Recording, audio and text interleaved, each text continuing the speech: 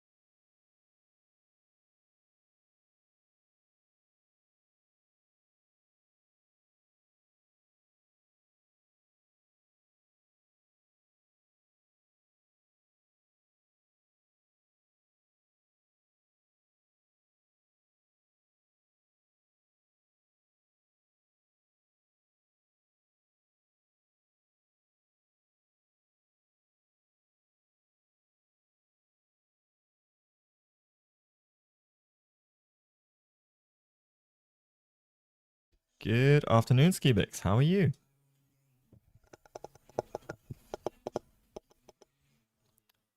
We are almost ready.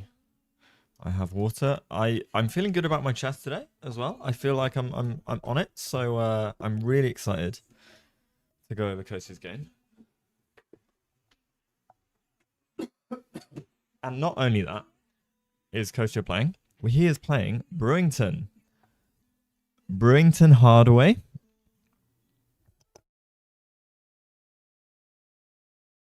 Who is a friend of ours and an incredible talent from the US.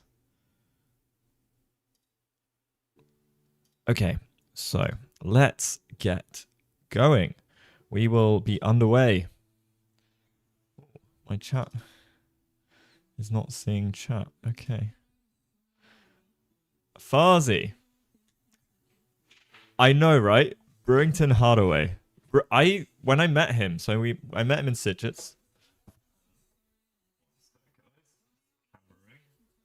So I met him in Citrus, and we were doing puzzles and stuff together with him and Jules Massad, who is another very strong GM. Sorry, you're going to get an earful, literally, of me trying to focus the camera. I think that's about right. Yeah, I assumed Brewington was his surname, but Brewington is his first name. Ultra Zoom as well. Yeah, right. So, we good now. I know we good now. I know.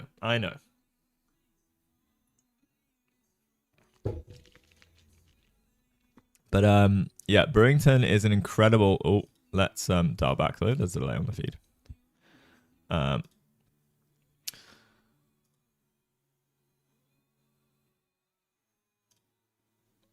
So yes, Brewington, incredibly strong, young talent. He is. I can't remember how old he is, but he is too young, you know. But he is a GM. He's currently rated 2507. It's not having the greatest tournament, I don't think. Let's have a look.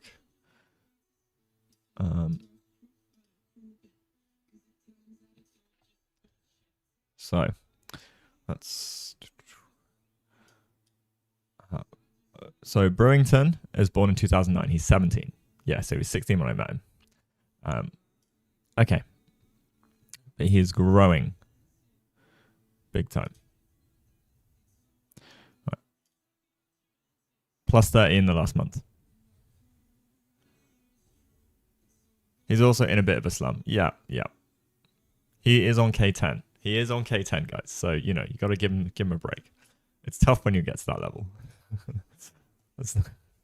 Oh, and also, I need to do the old Instagram story. Give me 1 second.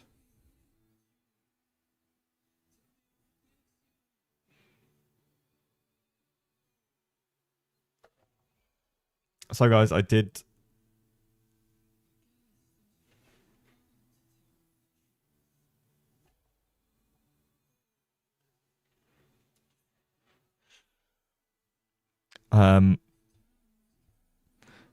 So we have an amazing matchup is what I will say in my Instagram story, because I'm just going to tell you what I'm doing, otherwise there'll be awkward silence.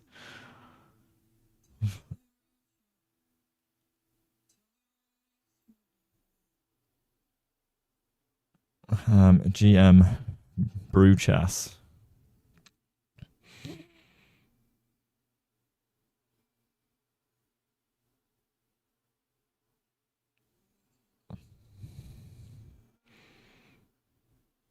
Now they are friends, but there is a big rating disparity. So you know, I don't know if there's a draw on the cards.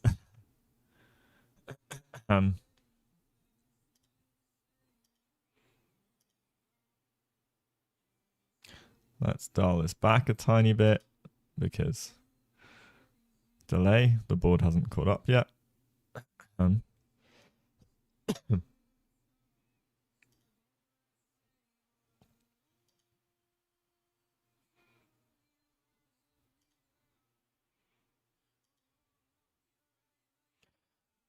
Okay.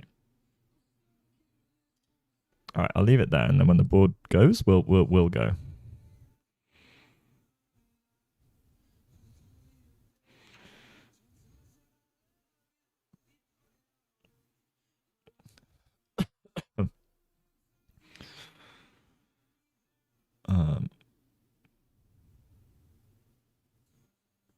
All right, I'm almost done with the Instagram thing, guys.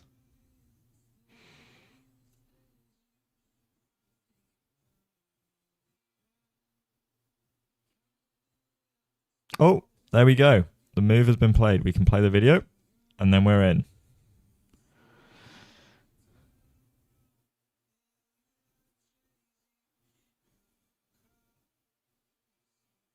All right, nerd emoji is incoming.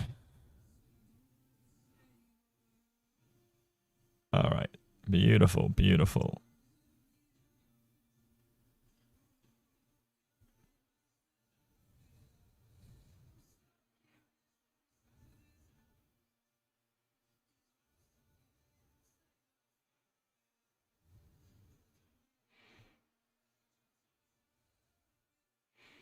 Okay, done. I can now read chat. Okay. So we get d4. I don't know Brewington's repertoire. Sam, do you know what we're hoping to get today? Or is it under wraps?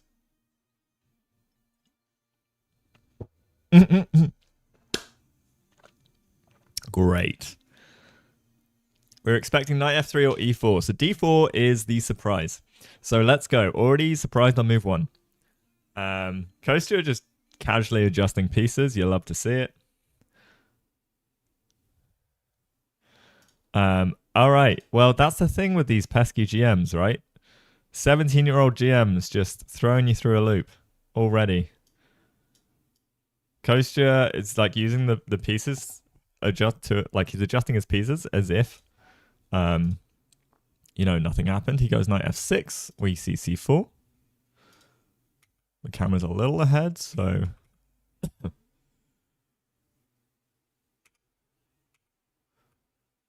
okay, should be around about sinks now. So Brewington, very strong opponent. Probably hard to prep for. They played a blitz game in Menorca with a bishop d3 knight off. Ooh, nice. Playing d4 against Kostya's kid is certainly a choice. Yeah, it is. I mean, it's a very positional game, right? The kid, aggressive, but still positional. And we see the fianchetto. So, how will Brew play this is the big question.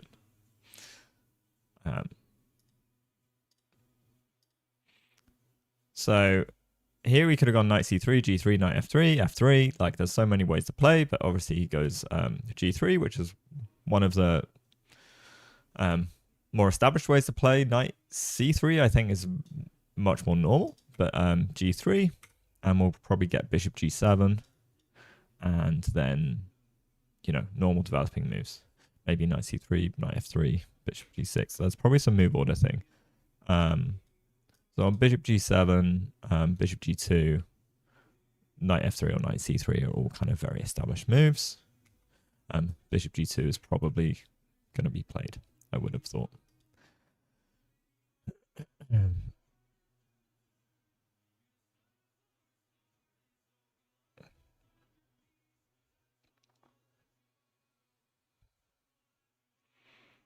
Okay, bishop g2 on the board, castles, and now we'll either see knight c3 or knight f3 from Brew.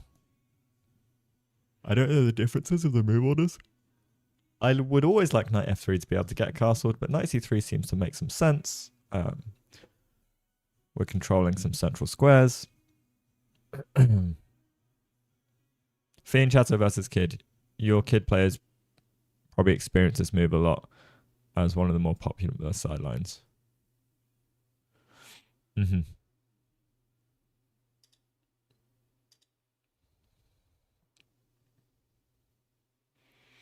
we do see knight c3. I would expect d6. c5 is probably also a break that we can play. I don't know if c6 is a move. I mean, there's a lot of different moves. d6 is played. So controlling some of these central squares with d6. Then we've got the options of e5 or c5 pawn breaks later in the game. So we see knight c6 from Brew, getting ready to castle. Knight bd7, I can imagine being a move, as well as c5. Now, there might be some a6 stuff I wouldn't really know too much about. But it's up to Kostya, what he goes for. And he decides to go for some bishop f5, huh? Wow. I wouldn't have anticipated bishop f5. So, I mean, we're getting our bishop outside of the pawn chain is the idea here. So maybe there's a world of like e6 somewhere, but it is a diagonal for our bishop. We're controlling e4, so there's no central kind of huge space gain instantly.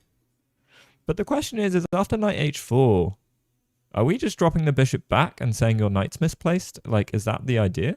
And Brew does play knight h4. And so do we go bishop d7?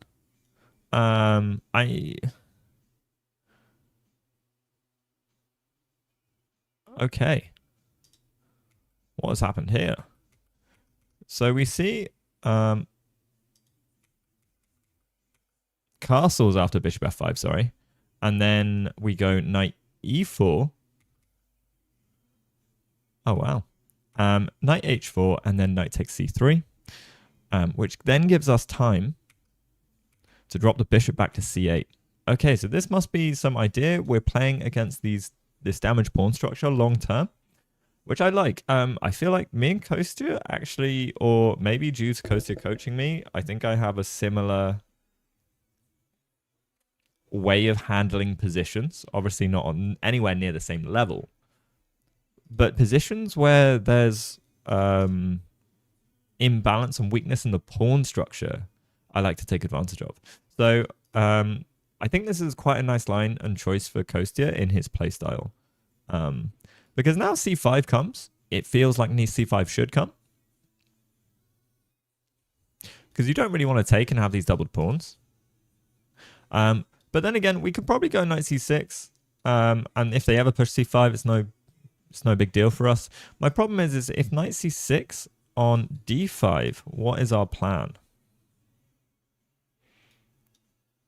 Do we just pop the knight out here? The thing is, we don't want to allow our opponent to fix their double pawns, right? Although this does lock away the bishop, and maybe that's our argument of like, this is kind of bad. So let's do bishop c8, knight f3, bishop f5, knight h4 draw. Oh, wait. So bishop, are you saying if knight h4 instantly? So knight h4. Sorry. So on bishop h5, if we go knight h4, we're saying bishop c8, knight f3, bishop f5, knight h4 draw. Okay.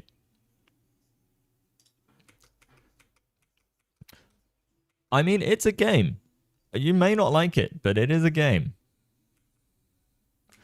So this is seemingly played very quickly by Brewington, and Kostya is now thinking. So the question is c5 any good?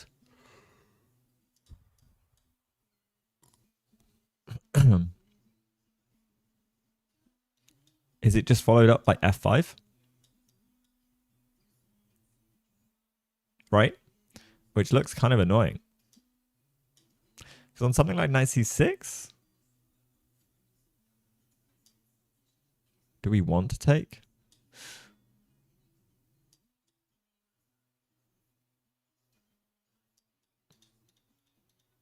White center is quite nice. If we take, we fix the pawns. So the problem with this pawn structure is that we've got to not allow them to undouble in a way that's beneficial, I guess. So what if knight c6 now? My problem is like...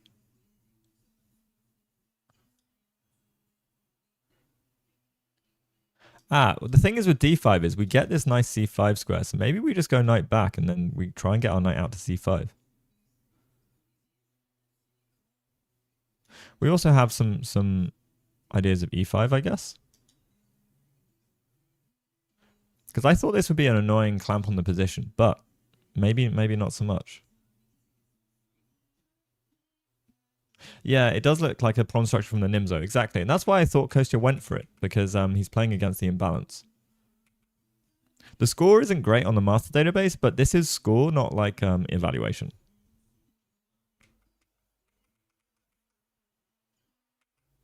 You believe knight a5, so after hit...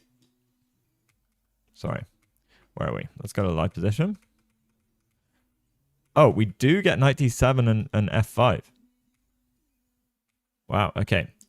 But here, knight a5.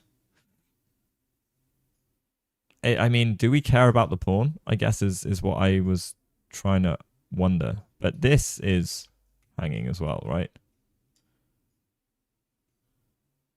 We have 2 pawns hanging, sure. Okay, so we get bishop c8, knight d7, and f5.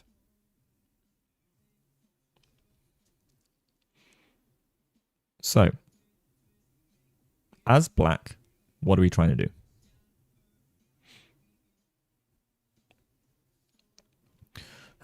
Firstly, is it annoying if they take? I don't think so. We're chill for now. We'll take with the h-pawn. We've got a lot of pieces around our king. We're fine. So are we trying to force them to do something? Because if they do take, also we can take towards the center, right? So if we go e6, takes, this looks quite good for black, in honesty. We've fixed a lot of our structure issues. The open H file is there, and the knight is kind of out of play for now. I'm wondering if there's sack ideas in the future, but while we got the dark squared bishop, that's really hard. And moving these pawns is like annoying as well, because this is weak and because our bishop's on this diagonal. So e6 feels logical, and also e6, there's never any pushing. I mean, there's still not any pushing anyway currently. And then, yeah, e6 and we take on g6 also feels kind of fine, right? I think I want to take away, but we can take towards. I wanted to open the file. Maybe it's something I don't want to do, but yeah. Okay, so e6 seems logical. We could also try e5 or c5, which are also very logical moves. Trying to just say, well, okay, if you take,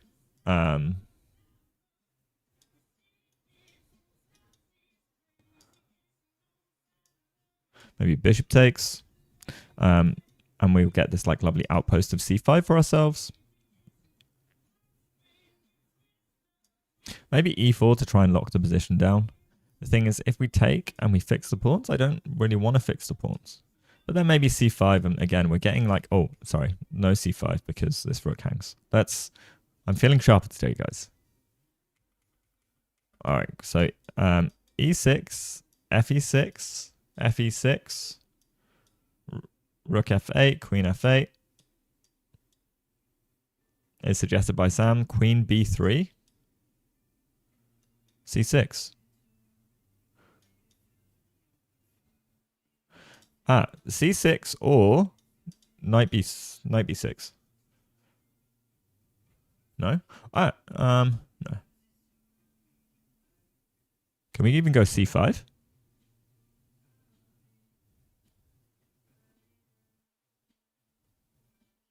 I don't know. I don't particularly care.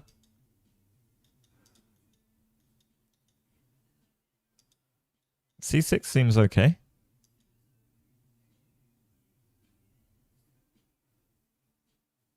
Also, you can't actually take here anyway, right?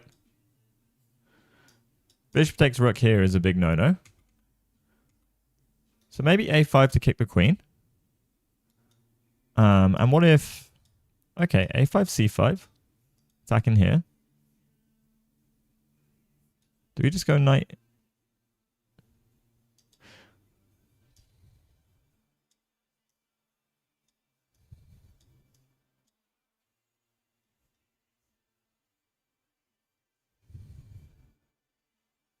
I don't know, this looks fine to me.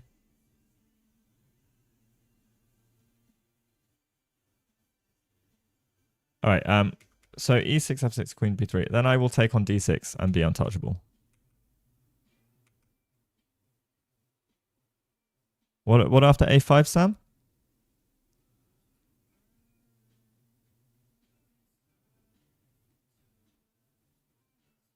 No, but it's good. Are you saying queen b3? I thought you said this looks good for white. Anyways, coach is still thinking. Okay. So we'll go down this line. Queen b3. a5. Ah. c5. dc, queen takes. King across. I don't know if this looks good for white. What's queen doing now?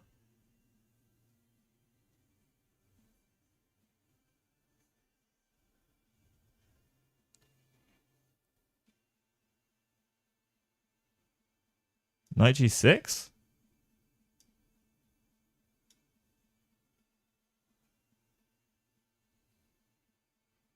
I think you're giving up too much.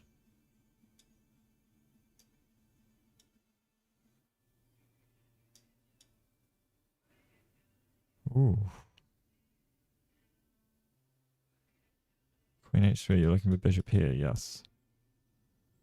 I see.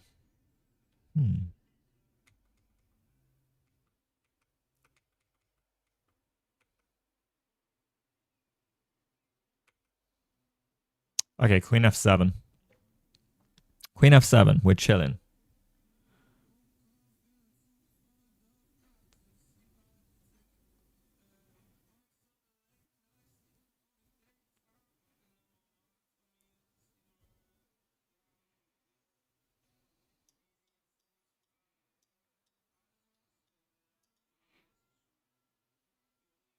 But then I win pawns.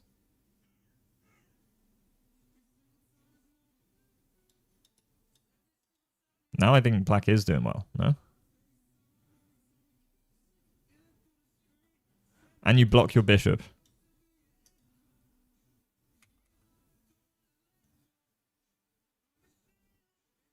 Knight f3. Preparing e4.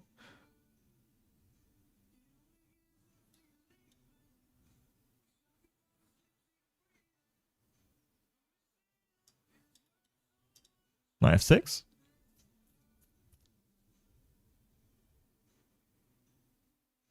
I guess you can take here, but bishop g5. Oh, knight check. I see. Takes, takes. Takes. Well, maybe we can still do it, right? Okay, I don't like this so much. I gotta say.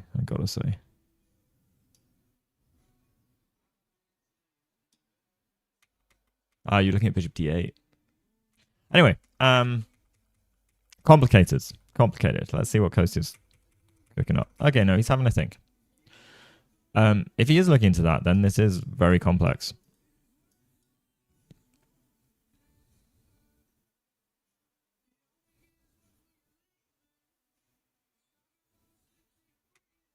Oh, sorry. Rook f8 first.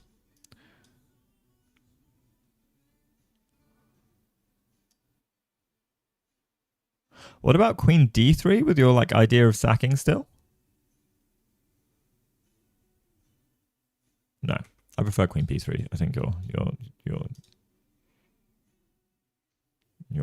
this is way nicer.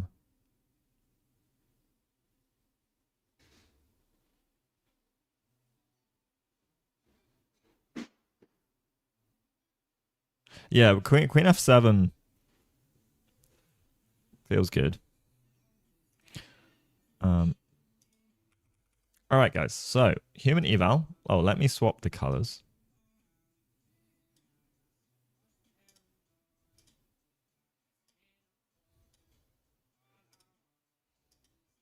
I'm gonna put the white edge. Hey, Aman. Not 0.5, but you know, white has the little opening advantage. You got to do elo and then the username. Aman. So if you do elo house line, for example, you'll see my chess.com. My terrible chess.com ratings.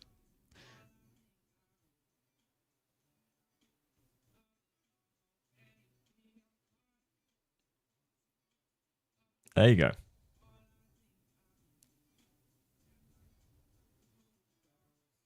Oh, if you're in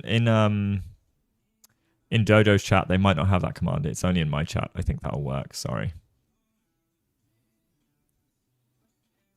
Yellow. Yeah, sad.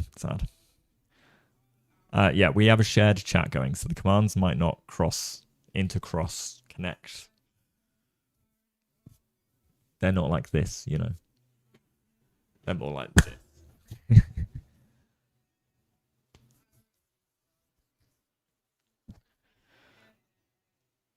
All right. So this is an King's Indian Defense Fianchesso Yugoslav Hanno system.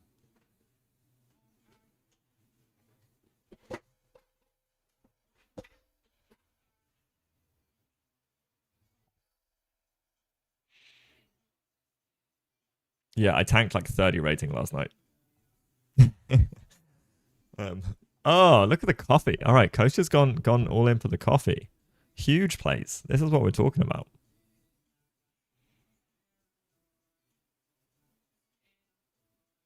Thanks, Yellow. All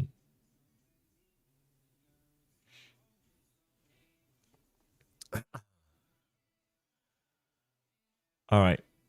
Still thinking from Kostya. So Brewington, the opening surprise, definitely handy. We are only like 11 moves in.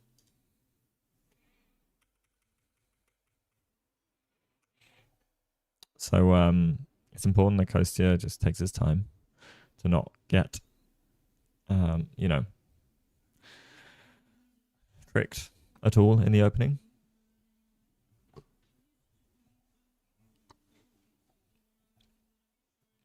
I just have memories of Brewington in Citrus saying he sees the vision. We were doing some extremely hard chess studies, one of which was a mate in 4 that I put on stream the other day. And yeah, it takes like a strong GM like Brewington. Like it took Brewington probably about 40 minutes to do.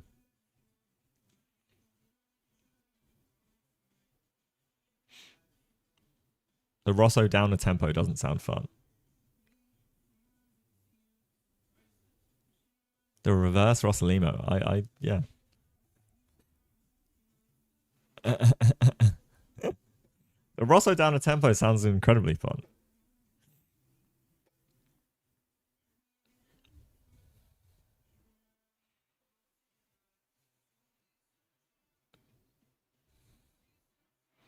Okay, E6 played. Let's go. Which feels like it should be a critical response. I'm assuming Kostya also has knowledge. Like, this is the thing. It's not just, okay, he might not be, like, booked up recently, but it's stuff like this he will have looked at for sure. You should have this knowledge in there. And a sense for the positions and what you need to do. Look at him sipping his coffee. Yeah. Waking up. We love to see it.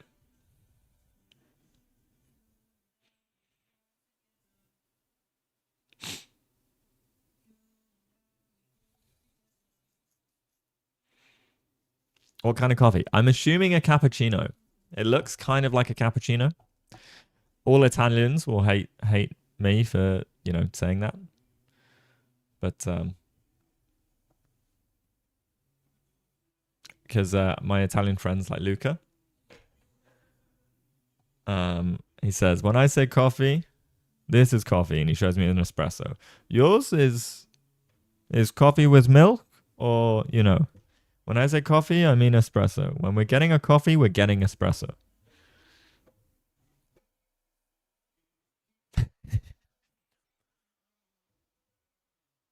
And there's mozzarella, and coffee. Yep, they drilled this into me. Oh, I can do a better Italian accent. That's my Italian accent for jokes.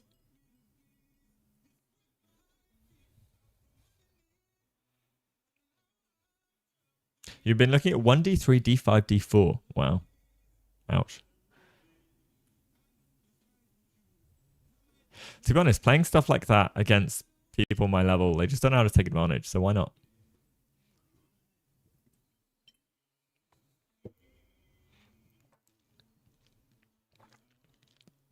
Magnus can play anything he wants. This is the thing with Magnus.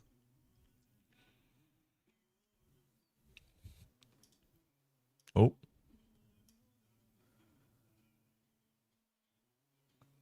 Oh, the playing hall is squeaky. They've got a shiny floor. I can hear like squeaks of shoes. Okay, Brewington's going into calculation mode. So this is good. Good sign. If he wasn't anticipating e6, let's have a look at the masters. So e6 is okay. There's 4 games, and e6 and e5 have both been played, as well as c5. Oh, and one of them is with Kostya. Yakovir. Yakongir. So this is a game that Kostya has played. Kostya has been in this position before.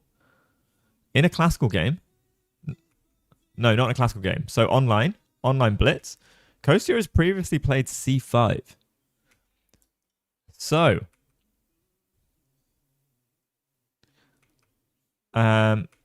this is the game that Kostya played. I'm assuming it's a Title Tuesday game. Or just online. I don't have the time control up. But okay, so Kostya played c5, king h1, rook b8, bishop e3. So bishop e3 makes sense with this kind of pawn structure. Because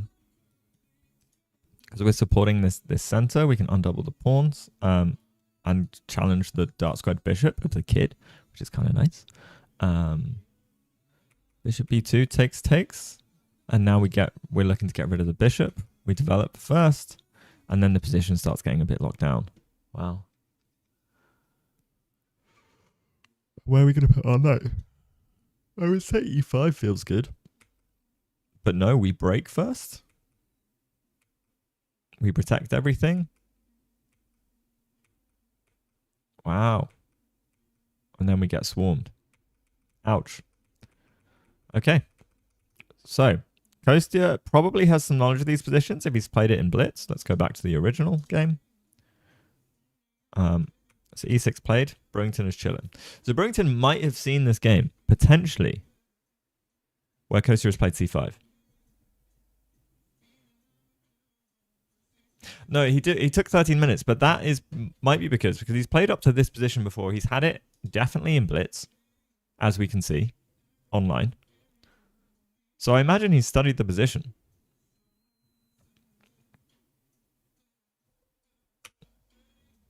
I'll ask him when we see.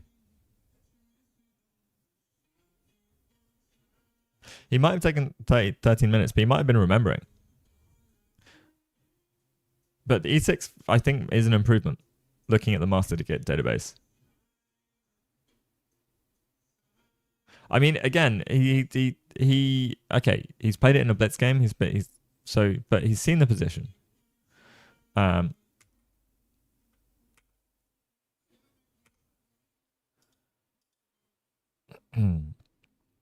Now,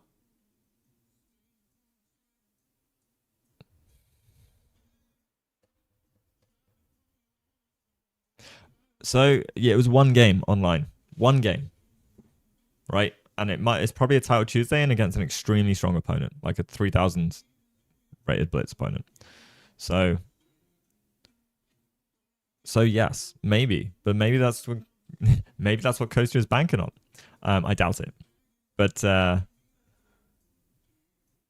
he's aware of this line. He has played it against a really strong opponent, so I imagine he will have analyzed afterwards, because when you play a 3000 rated person on Chess.com, he probably analyzes those games, knowing Kostya, because those are the games that like you see a complete difference that in rating level, right? Yakun gear. So and also if he hasn't prepped this and is just trying to recall, he might be trying to recall. I'm not saying he knew what was going on, Sam. Mr. Sam. I'm saying like there's potential he's got memories of this position and playing c5 and getting crushed and then going, I need to not play c5. I'm not saying it's prep. I'm not saying he knows exactly what's going on.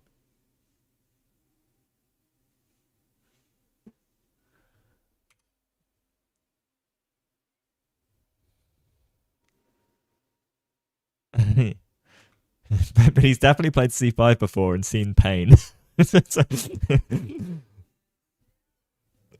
Hey, I will call anyone out. Everyone should be called out, including me. People call me out all the time, trust me.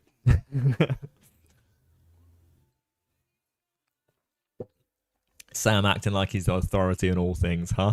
I see how it is. It's in jest.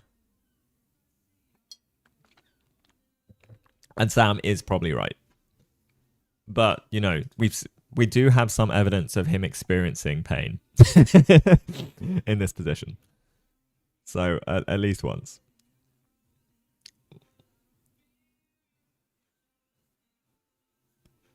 And this was 2026, so this is recently as well. It's not hey Oscar. This is not this is recent. We've played. E4 is one of the it hasn't come through yet.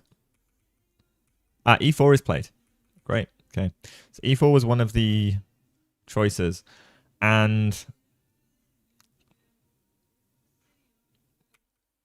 well, maybe it aligns with your ideas, because you were trying to get E4 in afterwards, Sam, right? So maybe it's better to do this now, because then E4 is already in. So like maybe your idea, because you're obviously getting a sense of like the position and what's going on. But actually, like, maybe the deeper thing is like, well, once I get E4 in, then if black plays a nothing move, then it's much more powerful with all of, like, if I can take on E6. Now, all right, I get a move, right? But look at white's central space advantage. Like, ouch.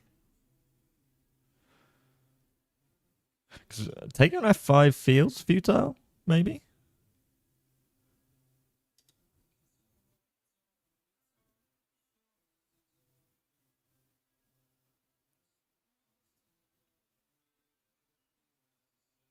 Let's say we play rook b8. Is this better now that e4 is in the position? No, because we played rook b8 and this is blocked. So the queen b3 doesn't make any sense.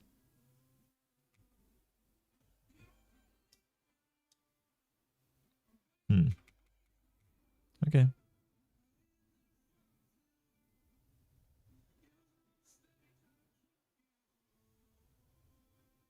Queen e3 also makes no sense, yeah. Okay, so e4. What would I want to do in this position? I mean, maybe rook b8. Do we really want to go c5? Maybe I would just go bishop e3. No, okay, let's look at the position before I start making moves. Problems. Can't push. Pushing this also looks a bit sketchy. Maybe there's this intermezzo, so we take on e6.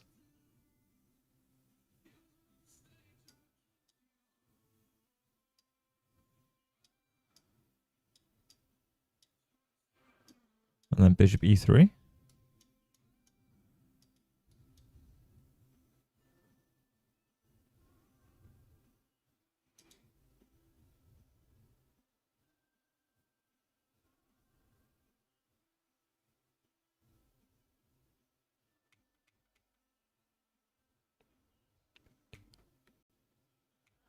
Yeah, but e4 does block all the ideas of the assault on the king. So maybe it's not about the assault on the king.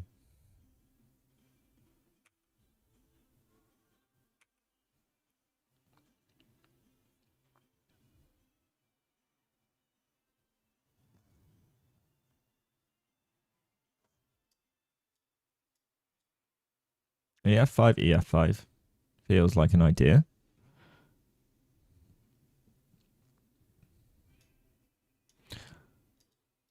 My big question is how annoying is this bishop, and do we need to respect it?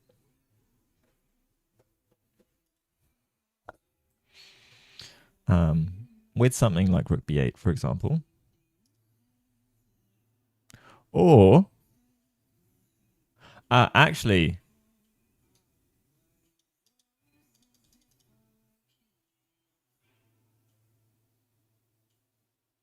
hmm.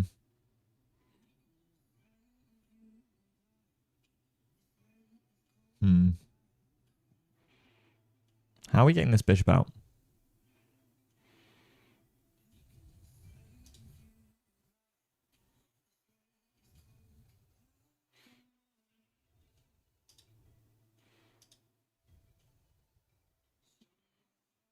This is a more positional approach. ef5 seems to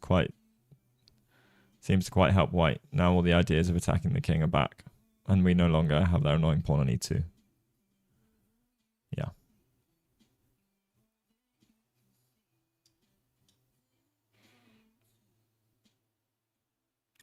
This feels bad.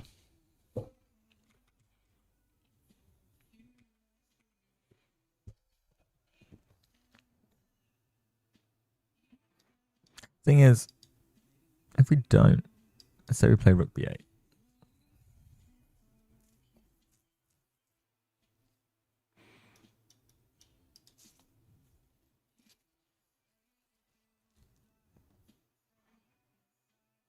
Black doesn't want to take, right?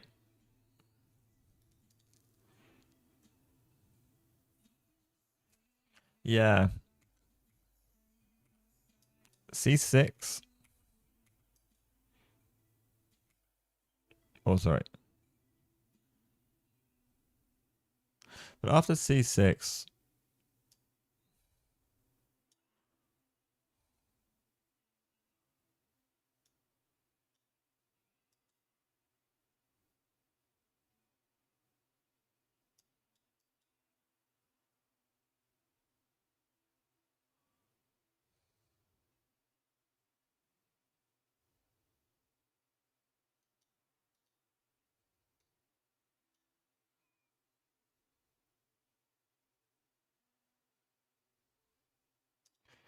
maybe bishop e3. I was thinking bishop, like, or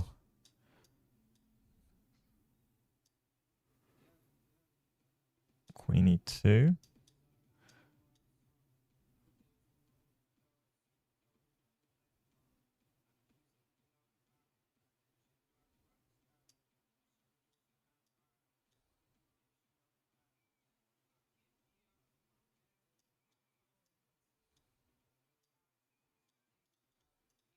That feels kind of good for black, to be honest. c5. Ah, okay.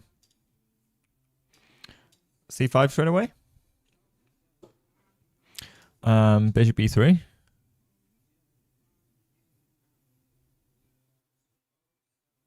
Queen c7.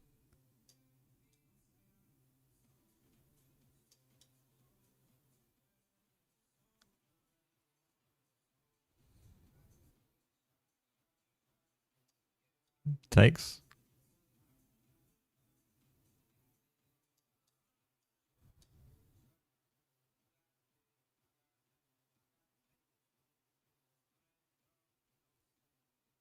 And then we dislodge the knight or the bishop, and I don't think that's helpful. Knight takes.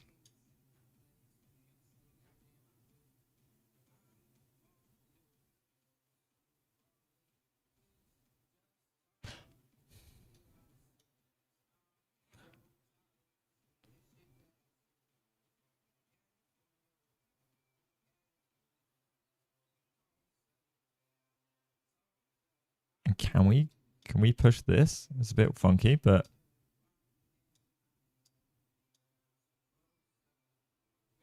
the triple stack of doom. Hello, Lorena.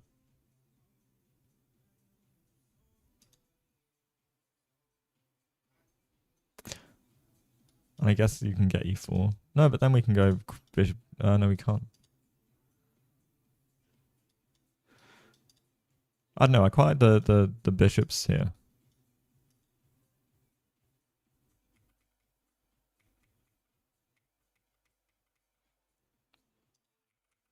Okay. So e4. So we got c5 as a suggestion. How are you doing, Lorena? Welcome in. So we got c5 as a suggestion. C6 maybe an option. So potential candidates, EF. Looks a bit sus. C5. C6. I kind of like just waiting with rook b8 because I don't want to address any of the pawn tension. And also, I want to cement this pawn, and maybe there's worlds. Maybe there's worlds. I go b6, bishop b7. How's the game so far? Well, Kostya has been surprised in the opening. Brewington doesn't play d4, and he played d4.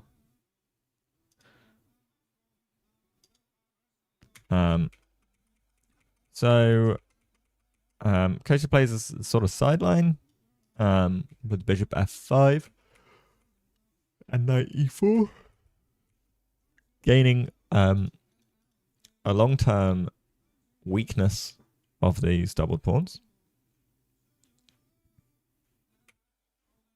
And plays knight d7. And then f5 comes and e6.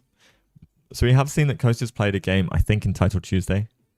Or at least online, against a very strong opponent. He's played c5 and been punished.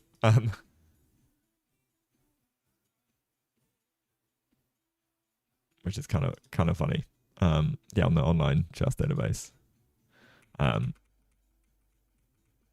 man, did he get cooked. Yeah, the rating difference. It might not be the choice of move. But anyways, let's go back to the game with Brewington. And Kostya does play c5. So in the other game, oh no, sorry, this is not the game with Brewington. It's I need to reload because it says Brewington, but it wasn't Brewington. There we go. Okay, Brewington played e4. I was like, wait, the pawn hadn't moved. Okay, so Kostya's having a think after e4. Just going for all the central space.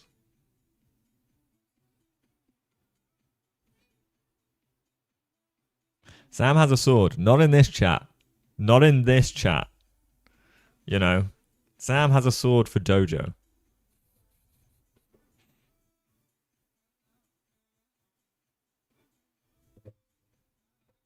We have a pro setup. What do you mean we have a pro setup? I always have a pro setup. Yeah, better behave. Sam will ban you like this. Fortunately, Sam can't.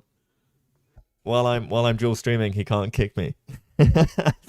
I'm the one streaming to the channel. If Sam kicks me, I end stream.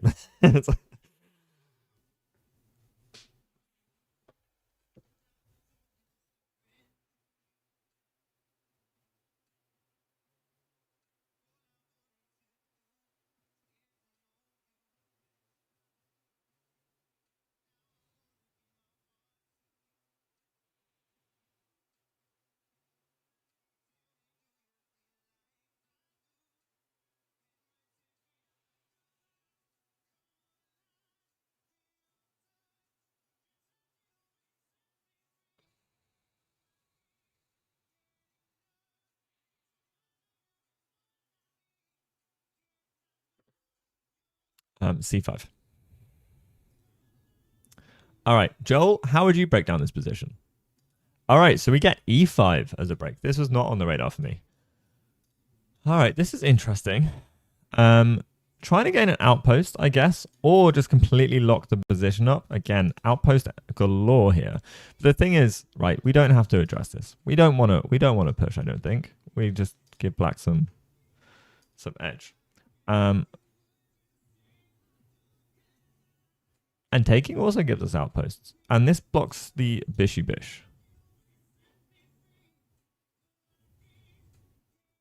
Yeah, because we kill our bishop and we kill his bishop. But his bishop does also have h3, which could be kind of annoying.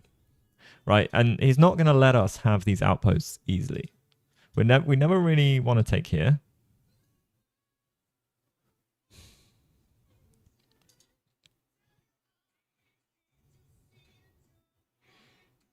But we will suffer, I think, because we have a lack of space, like a severe lack of space.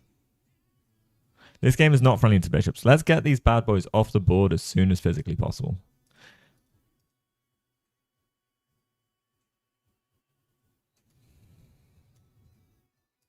See, we do have full control over the f6 square, which is nice.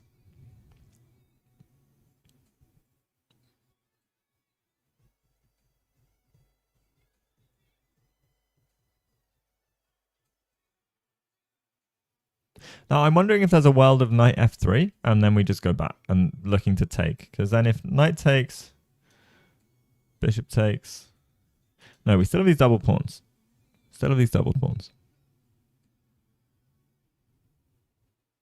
Bishop c8 is an issue. Yeah, I think it was an issue that was needed to play, though. It's part of the theory. So bishop goes back to c8 here. Because we do need to deal with the b pawn. That's also why I kind of like rook b8. And then I can go b6, a5, or a5, b6, bishop b7.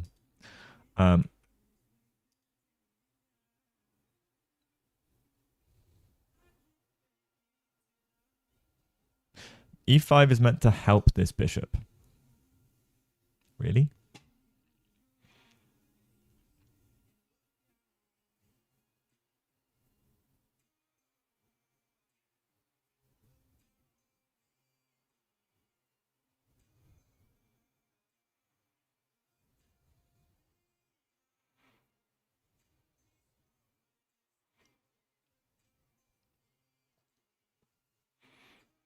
Oh, so you're thinking g4, g5? Now? So I was worried about well, g4 hangs a knight, firstly.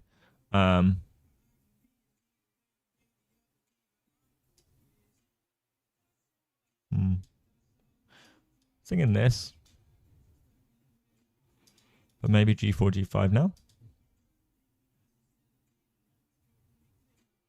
Okay, move played. Okay, so we get bishop e3. This is thematic. He's not in any rush. He wants to develop his minor pieces. Play with the ugly pieces before you play with the pretty ones. So the knight and the bishop maybe need sorting. This knight could be useful, though, because after takes, like a knight on f5, worth a pawn. According to Kasparov, right? So...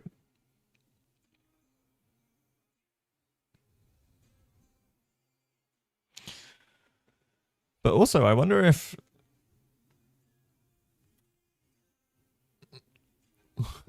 Developing, that's not what we want to see. Yeah, when a GM just develops, you know you're in trouble. And that's what they always do.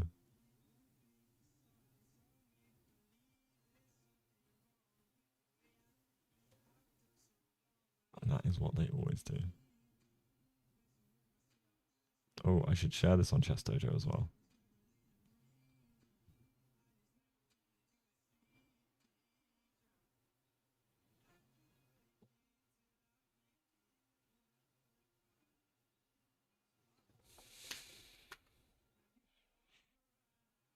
I doubt we actually want to take on a1, to be fair. You mean with the bishop?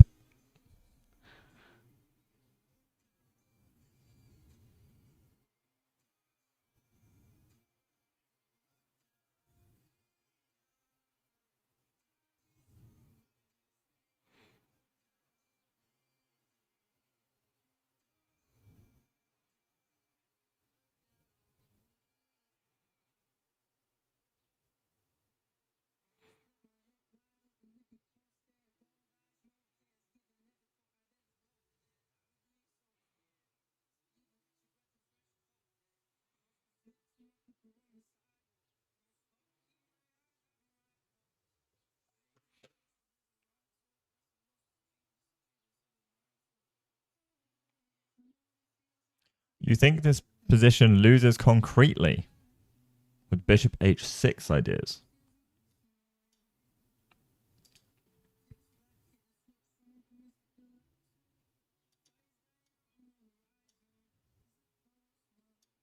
Yes. But we're a million miles from that. A million miles from that.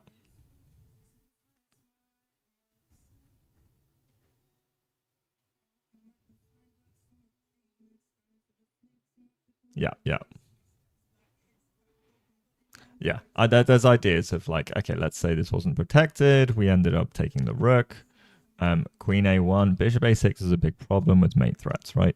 And then huge restriction on the king, and like, yeah, we slowly pile that pressure. Yes, yeah, I got you. Don't worry, we're there. We're right there with you.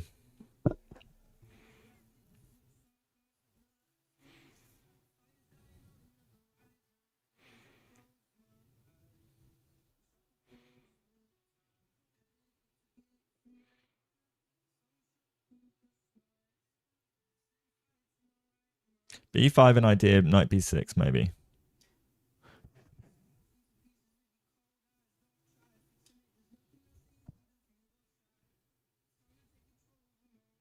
Sacking b5, is that the plan? c6 then b5. Yeah, I was wondering c6 in this position, in honesty. But okay. Also, if Kostya had seen c4 after this, then and he goes e5, right? It feels like he's wasted a tempi to play e5. And I don't know whether that's important. So maybe e5 here is more beneficial, because then if e4 comes, we're up a tempi. Or we haven't lost a tempi. So is e5 an improvement for the plan? Here. Hello, Kurt Cobain.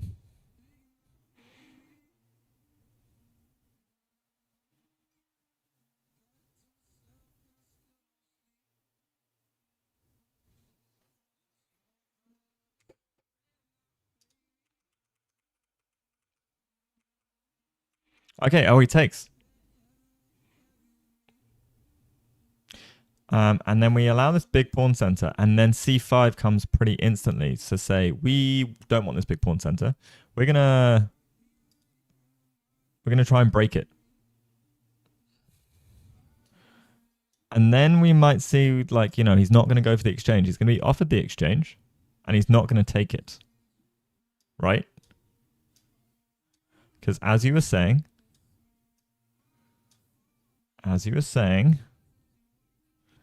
bishop h6 is a real problem.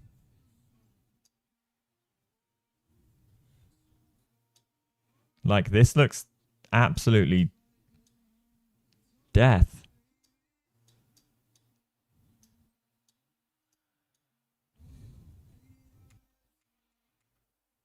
So yeah, there's got to be other plans, right?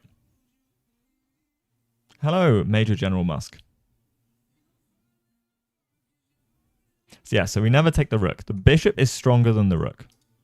Much stronger. This rook is doing nothing. This bishop is doing everything to hold our position together. Takes c5. We're on our own as well, guys. There's no master games. We left after e5, I think. Sam, have you been watching? c5 was played. Yes, I said this like a minute and a half ago when he played the move. I think, in fairness, I think there's a massive delay because it's going through restream. No. I think I have a feeling. There's also big delays because this goes through restream and then gets distributed to two different channels, and then I see chat probably instantly through Twitch. The other player is Kostya. Kurt. Kostya. So in chess, you can walk around. As you can see, there's many people walking around in the background. When it's not your go, you're free to get up from the board, stretch your legs, get a coffee, get a tea, if they provide that in the playing hall.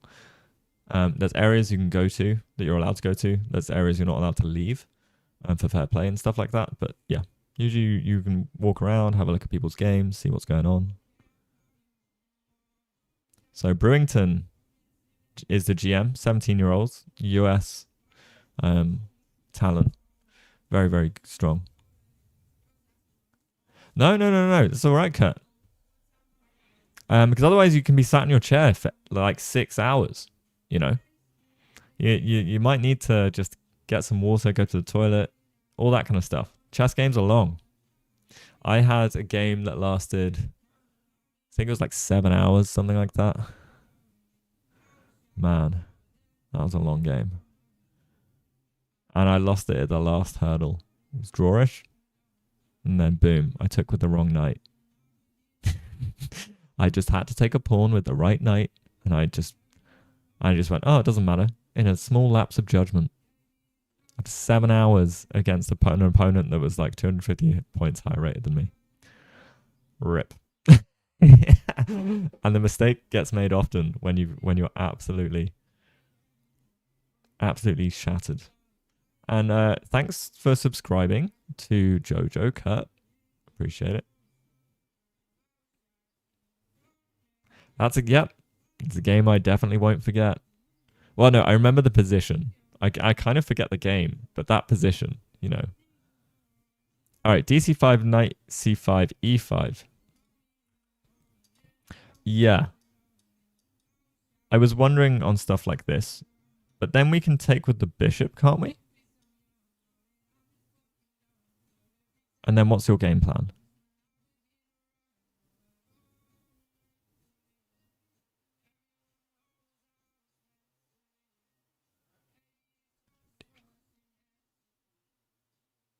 Bishop D5.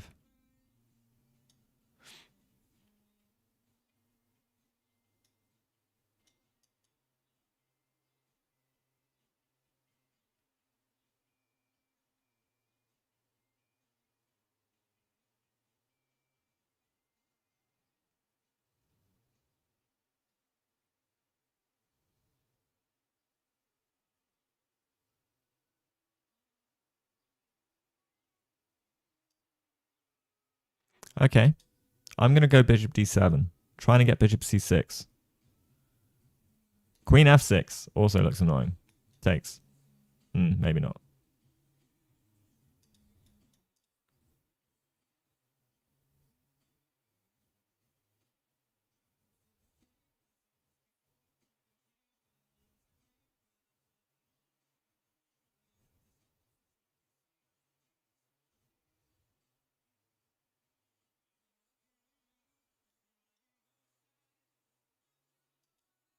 I mean, yeah. Maybe I go bishop here, though. No. Okay, this does just drop a pawn.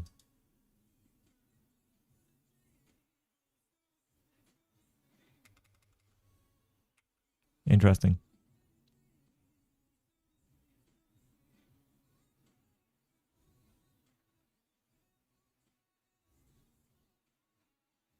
Okay, yeah. That's annoying.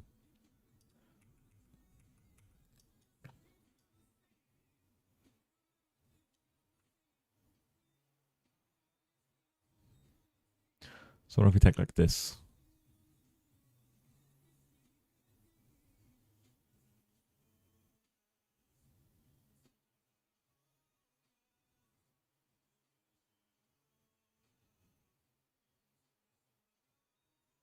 But isn't there some like annoyance? I suppose we take towards the center. Can we sack the pawn anyway to get the bishop to D5?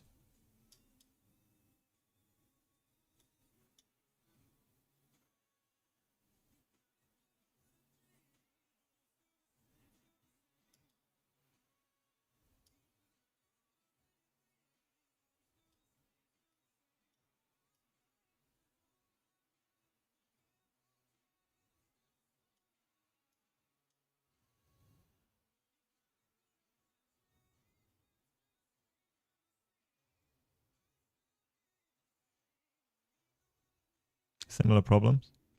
But then maybe we go bishop F6.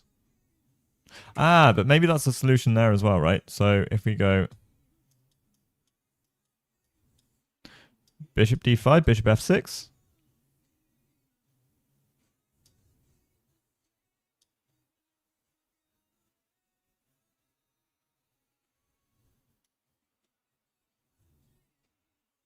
I know we're giving up the squares, but we're also trying to get some king safety for it.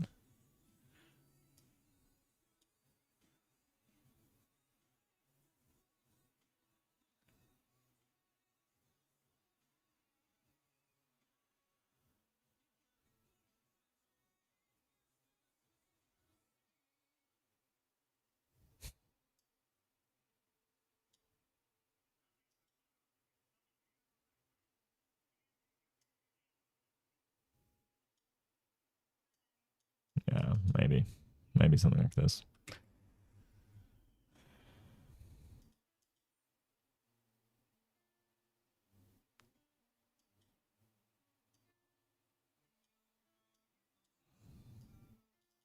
I mean, this looks dire, though.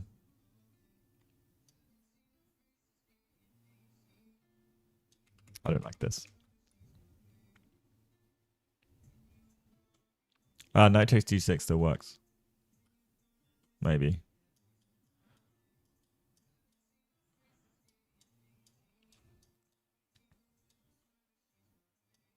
Well,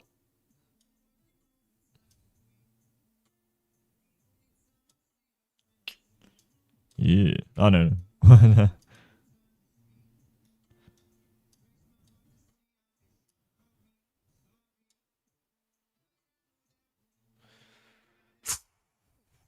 Hmm.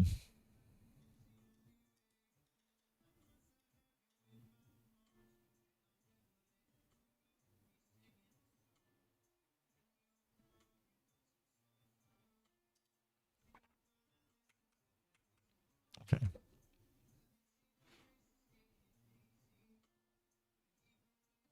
Let's look at it from Brewington's side.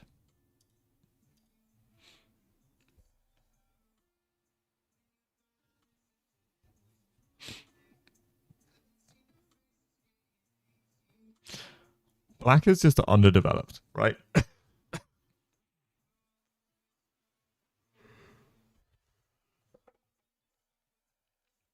Do we need to play dynamically?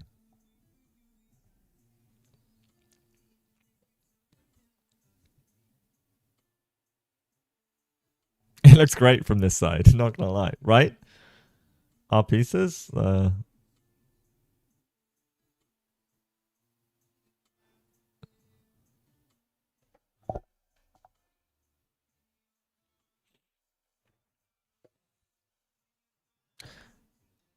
I think about queen d2 as well.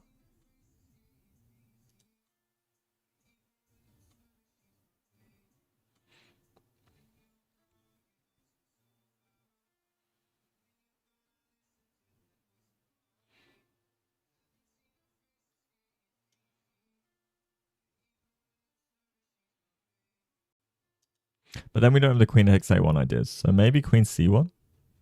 No, but then you can take the pawn here.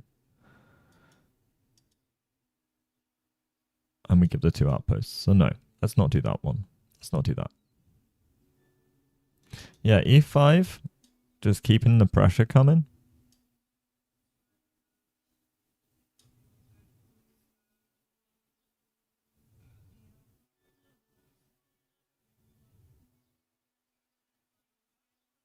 And bishop d5.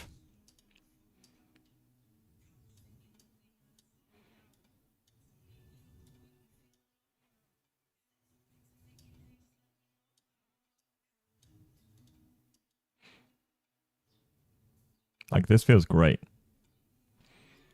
Our bishop is just a beast.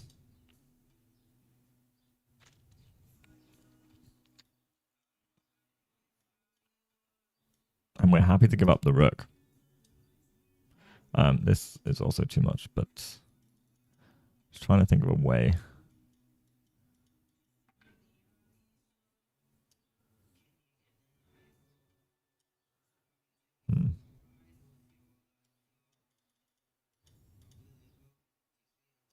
Yeah, this is a tough position. A mobile pawn center support by the two bishops can't be stopped. Instead of bishop d5, b takes c5, hitting f8. So we go here. D takes c5.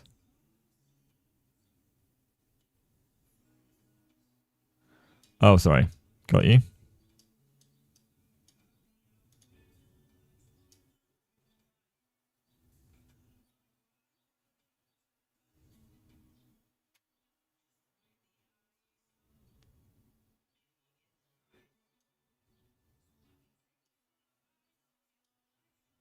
Okay.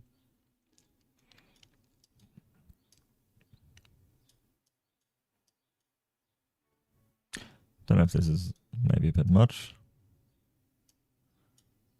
because we can't really mate, and it might be hard to keep this pawn under defense now. But maybe something like this.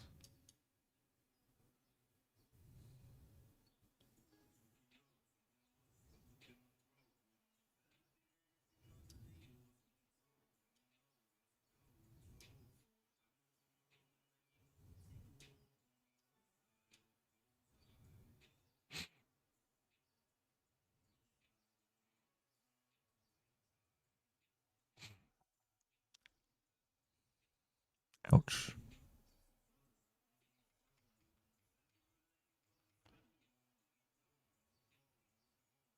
You have the two bishops and the center, you open it up. All right, so from Kostya's point of view,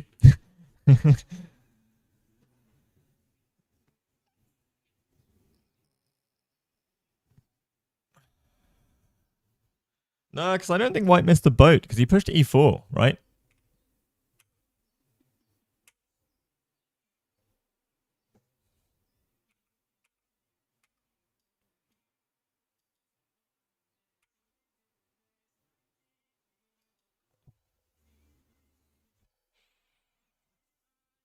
It looks like Brewington's about to make a move. He spent a chunk of time on this move, though. He spent like half an hour, or like 20 minutes, which is, I don't know if the sign of a good or a bad thing.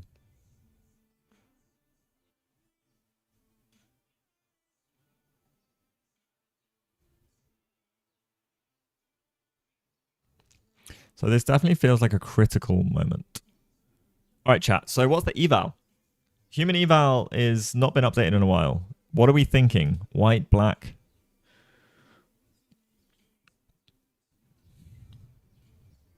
All right, we get a move. And we get DC5.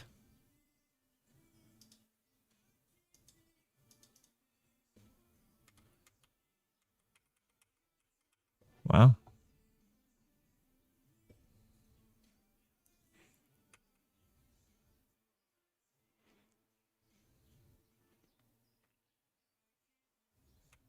You reckon it's plus 0.5? Plus 0.5? Anyone else? Someone says human eval minus 0.2. Plus 0.9 for white. Wow. Okay. Okay, we're getting a lot in. We got a 2, 0.5, 0.7, minus 0.2, and a 0.9. So I think I'll leave that around 0.5 then for white. I'm going to up it a touch.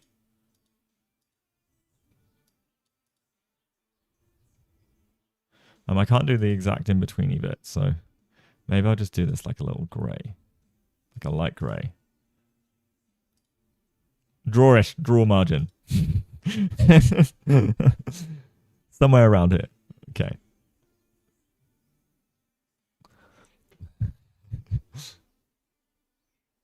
You wouldn't mind playing black here?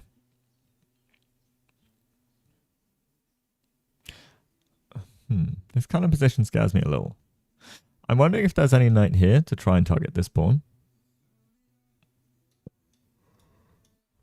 And then we lose the bish. I don't think we want that. And if we play knight takes, e5, bishop takes. So we might see this. We might well see this. I mean, the pieces definitely seem more active.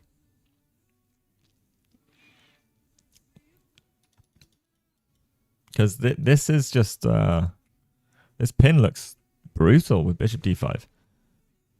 Oh, someone else suggested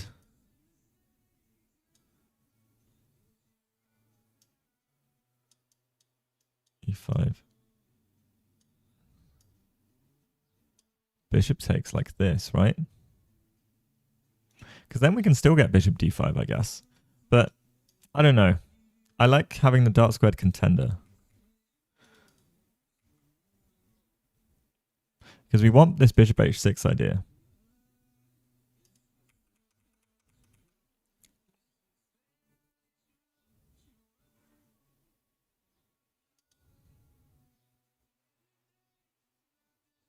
Why is coach spending time here? That's a good question.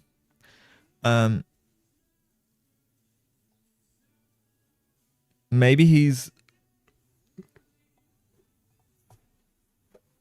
decided he doesn't like the position as much, or it was slightly different than anticipated. Because taking the rook is death.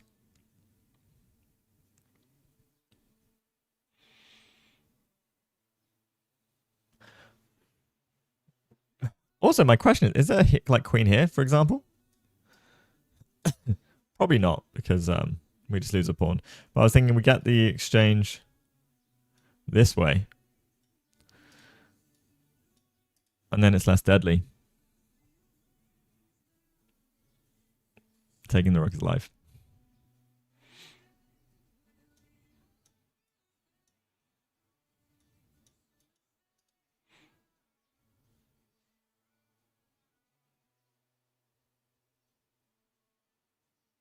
The most interesting continuation. Thing is, now you probably just move the rook, right?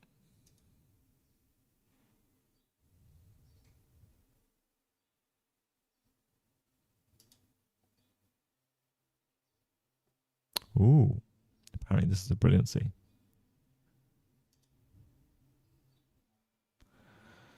Probably because the rook's hanging.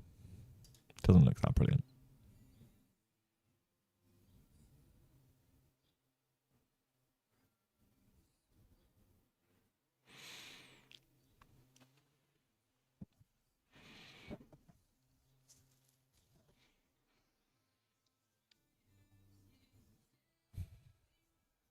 Thing is, if you take with the pawn, because that feels like the most logical approach as we were looking at.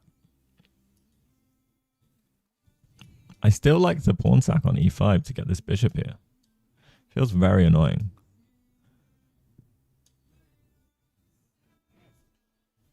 This is like the logical way to try and deal with all of this pin stuff. Because the pins are very annoying.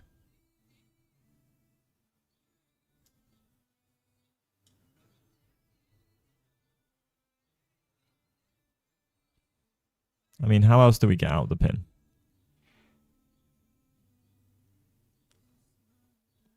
Or how else do we stop the attack? Because the problem is this takes and knight takes, right? So we either move the king. Okay. Oh, maybe we kick the knight first. Knight f3. Okay, h6. Move by move.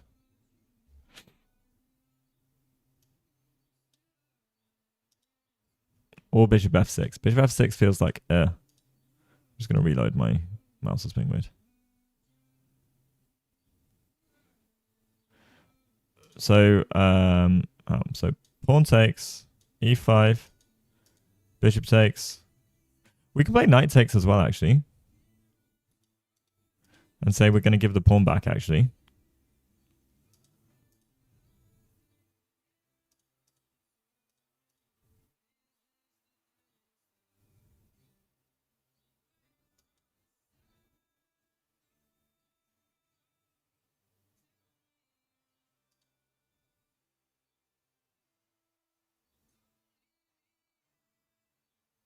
No, but if we take, we have bishop e6, right? And then we should be okay. Famous last words. I did stream for like 10 hours yesterday. I'm streaming for most rounds. Tomorrow I won't. Lula is back here in Jersey, so me and Lula are gonna hang out. We're gonna do a live. We're gonna stream bowling. We're gonna go bowling. I'm gonna stream it. IRL.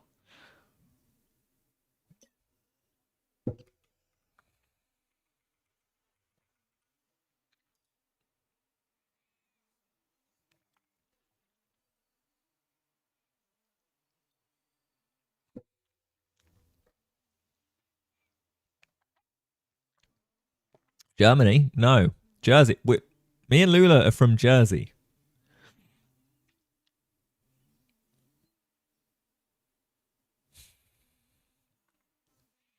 Germany. Ugh. No. No, I was in Germany in playing Krenke, which was awesome.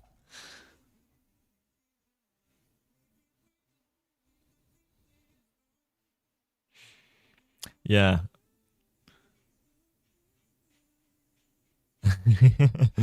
No, no, no, no, no. No, no. Oh, it's all right. Faristan. I I jest, I jest. Um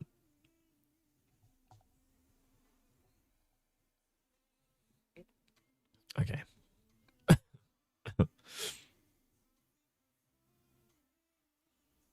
Germany.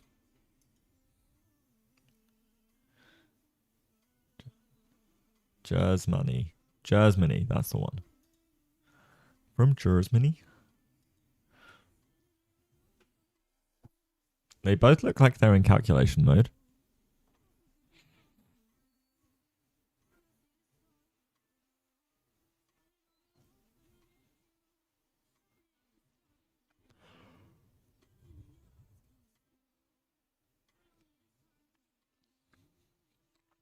I think you have to take the pawn on c5. Either way.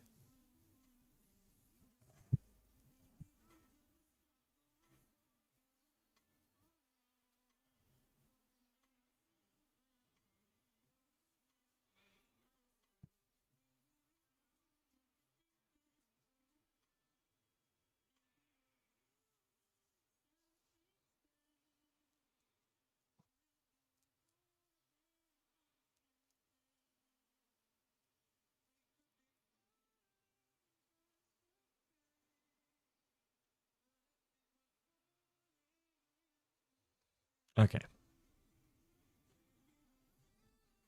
Kostya having a think. So Brewington spent 15 minutes on this move. And he still looks like he's doing some deep calc on Kostya's turn about the responses. So the two key responses we have. DC and knight C. Anything else? Because I was looking at like queen f6, but then rook b8, and I'm like, I don't really have anything. Takes.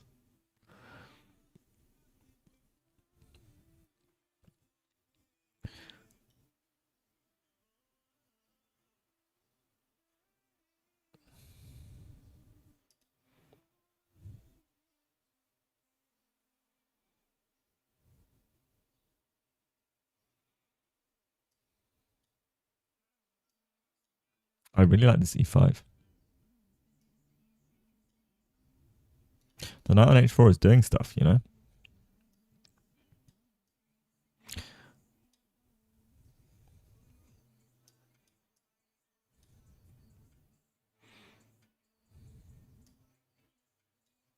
Ouch. Think we cook. We get cooked.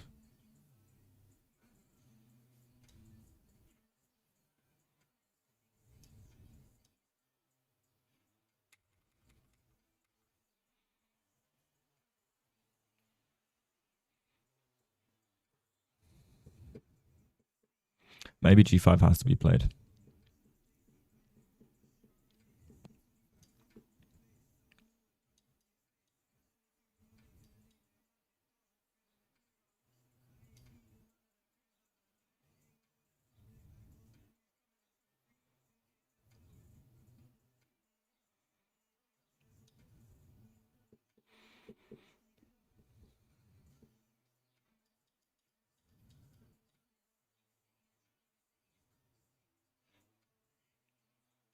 A dogmas is down 10 minutes after 18 moves. Gnawed it back on 64. Wow.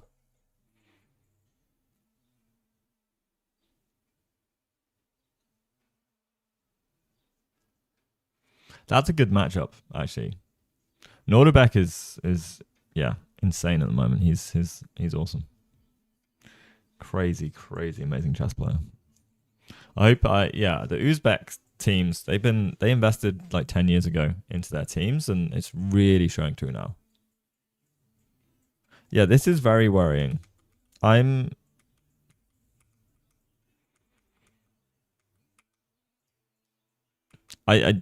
Oh, we gotta move. Knight takes. So the question is will we see e5, bishop d5, or will we see bishop takes, as suggested? Or someone suggested bishop takes. I'm pretty sure. I don't like bishop takes.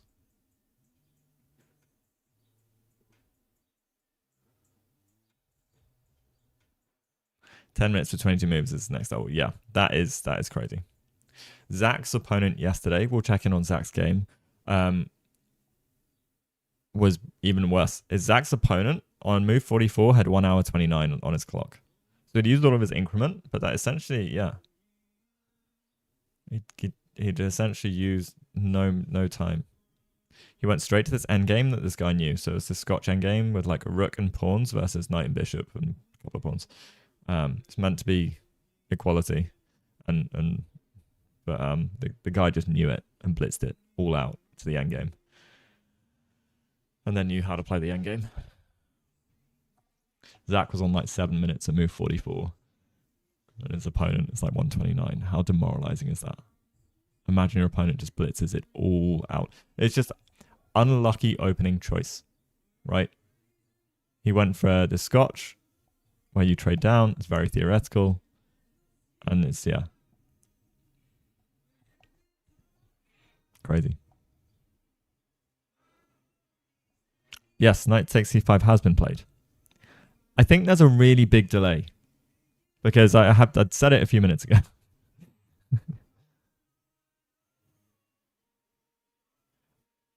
I actually did that. I got to move 15 in a game once and down to 5 minutes in a 90 plus 30. And then I proceeded to play an immaculate game on no time, on like 5 minutes, and playing like on 5 minutes for the duration. And then we actually had a winning position that I threw again into a draw because it's just, yeah.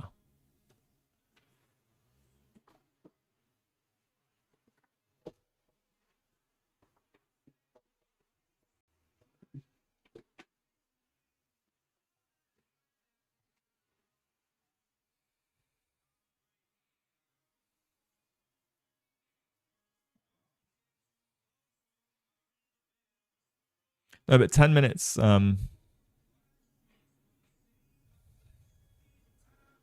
he's down to 10 minutes. Sorry, I thought yeah, on 18 minutes. That is crazy. Some people are just good at the time travel thing.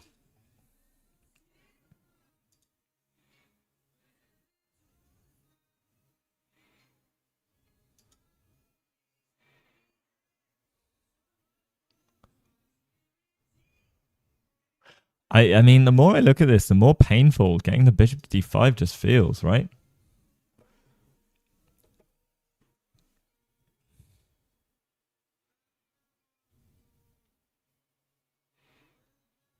So this is a huge, yeah, the pawn sack for just beautiful pieces. When all of your opponent's pieces are essentially on the back rank. Like we've only got one piece like out in the, well, two pieces that are doing jobs, right? We've got 1, 2, 3, and like this knight on a4 is weirdly doing it. Like it coordinates so nicely with the bishop and this pawn.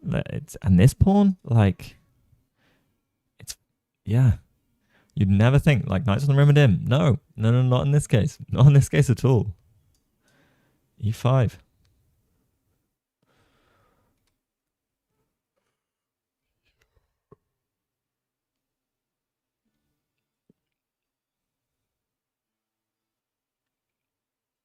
Oh, We get a move. Ah, we get bishop d4. Okay. That's weird. Didn't even consider this. All right, so. But now can we not go bishop e5? So if we take, right, maybe there's some of this annoying e5 stuff all over again.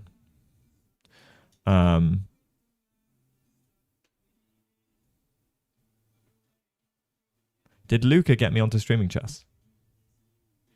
Into streaming chess. Luca got me into the first tournament I ever streamed. So I was streaming before that. And then I did a collab with him or saw him. I can't remember. But then I messaged him because I was trying to get my club to do a trip and play another club. Because every year we did a club. We played a club in a friendly in Europe somewhere. And then he was like, I've got a better idea. Come to my tournament. Stream it. And I was like, sick. So I did.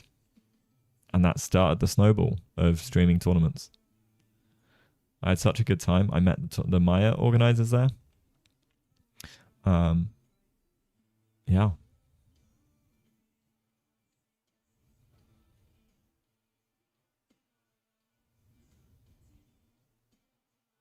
Oh, you said Lula.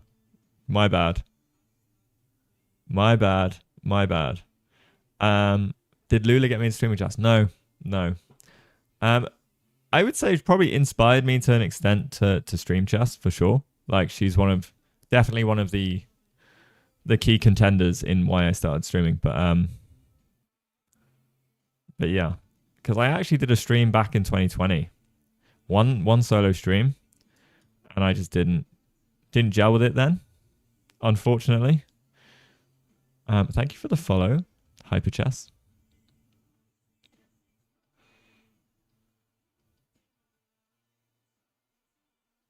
You got an answer to a question that you didn't ask. There we go.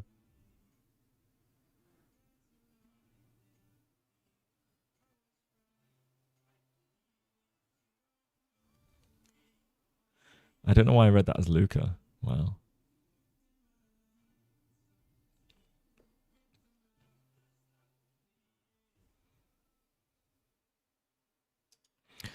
So the trade of bishops doesn't seem like too much of a problem, surely?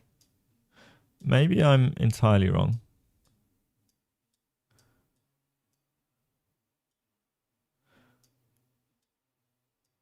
But is this as much of a problem as it was before? I don't think so.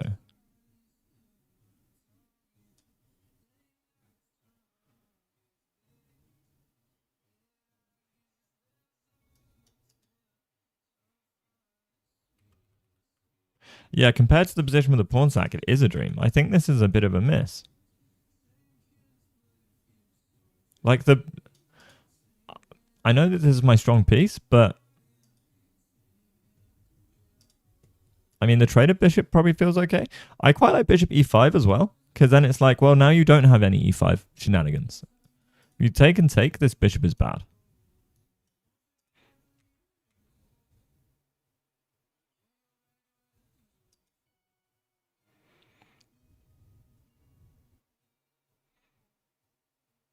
I don't hate black at all. I'm going to change the eval, because I can. Oh, also the pluses and minuses are meant to be the other way around, guys. Sorry. One sec.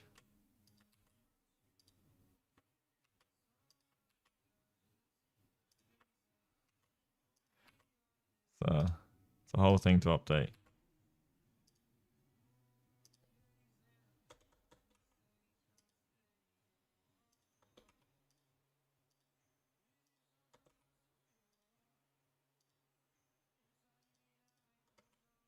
There we go.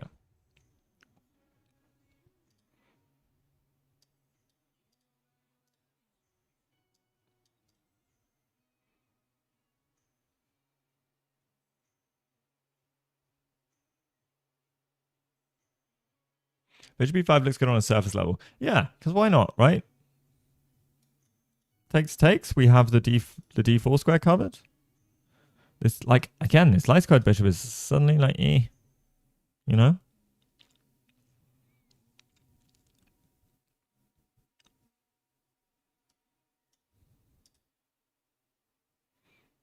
Like, and you fix our weak pawn. We have a weak pawn. So, like, how does black punish us for this pawn? I think it's kind of hard for them to do. But maybe the plan is to try and get some sort of f6 in.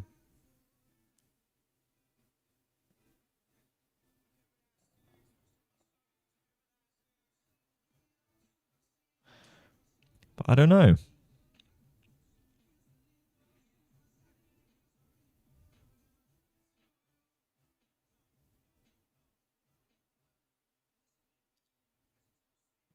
Hey, you know what? I'm about half my normal chess strength at the moment as well, so I think we're on the same page. Don't worry. Thank you, Ilgson. Thank you so much for the follow.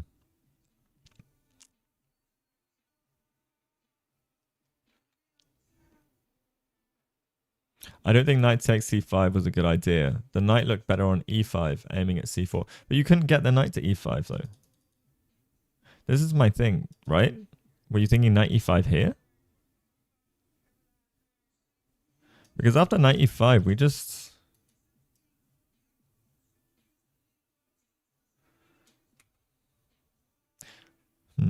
After knight e5, maybe we go...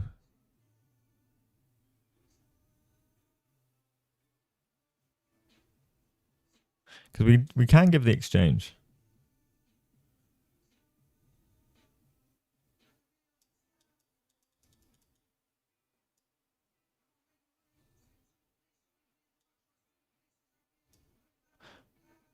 Maybe we just do this then instead.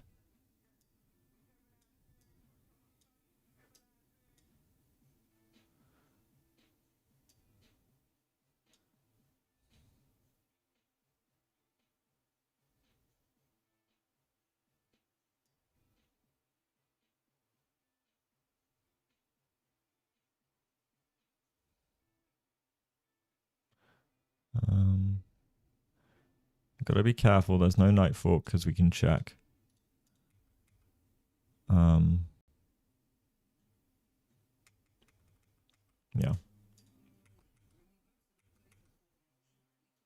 After taking, sorry. But if we go here, knight e5. Firstly, we have bishop d5.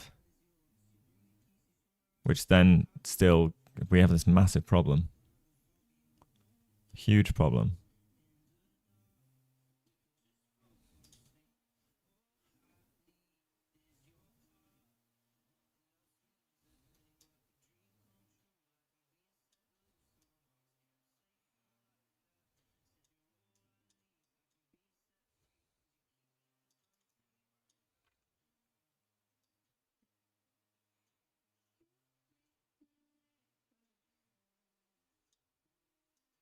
Maybe this is okay.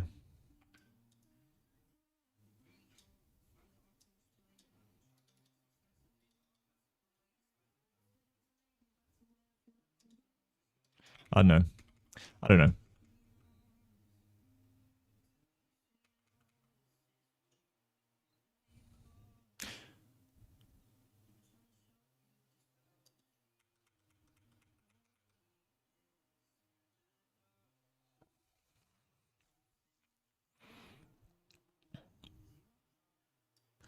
Yeah, e5, because we've seen this e5 line, I'm just getting PTSD from it. So I really do think bishop e5.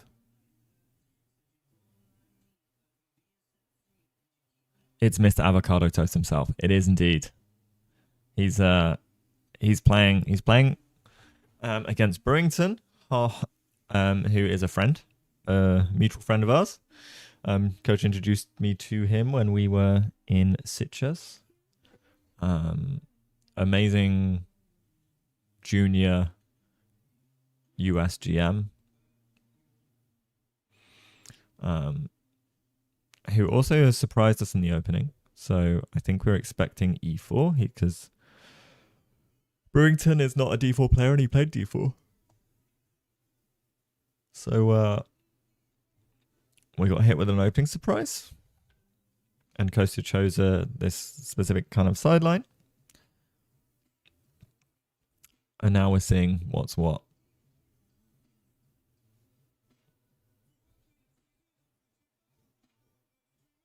It is a King's Indian defense, but we didn't plan for one.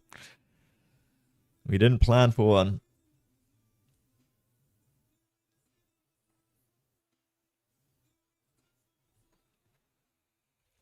So also the evaluation bar is controlled by us, guys. So if we think the eval is wrong, then please let me know. As it currently stands, we think it's about plus 0.5.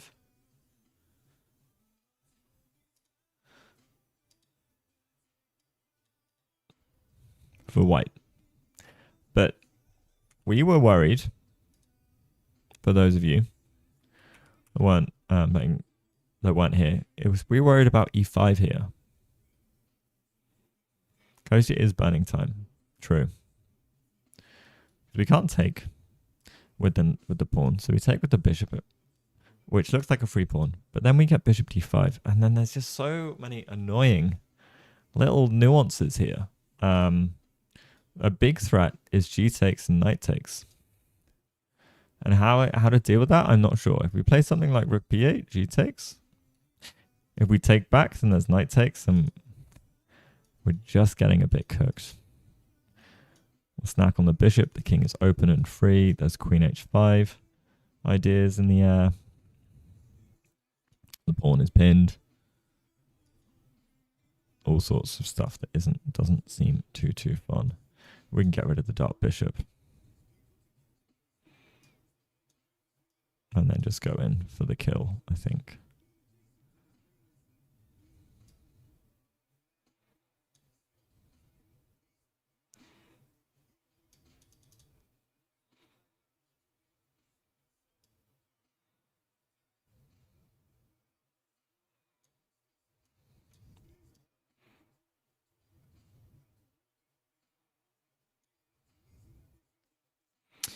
Brew is brewing something. He is brewing. There are things are brewing. But he played bishop d4. So I think that gives us a better shot, because then we can play bishop e5 and deal with the pawn sack idea and bishop d5, because bishop d5 is just like such a lovely square for the light squared bishop. It's amazing that we can now stop that as a plan. I'm assuming that other plans afoot. But, for example, bishop d4, bishop e5, knight f3. Can we go rook e8? Queen f6, maybe?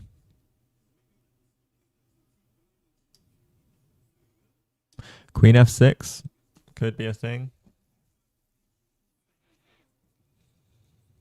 But it doesn't feel necessary, actually. Oh, but why don't we take here? We would just take the pawn on e4. What am I saying? Knight f3, pawn takes e4. Knight e4.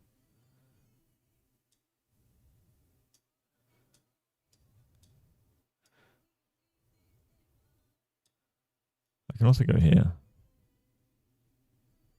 I don't think that does anything. Apart from lose us material.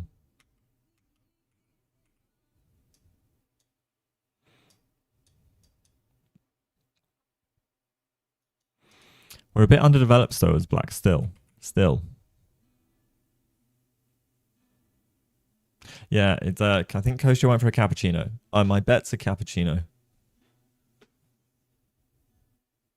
The knight hangs in the end? After knight e4? Does it?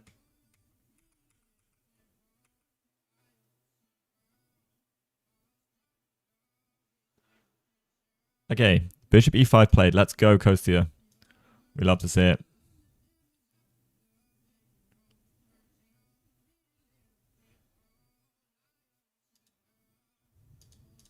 In the right position? Yeah, we are.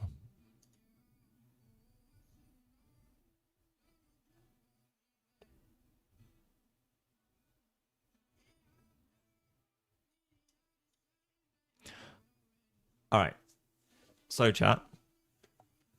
Knight f3 seems like an idea. As we were saying, and the thing is, we've got to, because as I just said, so I need to like actually, because I go, oh, we're a bit underdeveloped, so let's do something about it. Good players play with their ugly pieces. Bad players play with their pretty pieces. These are now the pretty pieces. Don't touch them unless we have to, which now we kind of have to. But I need to sort this bishop out. This might drop a pawn, but it also drops a pawn for them. So this is okay. Right? And then you've got to move the queen. Then we can move the knight somewhere back to safety. And then we can get our bishop on c6. That's the general gist of my plan. So what I'm trying to do.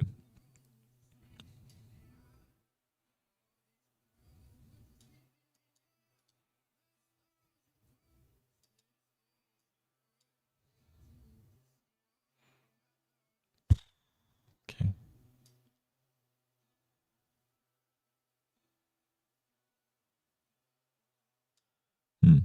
Okay, maybe this isn't the best way to do this. Maybe I need to move the knight first.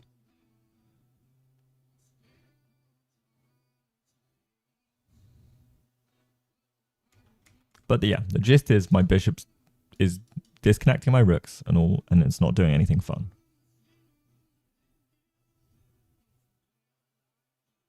And we want the bishop to do fun things. We want everyone to have a great time. Now, you got to realize not everyone can have a great time. But there's some people you haven't given the opportunity to have a great time, you know? And so we got to give the bishop the opportunity to have a great time. Like, you got to think of all your pieces as party goers. They're all party animals. Some of them will be party poopers. And some of them will be social butterflies.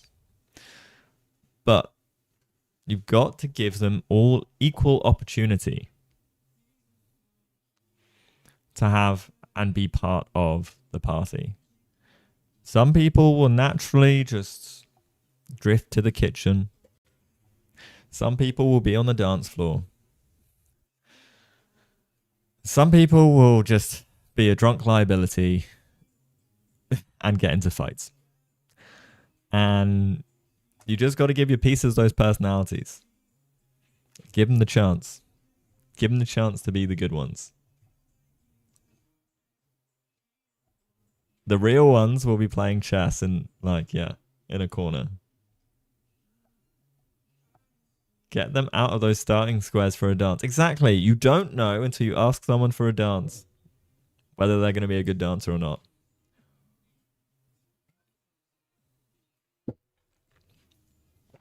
That's chess.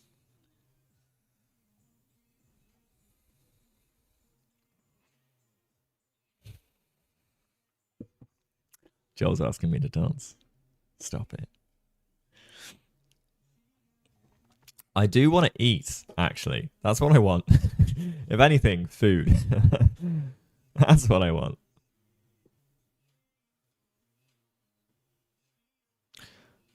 All right. 14 minutes on bishop e5.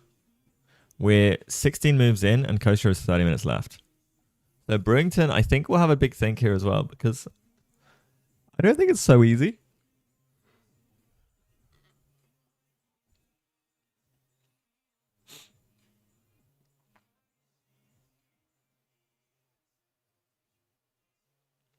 I hope we can get Brewington as well, because he is a friend. So if we can get Brewington to analyze, I'm sure they will analyze after the game. Improve the worst piece. Right. Most of the parties you go to these days are street chess parties. Good. I mean, they're the best kind of parties, right? That's your struggle every second of the day. You just want to eat. Hey, I'm with you, man.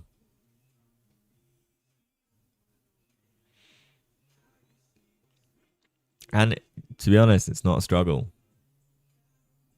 I can do it all day, every day. It's easy. Easy.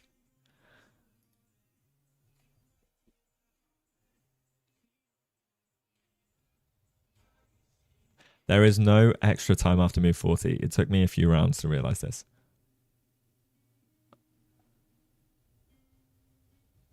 I should have put the round in the title. It's round 5 now, guys. Round 5.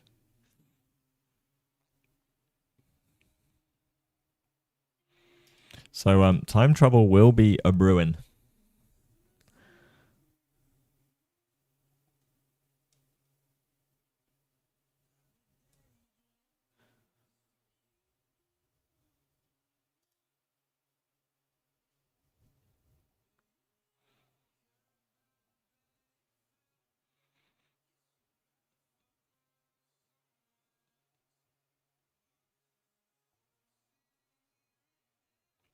I'm trying to get into the body language. So,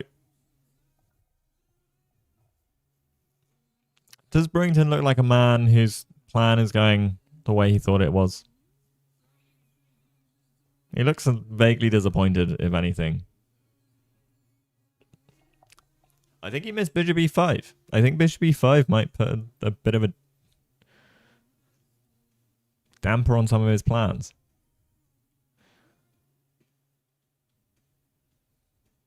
Yeah, he's pulling a bit of a face, so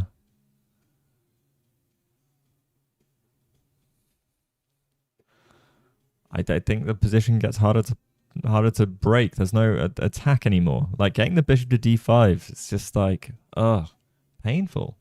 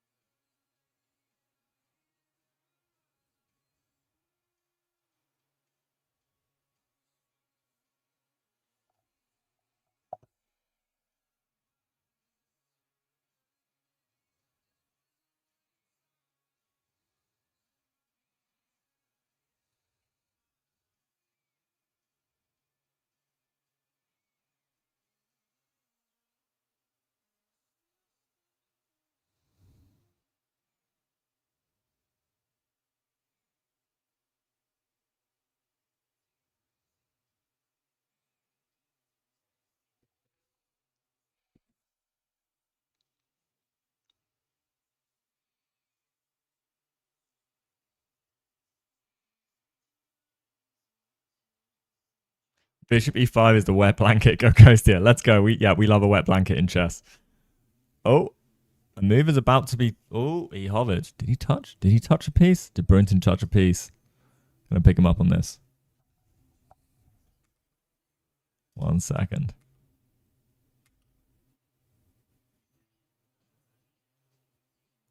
No, he's hovering. No, he did touch. He's gone queen d2. Okay. So queen d2. Okay. Is he thinking about taking on queen h6? What is the master plan here? Is it queen c3? But then we just get hit with like a knight a4. So no, it's not queen c3.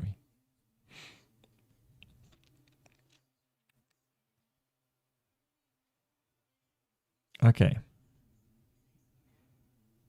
Guys.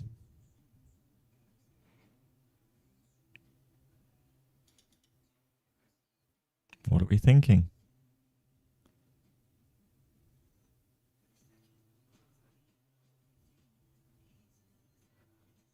I don't know if he did touch it, but but he did also move it. He did also go back and move it if he did touch it.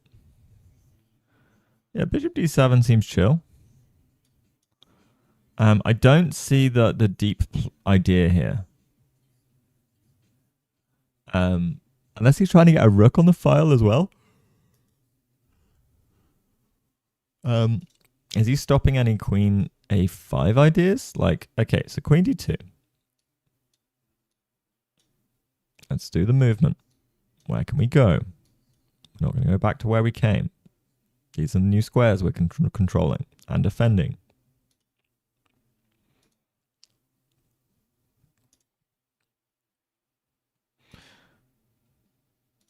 means no queen g5 and no queen a5 if it's a prophylaxis move. The rooks can come and join the fun. For example, if we go, I would assume rook a d1, because then if we do take, big problems where we will be threatening to take the bishop. So then that also means, yeah, so for example, bishop d7, rook here, we can't just go here. Then bishop takes is problematic. No, it's fine because we've connected our rooks. Okay. But this pawn is hanging. So this feels good, actually, for black, if that is the plan. Queen h6, g4, g5. Yeah, so on queen h6, there's no bishop g7. But then there's also queen f6. Maybe there isn't.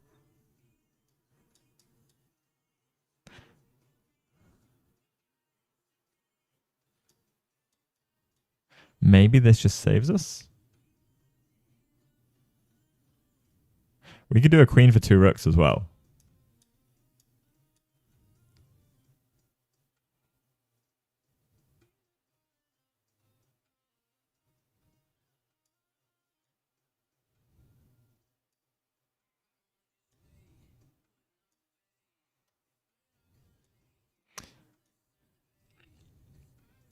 Actually, no. This is covering. You found your own game while checking a file. Lol. Human eval plus 0.8 from Sam. Any other suggestions on evaluation, guys?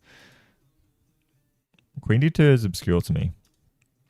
My also question is, can we go king g7 in that circumstance? Right? Bishop d7, queen h6.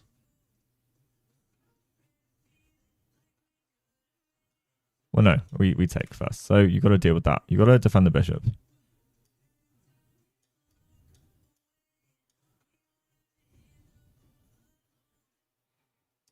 I mean, we can always offer just to trade queens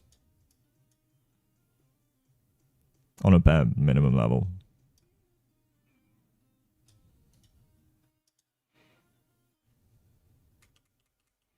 But I like just bishop c6, if g4.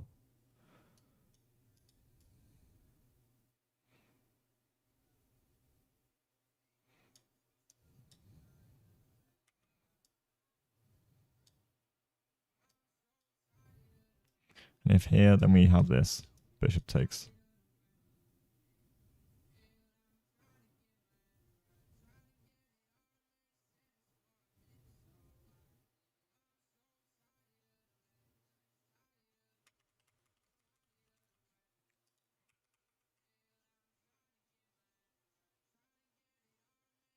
All right. Instead of allowing all this g5 is an option. Yes, g5 is an option.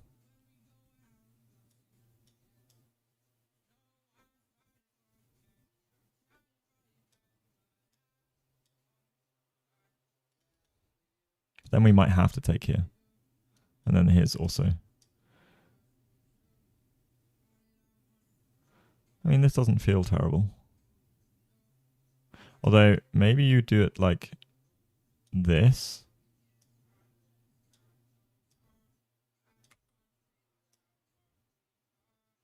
Oh, no, you do it like this.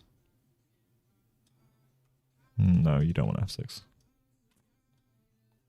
Oh, we have e4. We take an e4. My bad, my bad, my bad. Yeah. g5, f6, h6. Yeah.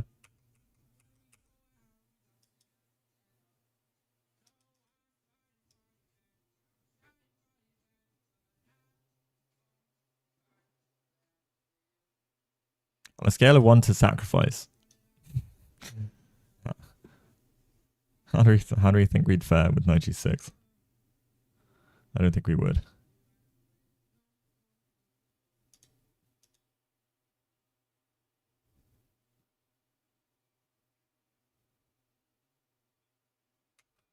Yeah, because I was wondering about rook d. But this is fine now.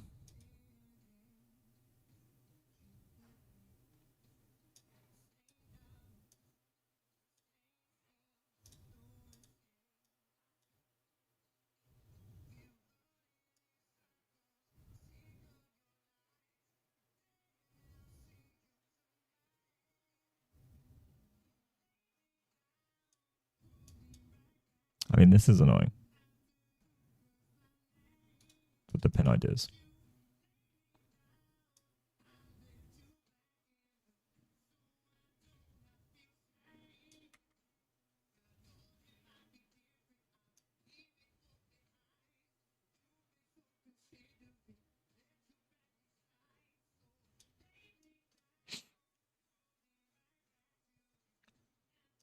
Yeah, this attack is scary. Maybe you do have to play g5.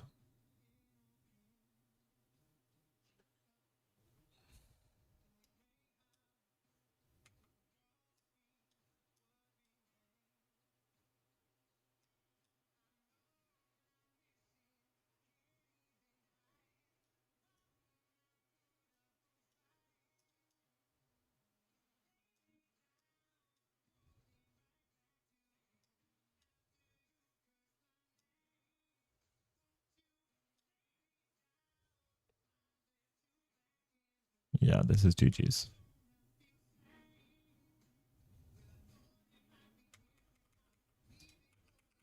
Wow, there's pressure. So much pressure.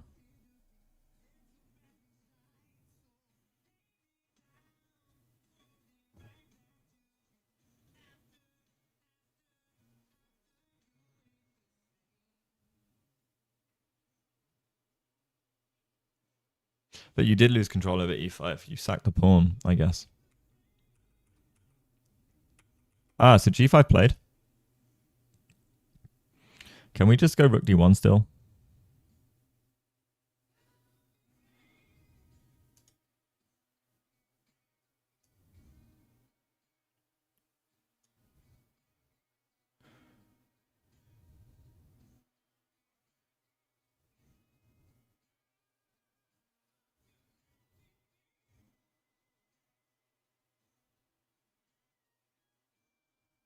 But in fairness, neither of them thought e5 worked. So, you know, stronger players than us. The easy one I've got, you know, the board to just move pieces.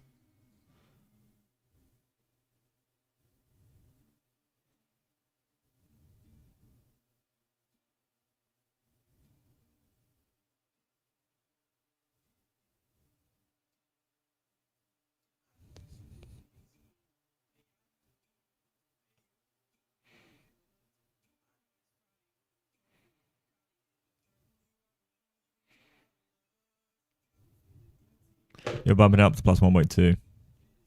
All right. Anyone else in chat? Any got evaluation estimation? Someone liked black here? Knight f3 played.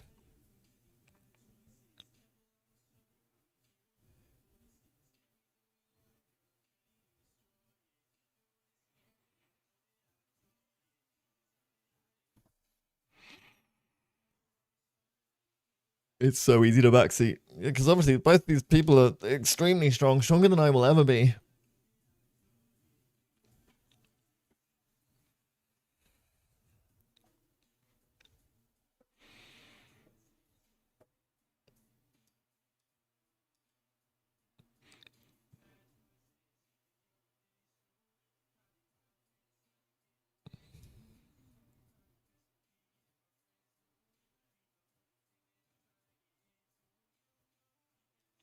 Okay, f6 played. Deal with the problems. And now we're turtling. Much like Sam said, we'll get h6. Maybe queen e7. Maybe we go b6 as well.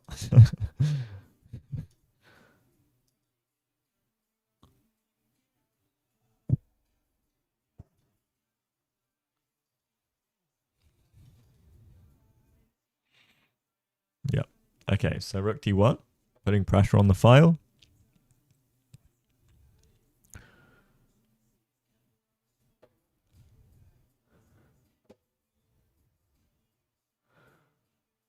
bishop d7, bishop takes. We go out here.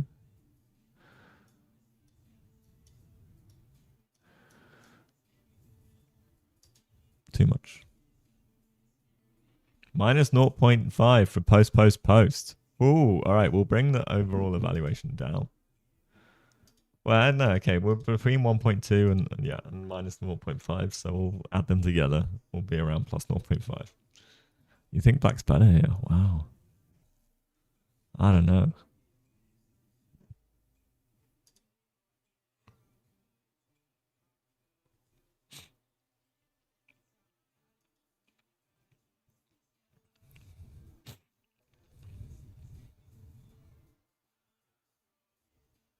Now, is c4 hanging? I don't believe so. I think we still have the problems.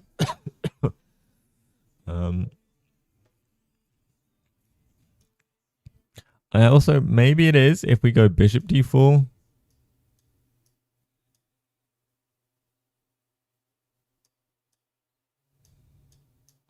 And then we can take on c4. And this clears a little bit of the air. This is going to start hanging as well.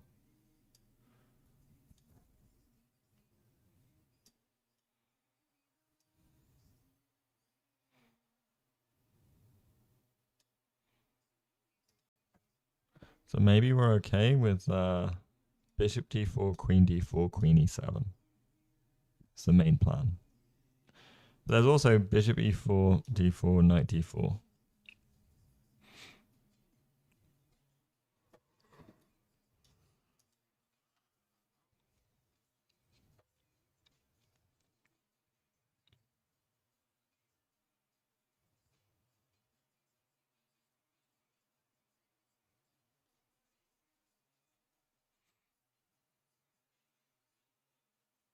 Black is forced to take the bishop. Because of the c4 pawn. Being able to get that back.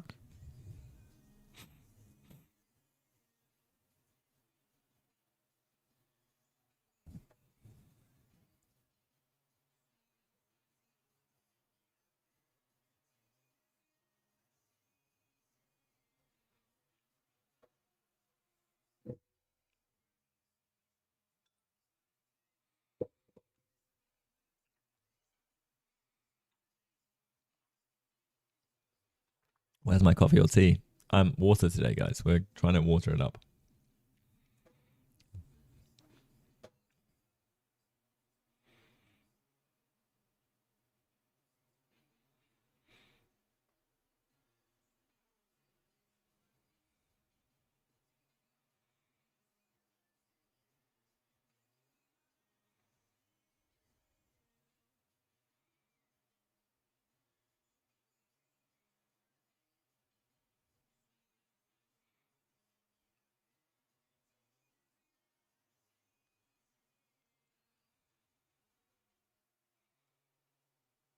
Okay.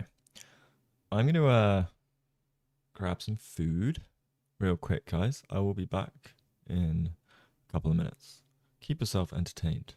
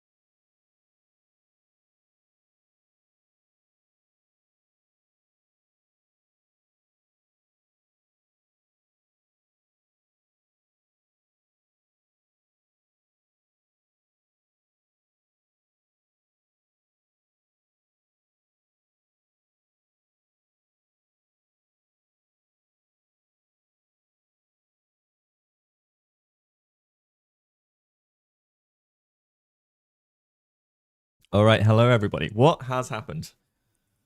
Okay, so we had bishop d4, g5, knight f6, knight f3, f6, rook d8, bishop takes d4, queen d4, and then queen b6.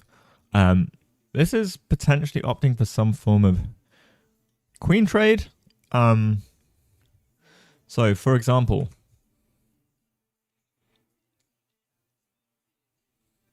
scatter. yeah, everyone run. I'm back. Also, opening. Do you want to see the opening, Boner Paul? So, a kid, essentially.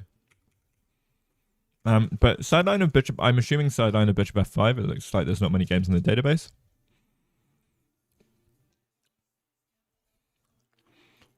So yeah, this was obscure to me. I don't know it, but I thought knight h4 instantly, but castles, knight e4, knight h4, and knight takes c3. C takes, we damage the structure, and then bishop c8.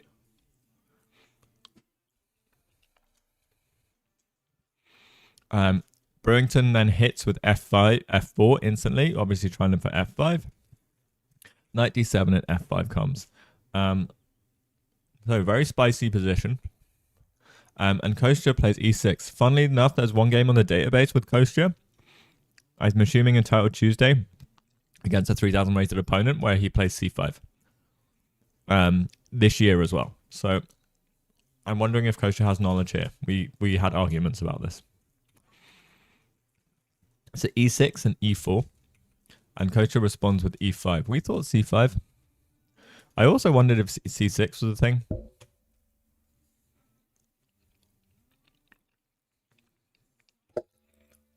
But he opts for e5, and then we see bishop e3, takes, and then c5.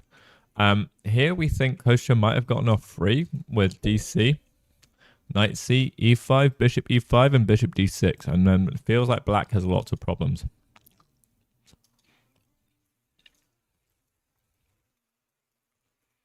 But fortunately, I think Brewington goes bishop d4. And then bishop e5. So we stop any e5 ideas. Oh, looks like a move got played. And now we're back in current day, where you create queen b6 and rook b1.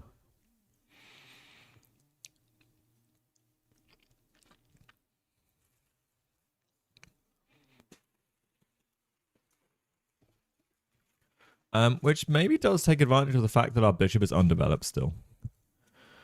Because now after like queen c7, is there rook f d1? Putting pressure on both of these.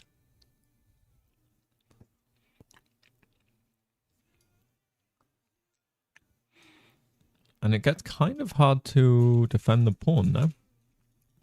I mean, we currently have like knight e4 ideas after queen takes, rook takes knight e4.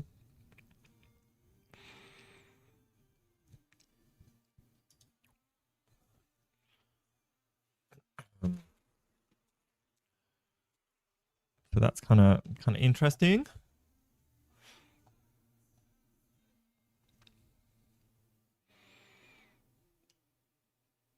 Oh, hi, beloved bookkeeper. Are you still around? Are people still around that asked questions when I was away? King g7, maybe. Ah, you think king g7? That would make some sense. I wonder if there's any other e5 sacks potential. Probably not. Where are we? I was going to open up this, and then this. Okay, now I can see all the chats. Hello, Justin Chess. Or Justy Chess. Go, go, go. Indeed. Welcome. Any other YouTube chats that I've missed? No, that looks like it. Yeah. Okay, so now, like, again, pressure is being put on the position. Kind of nice little nuances here. I do like King G7.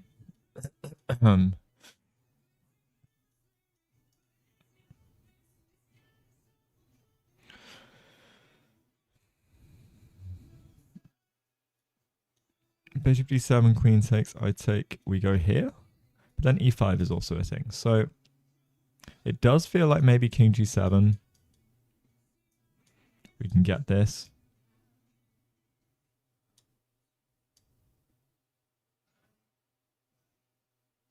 Is this anything? No.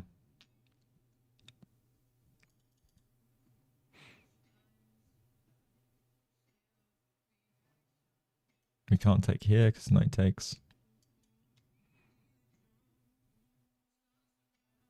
Oh, I think I was revealing. Sorry, I'm attacking. I'm attacking. What am I saying? What am I saying? Okay, we plot back.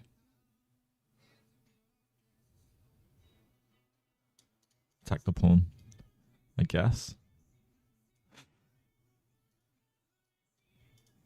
We probably want just knight c5 be smooth.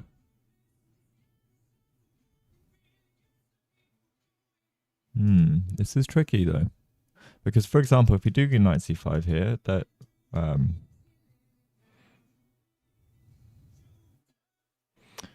if we attack the knight,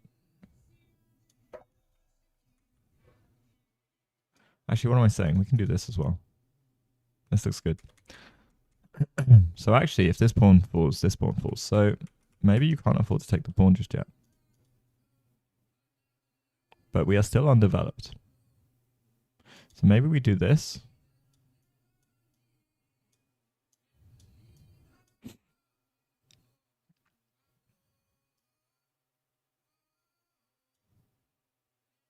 And then we fork both pieces as well.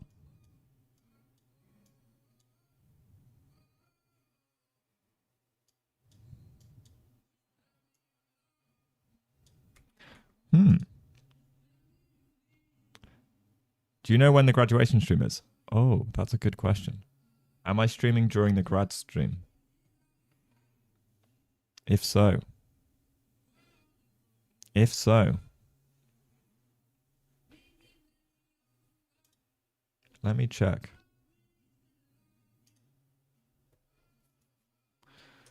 I can unstream from the dojo.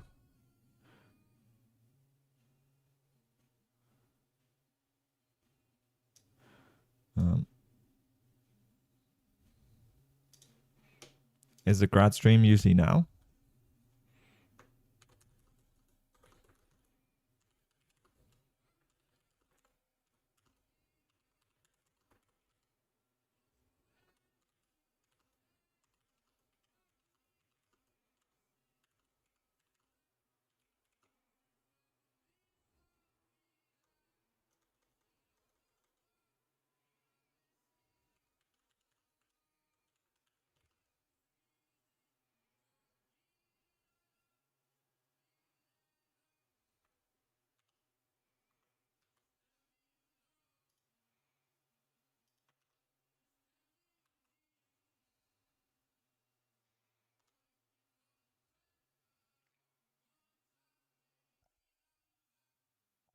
But yeah, let me I've just messaged the dojo just to make sure.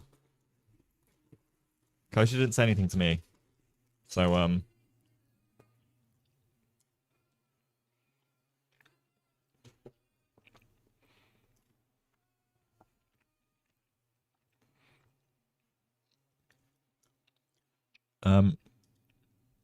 I think there's a lot of pressure. I'm gonna up the human eval to +1.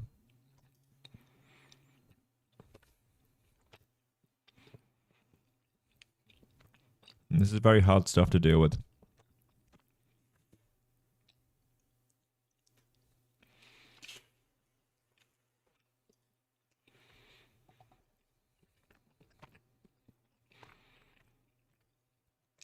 And the time situation for Kostya isn't great. He's got 11 minutes to brew it. Brewington's 42.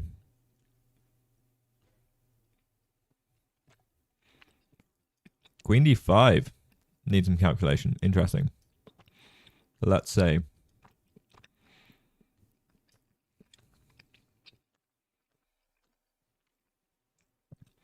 king g7, queen d5. Can we go rook here? Probably not, actually. This knight's going to move and protect the pawn.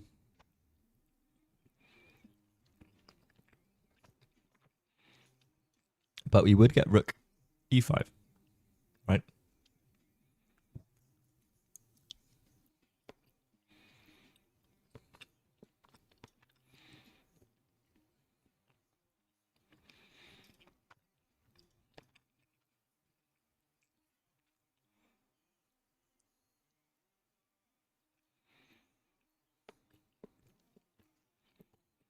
Ah, there's Angelica, chessborn in the background, having a look.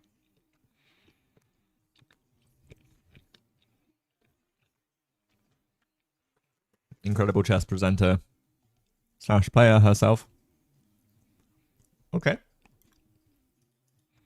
Oh, wow. Okay, we see bishop d7. Sorry, guys. Bishop d7, queen takes.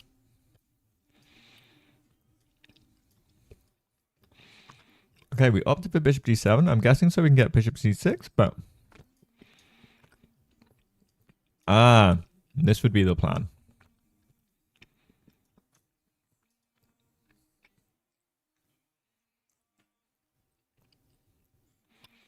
Right.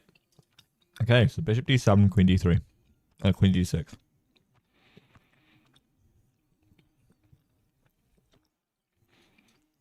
And you're right. King d7 hangs, knight takes g5.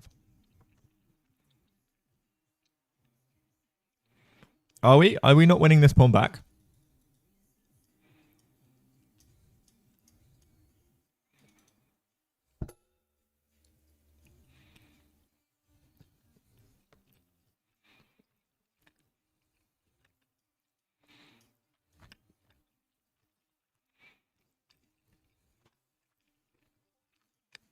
Or is that e5?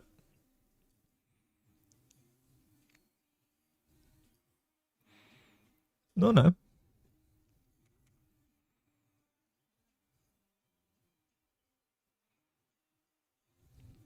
All right, e5 we take.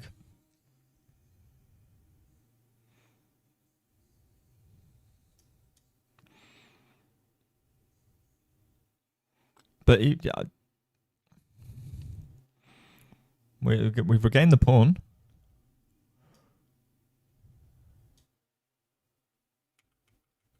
Oh, you think e5 just straight away?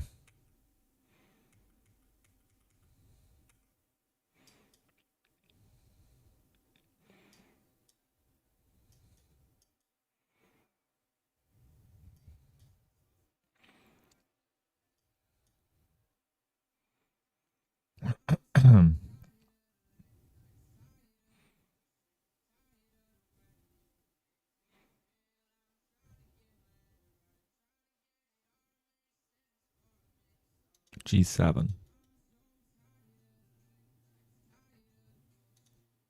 b7? The knight's protecting b7.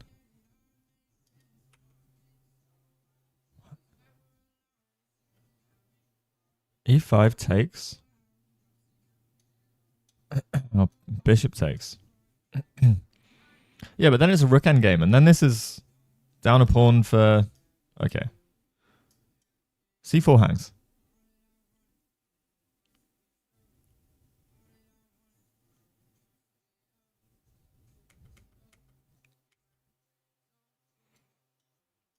This is annoying.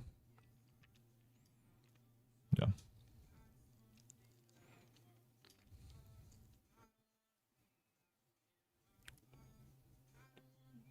It might not look great.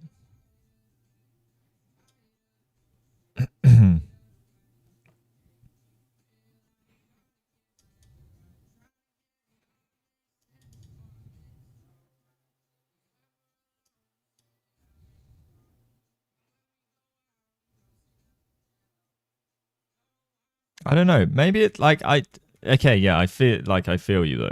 It doesn't feel great. Kostya is calculated.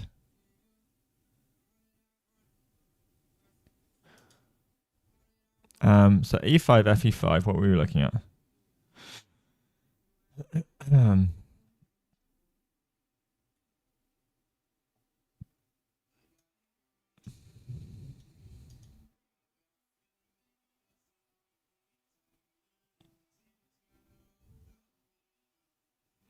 I mean, it looks like things. I would rather go into this than what I had though. And he's also spent more time, but like,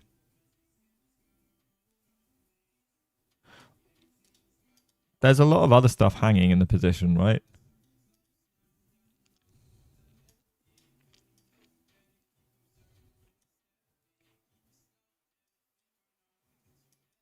I don't know.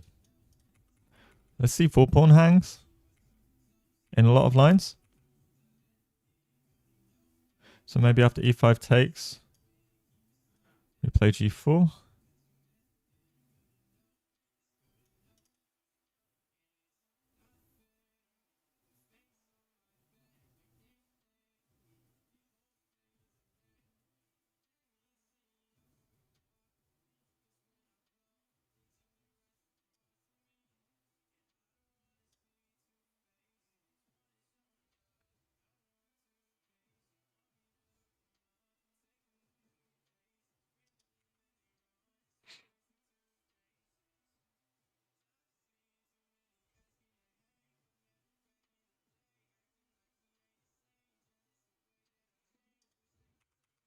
I bet, yeah, I get you. It just feels, but compared to the position, how it felt before, I don't know. It feels like at least my pieces get active and they're not being mated.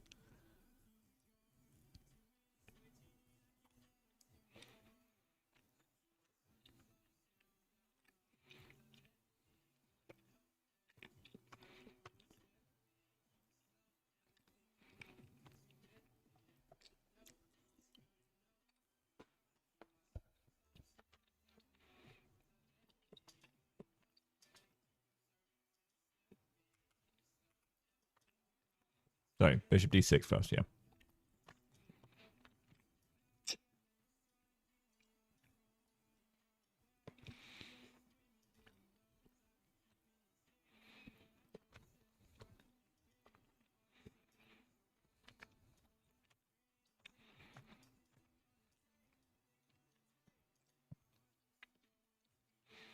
Where's the knight going?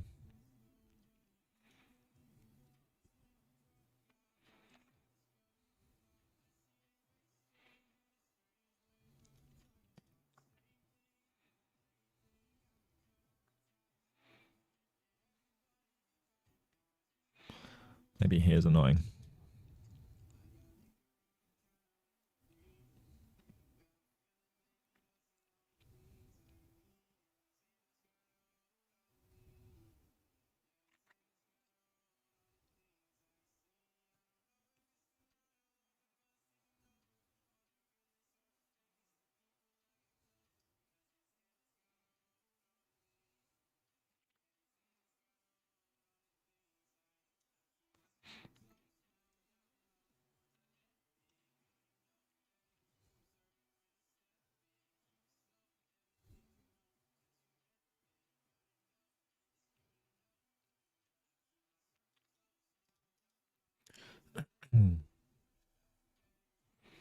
So Coach just played bishop e6 in 1 minute, so he's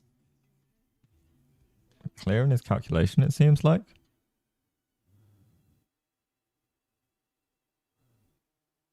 Bishop d7, he spent 33 seconds on.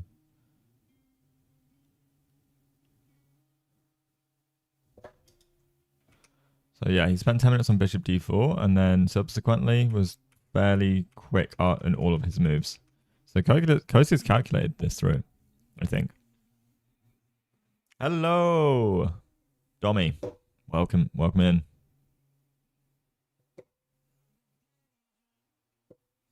We did avoid mate.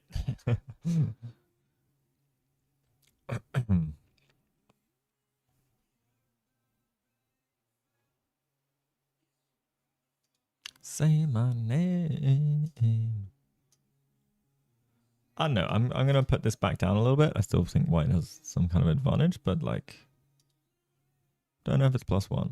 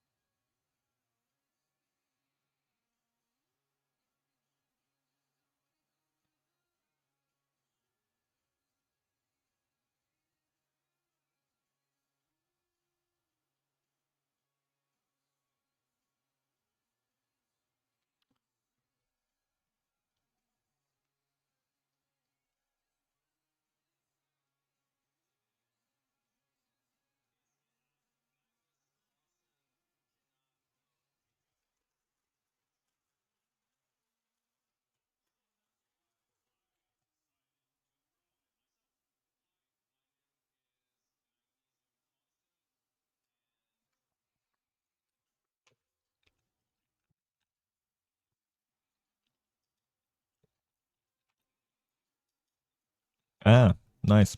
Good to have an alt. You never know. Little suspicious, not gonna lie. But it's fine.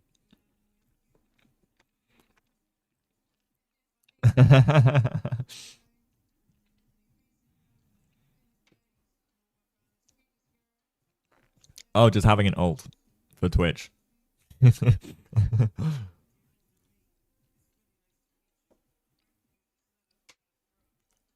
Funny. Unless you're like super famous or something. I have multiple devices. They're all logged into the same account. All right. So we see bishop here and e5 is played.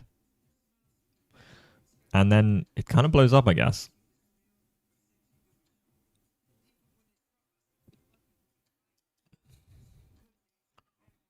Play f5. Is kicking the knight do anything? Probably not.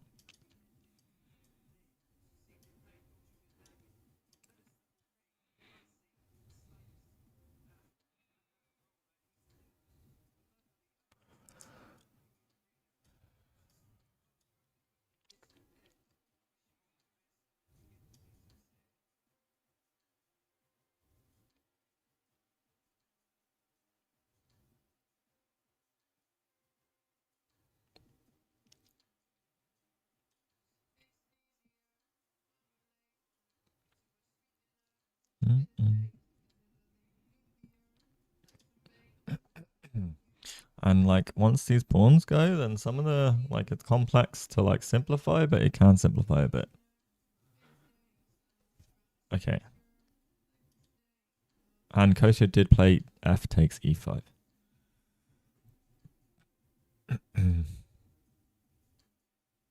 But Kostya still only has 9 minutes. He has sped up his play.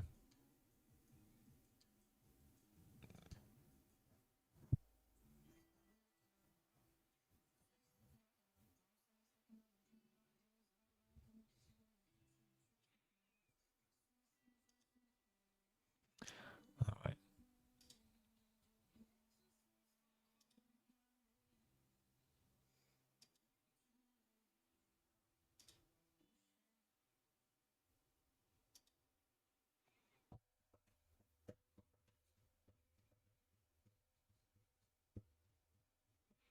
All right, so yeah. Knight takes, bishop takes. We'll probably see king takes, then rook takes f5. Looks fairly straightforward.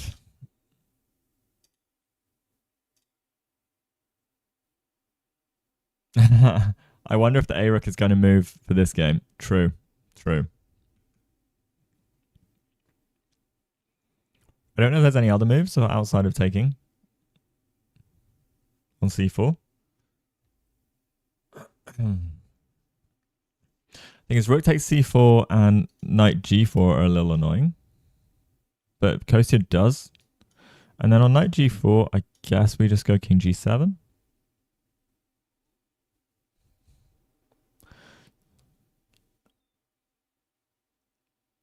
Yeah, knight g4 played.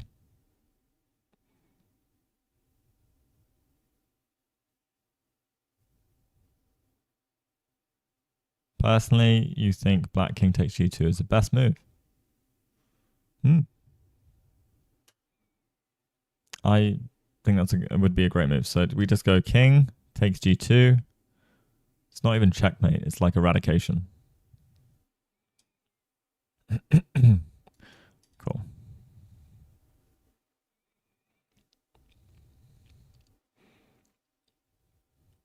And now we're covering the check square. We can probably go back. We can double, maybe. Also, b6 probably isn't a terrible idea, but yes. We probably want to try and avoid the checks on the 7th rank. And so maybe rook f7 is a clear or clean idea. Maybe there's a world we go rook f8, so from rook f7 we go here.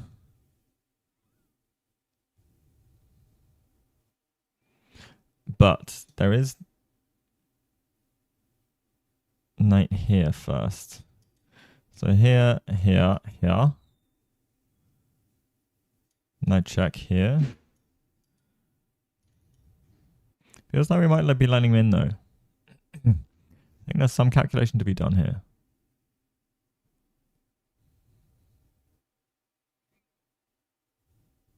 Hey! Hello, Anushka. It's going good. Coach has been playing well this tournament. This game, I think he was in a bit of trouble. He still could be a little bit. But I think he's out of the worst of it. I think Brewington missed... Oh, he's playing Brewington, by the way. How cool is that? But I think he missed some... Brewington missed an opportunity here. When he played, sorry. Here, when he played Bishop d4. So we had looked at e5. Bishop takes, and then Bishop d5. And there's just so much pressure and problems, it's hard to deal with. So sacking the pawn for this amazing pin. And some knight takes g6 opportunities.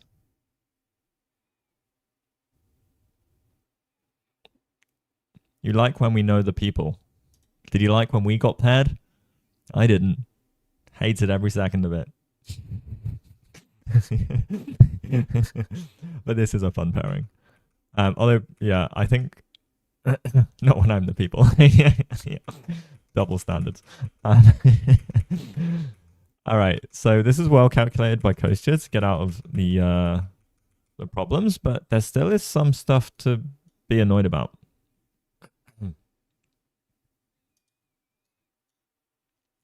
So I think we want to be a little bit careful.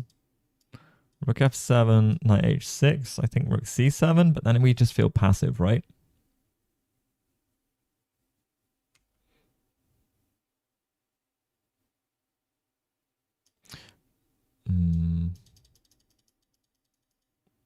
No.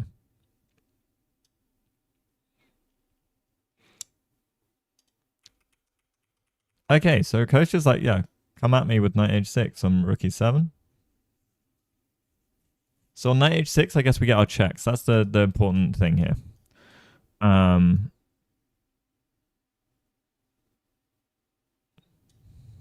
Maybe do something like this, and then it's like, oh no, oh dear.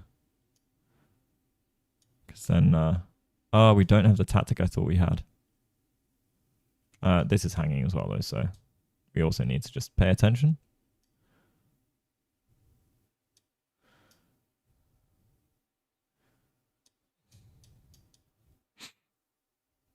Okay.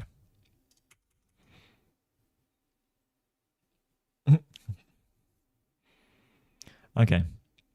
So this is chill. If anything, Kostya might actually be a little bit better coordinated now. I might actually go so far as to... Okay, Kostya. Anushka, question. What's your evaluation of this position? I'm about to update the eval bar, so chat, if you have suggestions on where you think this lies on the eval bar, let me know now. I think it's got a lot closer to equal than it has been for a while.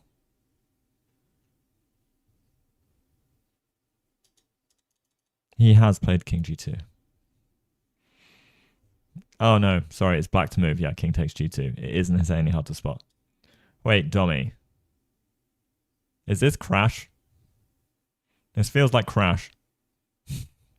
Plus 0.1? If you're counting time, it is a factor.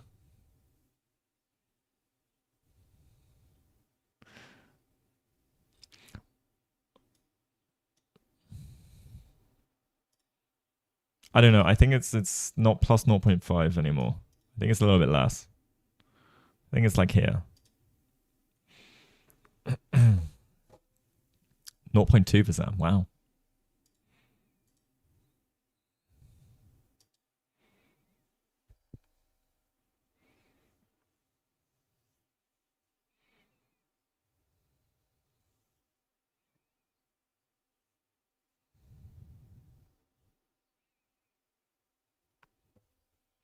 Okay, so what other continuations do we have? What should Brewington be trying? Because rook e7 seems logical.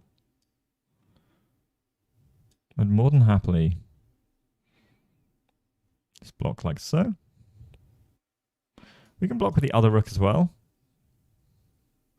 I don't know if there is a huge difference stopping him getting to the back rank.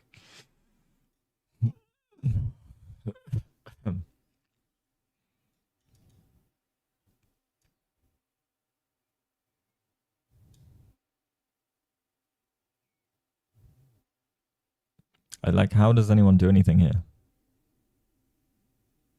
Black has the better pawn for the long run. If we get into, yeah. True, Tommy.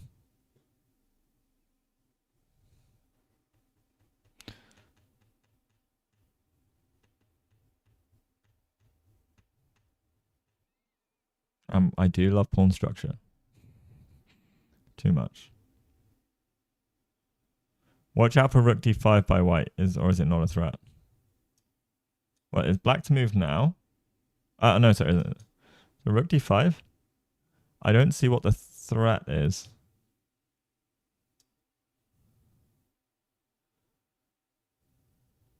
I mean, can we just take?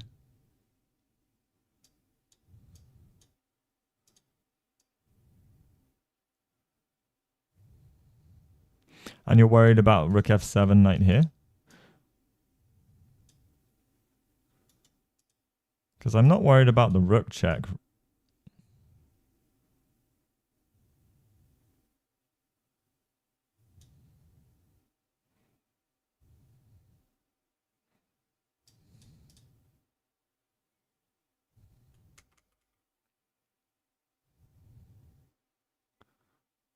Rook d5, pawn takes.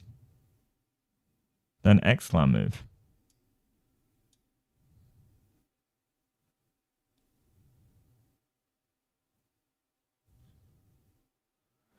There is no rook check here.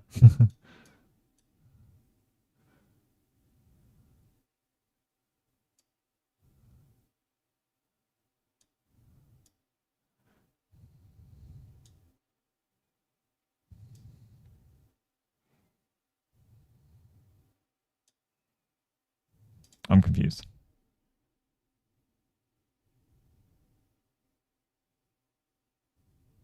Yeah, I don't see... Okay, rook e7. I don't see how white makes any progress. We're just covering everything.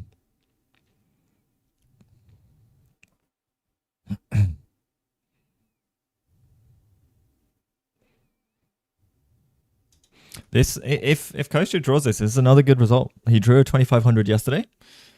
Brewington's another 2500. He was crushing a 2500 in round 2. It was unlucky. Time management. Time management is what did that to him.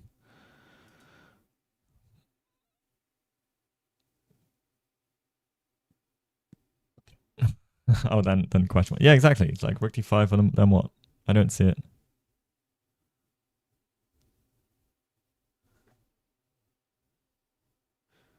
Oh, sorry. If I use the other rook, I got you. That makes sense.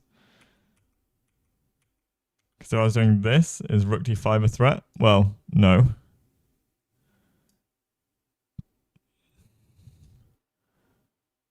No, it isn't.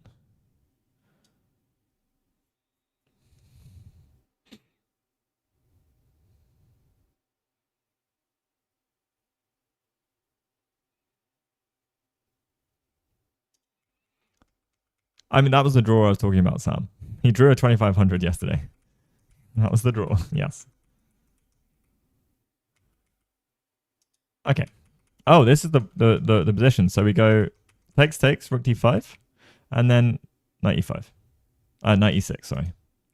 Defending everything.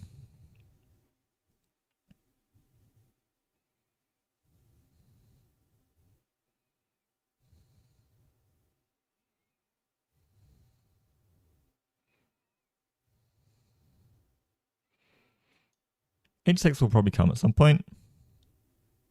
Then we're free to move the knight.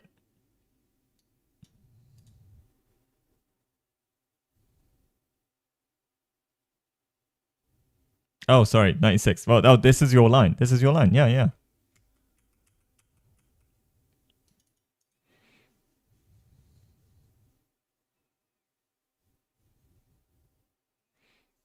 No, I see. I didn't pay attention to the line properly enough. 96.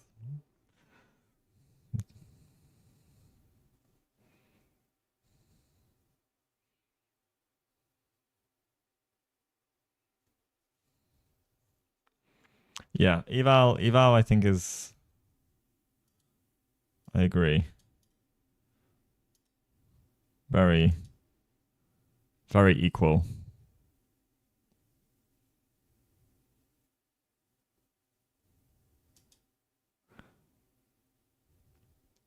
Okay, so rookie 5. Is there anything to play for? Now, is this just a draw if we go h5? I think so. You're not going to be able to do anything to these pawns. I'm going to get the king here, the rook here. Details on the opponent. So, he's a friend of both mine and Kostya's. Brewington Hardaway. Kostya introduced me to him when we were in Citrus. And he is a 17-year-old US GM. He is very strong. He's really pushing it as well.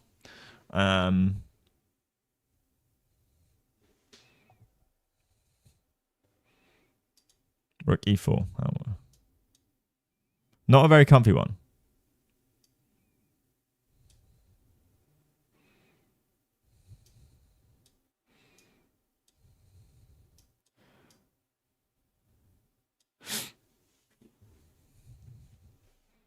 Something like this, no? This looks chill to me.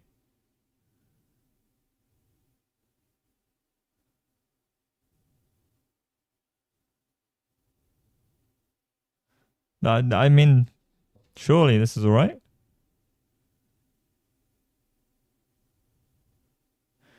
Kostya's GM opponent yesterday. I'm not sure in round 1. All right, and this is played, by the way. H5, let's go. Kostya's just like, come at me. I'm an IM today, guys. When it comes to the rook endgame, I'm an IM. Not very comfy? I disagree. I think comfy. Rook d7 is chill.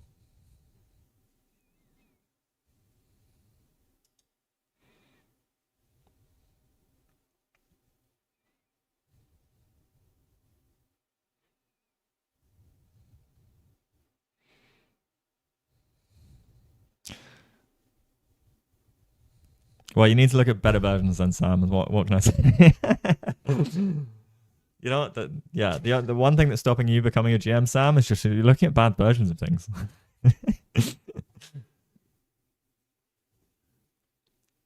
Don't worry, I look at terrible versions of things, so you know. I'll see good versions in rook games, I think. The only thing. The one thing that's stopping me from gaining any elo is this.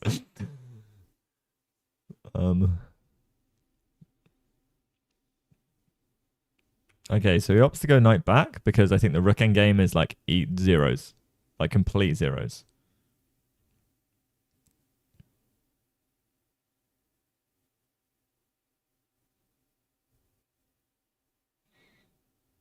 And I guess we just go king f6 now. Because there's no knight check.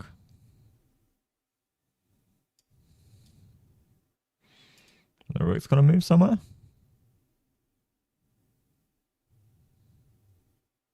I just don't want to get forked like on this square because, for example, okay, here, knight check. Just make sure the knight can't access this square in like the next couple of moves while my king and rook are like so.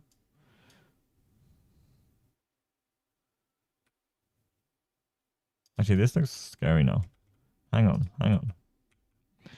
King f6 rook here. But now we do this and we have time. So what's the difference with this? Oh, I don't have to move anything. That's what the whole difference is. I can actually do this.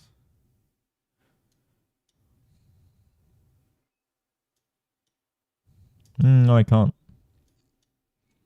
No, I can't. So we're defending.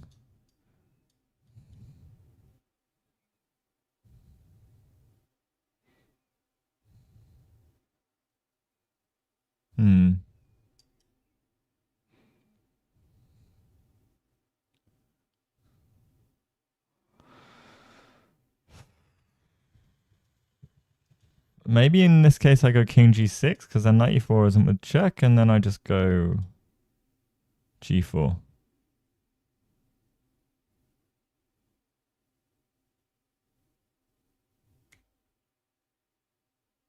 I leave this setup as it is.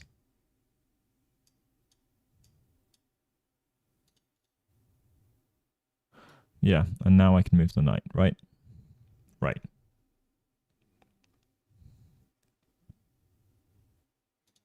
And we'll try and get it to this square.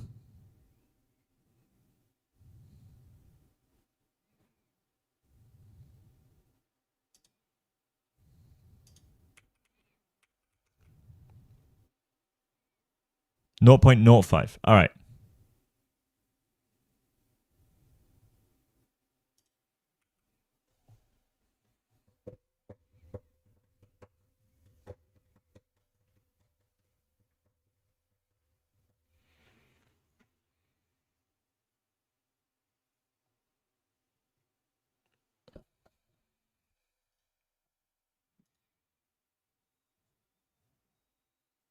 Hey, the tough Abraham. How you doing, dude?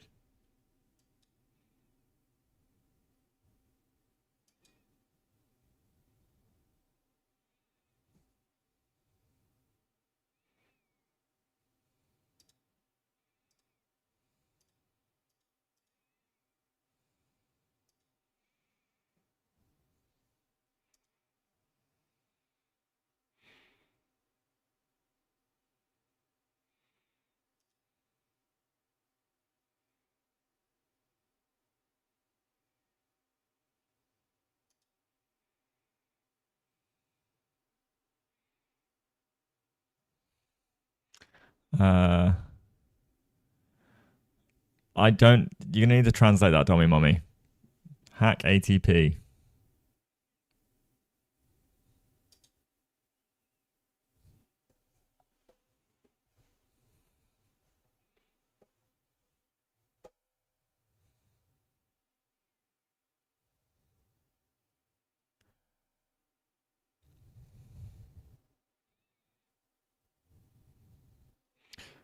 Yeah, yeah. I think that's fair. Oh, so we're allowing this check. Actually, yeah, this is nice now. It's just really coordinated. All of his pieces are like, yeah.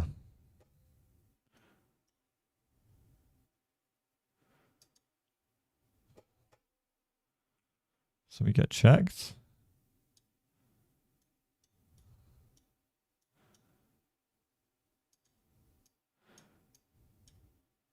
Gotta move the knight. That would lose. So you've got to be real careful.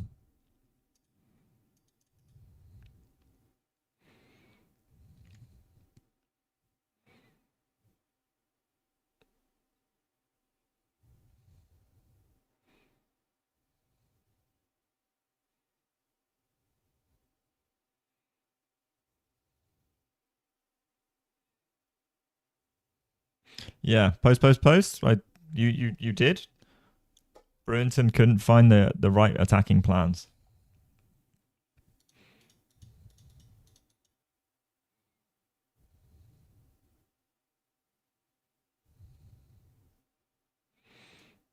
Okay, Rook c6. Solid. So solid. Now Kostya is playing on low time, and Brewington has a lot of time. So he can keep trying to find ways to be tricky. And try and put some pressure on Kostya's clock. Barely staying above 2400. Yep. Absolute washed. Absolutely washed. What are you doing with yourself?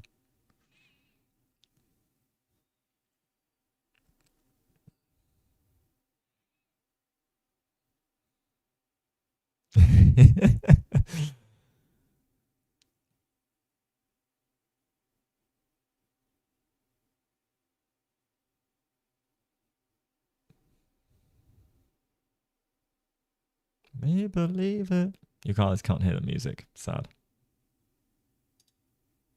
2400 chess.com. Yes. Yeah. Not FIDE. Human eval 0.3 due to the clock. That's fair. I don't think he does.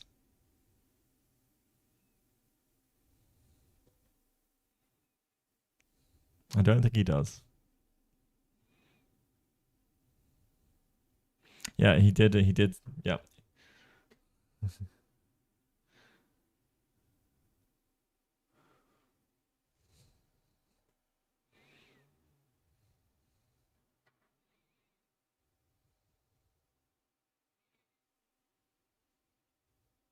Yeah, David has all the norms. He just needed the rating. David just is like, he just chills.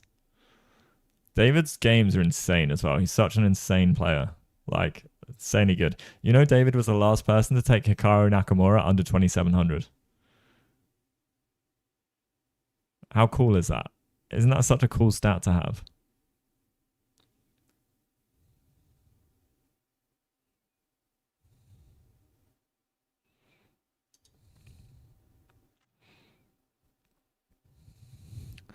It's like a totem pole. We just need our rook here, and that just completes the photo. Oh, imagine if we get that. That would be so good. Just aesthetically.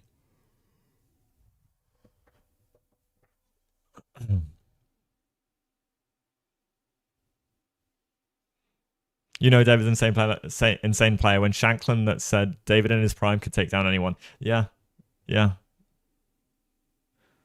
It's on YouTube, so I think it's on YouTube anyway. They did a top 10 of David's games.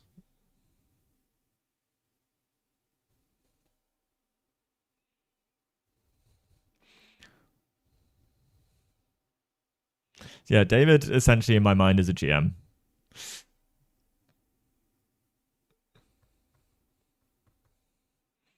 Although he like that's the thing for him, it's like sure, you know, everyone thinks it's a cool game because it's against Nakamura, but like it's not one of my favorites really.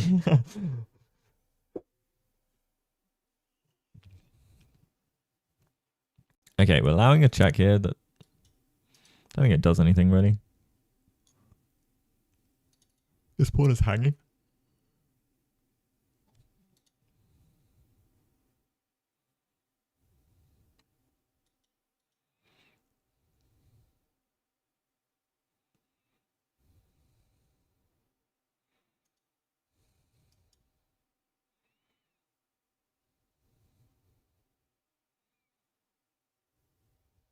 The clock is ticking.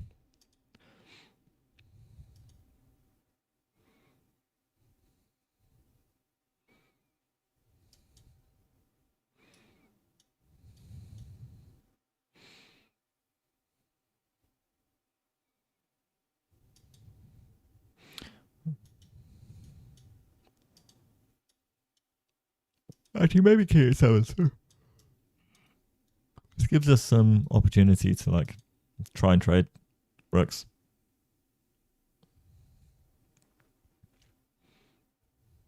Or do we want to trade rooks? I don't know.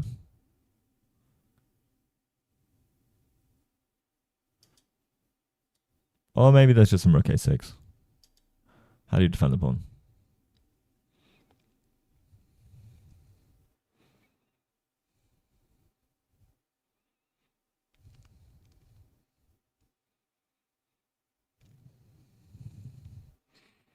This might come down to time.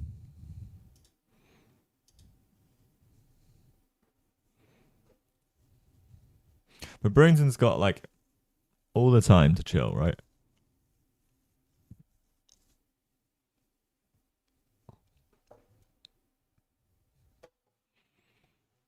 Although Kostya looks really chill. I mean, he's looking around.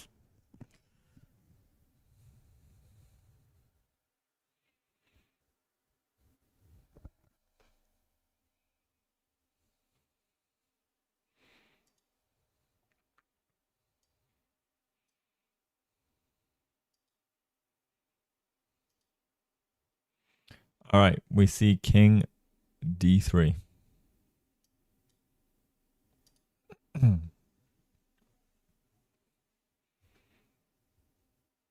Man, I'm in London, Brixton, Camden, sipping it in a hand. London is busy, the city is tricky, the city is cold.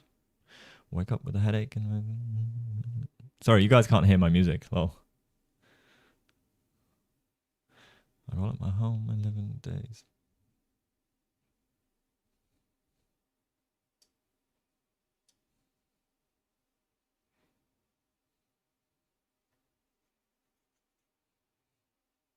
Man, I'm in London, Brixton, Camden, sipping with... London is busy, the city is tricky, the city is cold.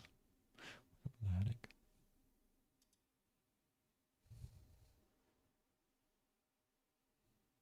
I wonder if we get rook e2, knight c5.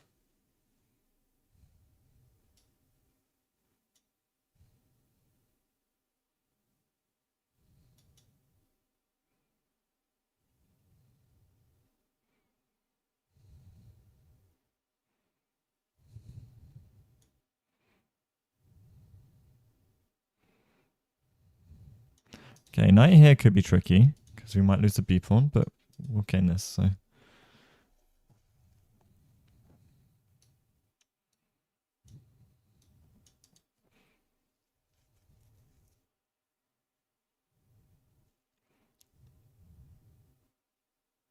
I don't think we want to trade rooks. Rook's the easiest drawer, right? If anything, if we trade knights, we're cooking.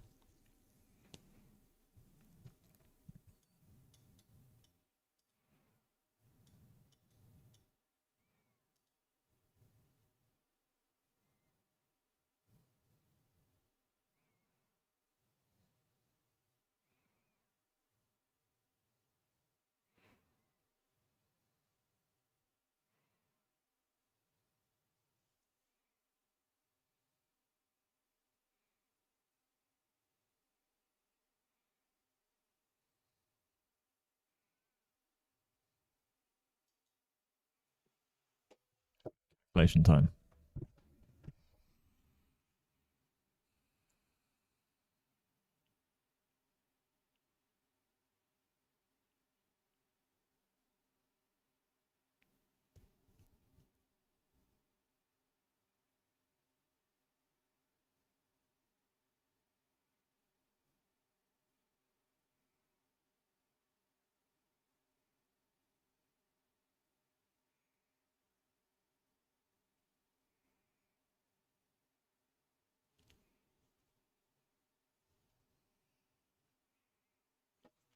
Question is, if the white king can get in, is that a problem?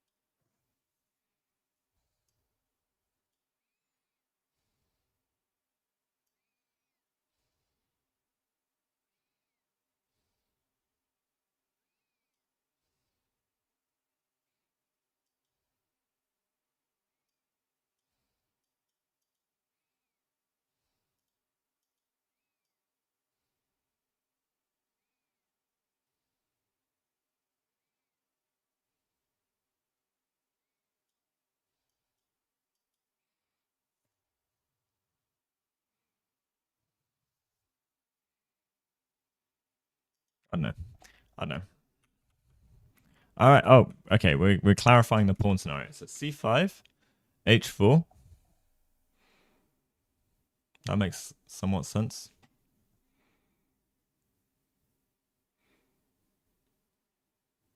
More pawns off the board, the easier this will become.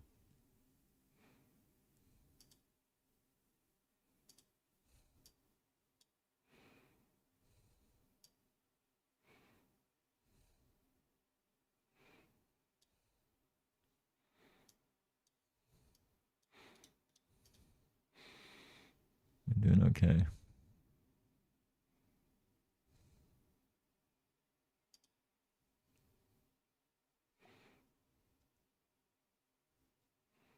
Rook e6 in that line looked awkward.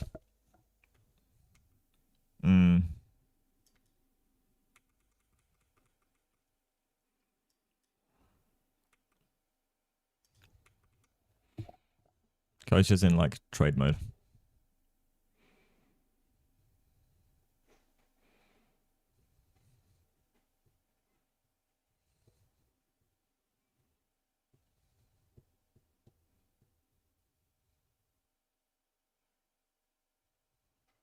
Either repetition, Black somehow breaks through, or loses on time.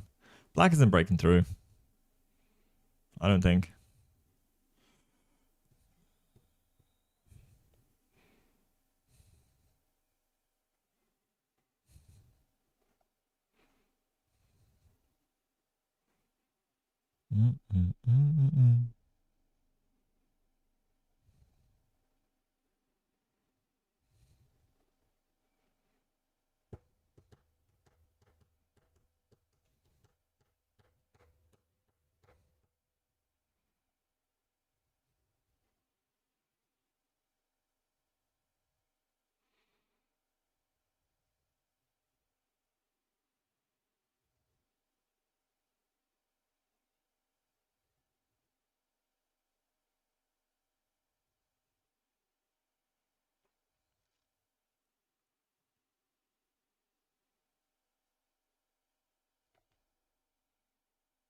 All right, chat.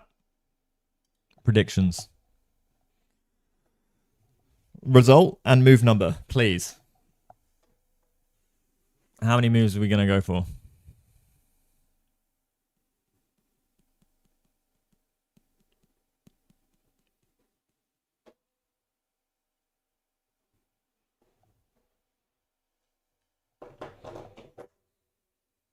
We are currently on move 43. At least 10 more moves. I agree. At least.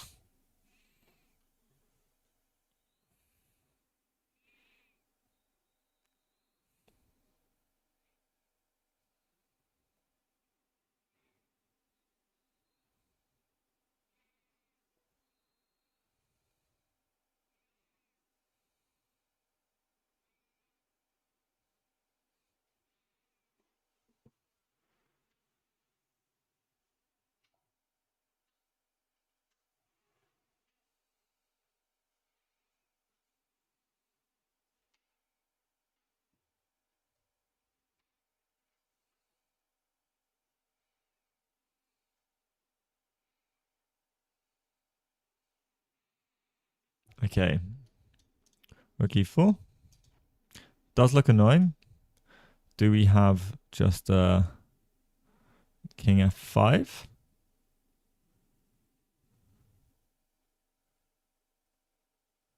We don't really want to go like king f5, king here. Looks a bit awkward. I do have knight here check, but...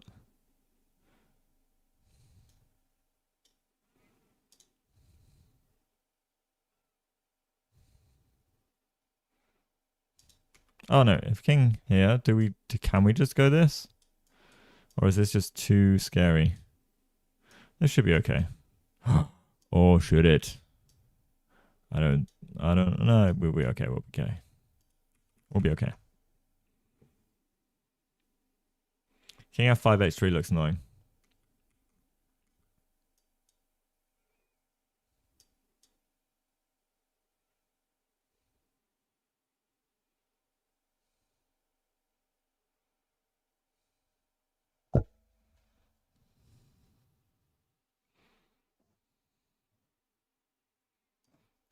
This might be annoying. No, because it takes... Oh,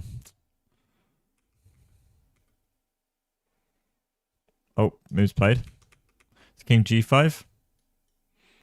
And then rook e7. Brewington's playing for it. He's going for it. Do we just drop the pawn?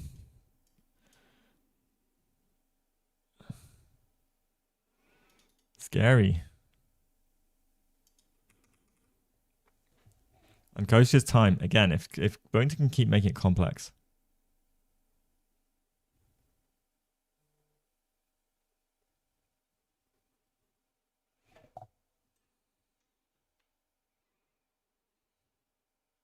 Knight f6 played.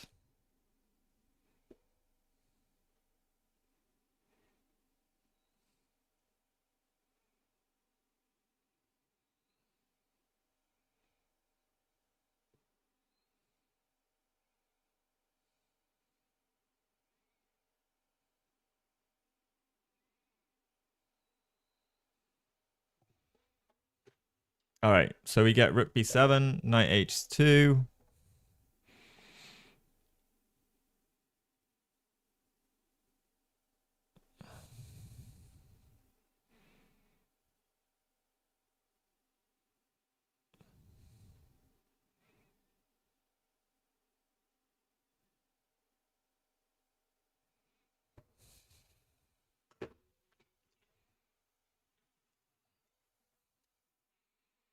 Okay, Brewington gets up. He's just like chilling. Kind of funny. I don't know if that's a power move.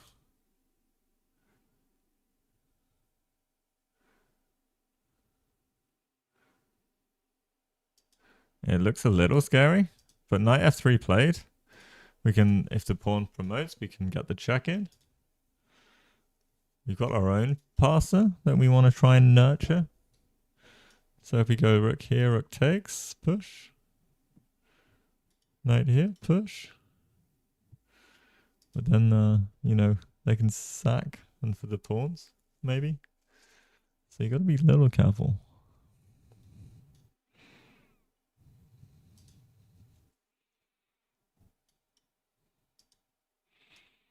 And if king here, what are we doing?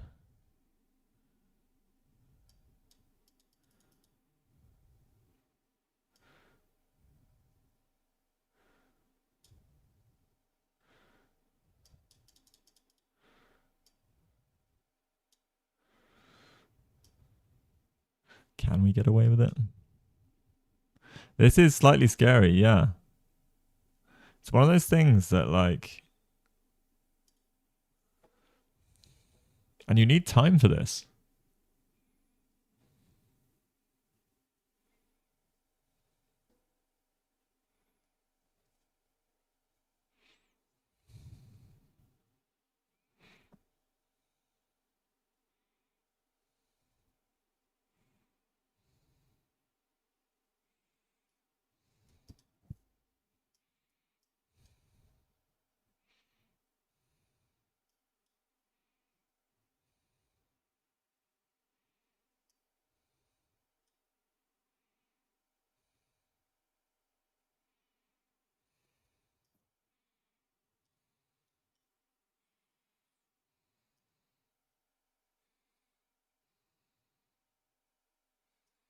No, this can't work because we can sack for the pawn, right?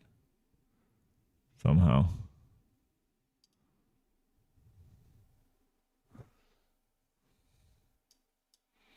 Yeah, if we do this, this will be the way we do things.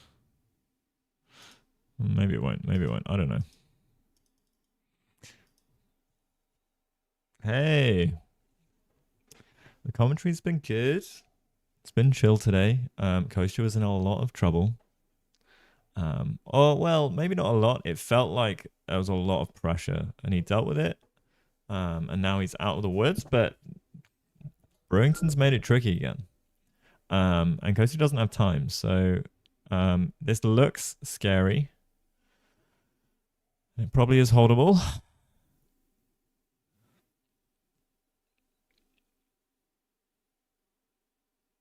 We'll do Gratcho when this is done. All right, great. Let's go. So, how do we hold? Because this really looks scary. And I'm wondering, like, after king here, where are we going?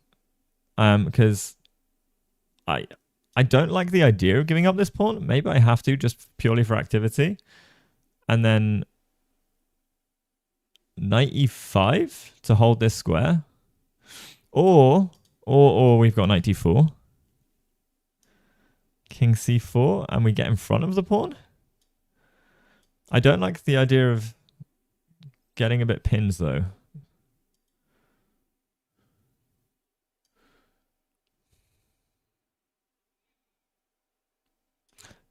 Hmm.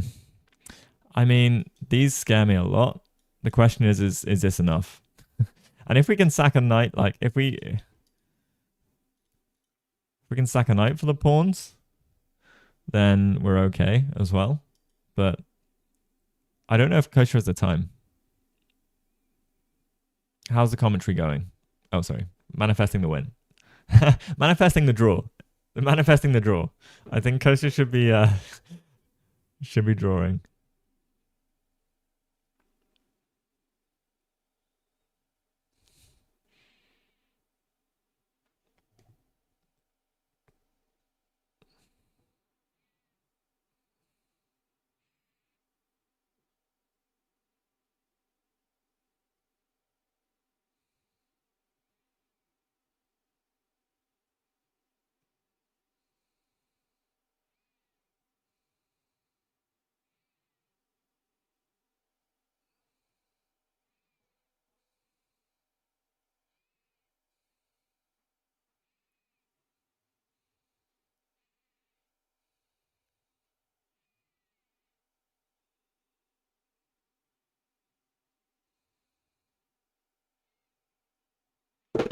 All right.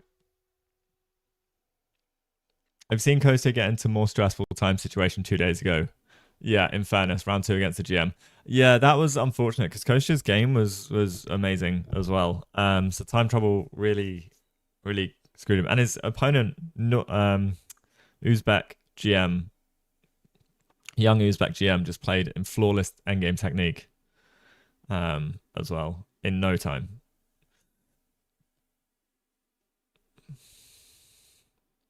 Okay, Brewington's really trying to figure this out as well, which is good because Kosher can use his time. That's the one advantage, of your opponent taking a long time, but also you've still got to respond to their moves. So Kosher should be locking in. We can see him folding in towards the board. It was a devastating endgame. Absolutely insane. Um,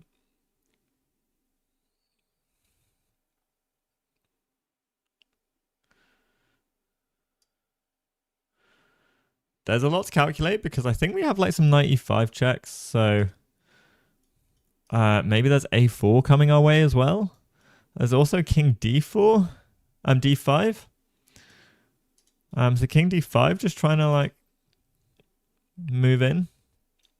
I don't know if Rook G7 check is anything that we should be worried about just yet. I would have thought just King F4. Then we can pop the knight in front. Can we just say shake hands? Yeah. Sometimes you're just sat there and you're just like, please just I won't offer the draw, but it's like, please just offer me the draw.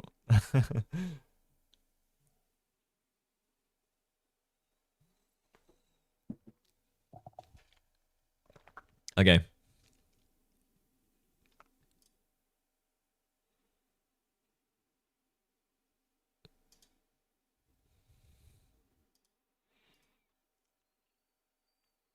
What else have we got? What else have we got? Okay, so A4. Maybe just rook E6. We need to keep here, but actually I dropped the pawn though.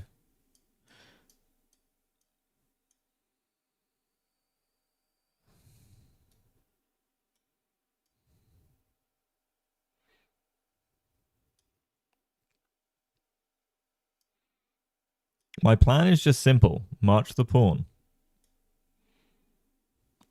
Rook E6 stops this idea. So, have they got any other ways that they can stop us? Well, no. I was wondering about this. And I think we do lose this. Yeah. So, we can't allow this.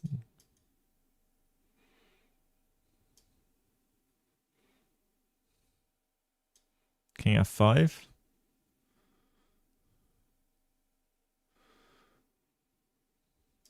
Knight D5. And then we can't really do anything, I guess. Oh, we lose the pawn. So, no.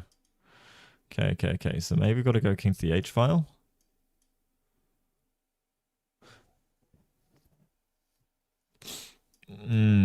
This feels very scary. Rook e3.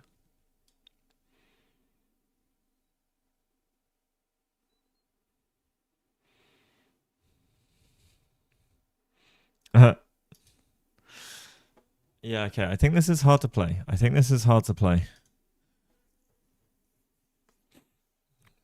But Brewington is really tanking.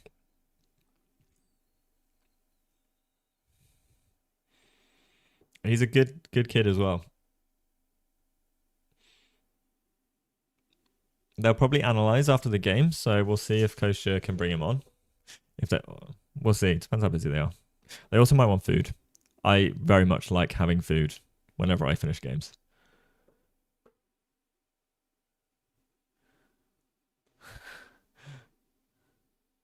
Wait. I'm hearing you out. I'm looking at it. I'm looking this up. Sam?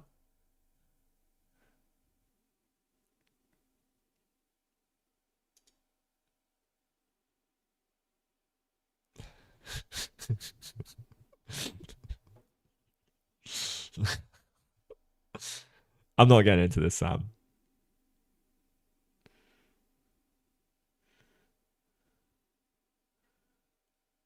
I'm not getting into this. I'm not getting involved. No comment. No comment.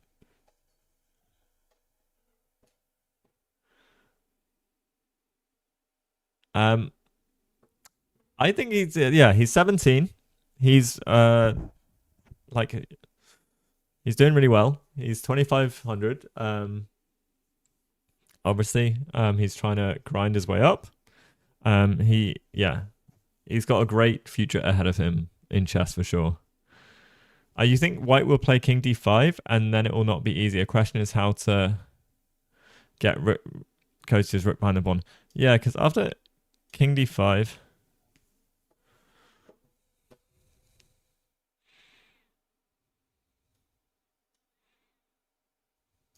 Well, a question I have is, can we attack the knight?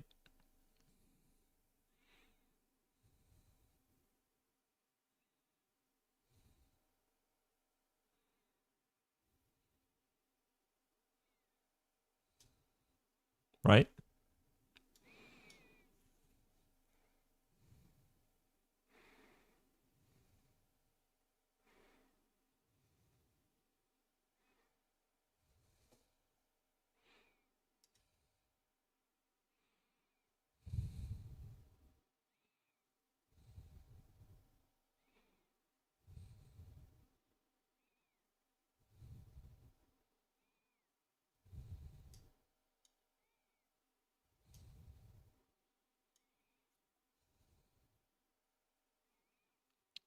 Why didn't I step up the board? That makes more sense.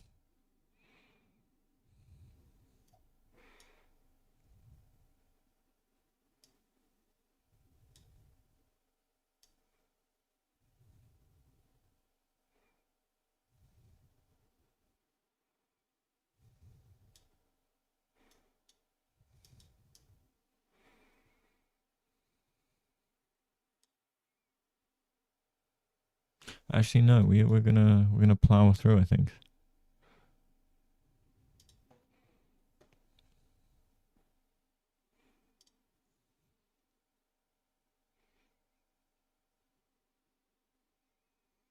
Kostya looks like he's chilling. I think either Kostya's just found that this is a draw, or he's just amazingly serene about the danger of the position.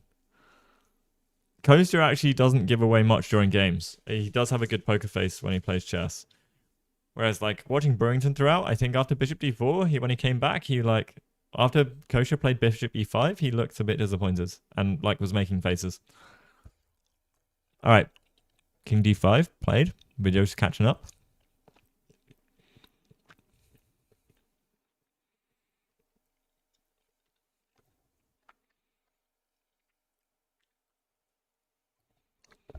So what do we do here?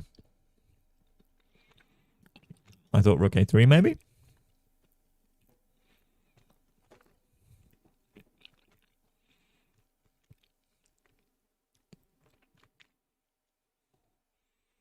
And Kostya 3 minutes.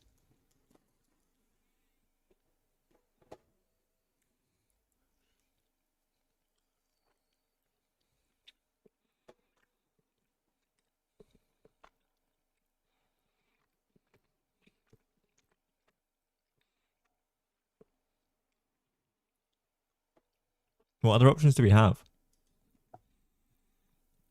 Okay, he plays rook a3.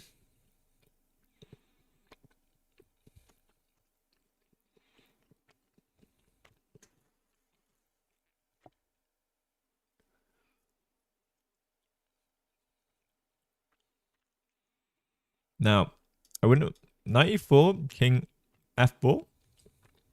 Oh no, he's taking. Is he taking the pawn? No, he's going rook b3. I thought he was hovering his hand over the black pawn. I was like, whoa, was that some crazy tactic?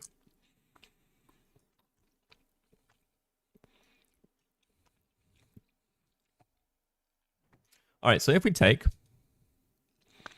what the hell is happening?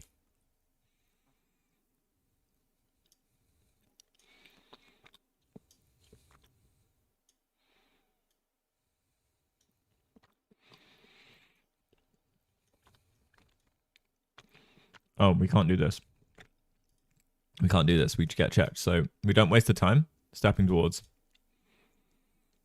Or we do waste the time. My concern here was that this happens.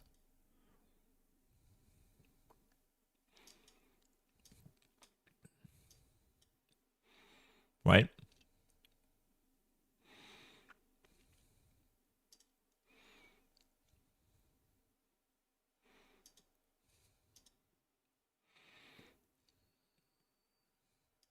Okay, rook b3, a b6, and black has to play king f6, right?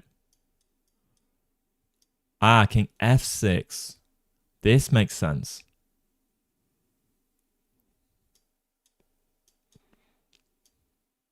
And then we can probably...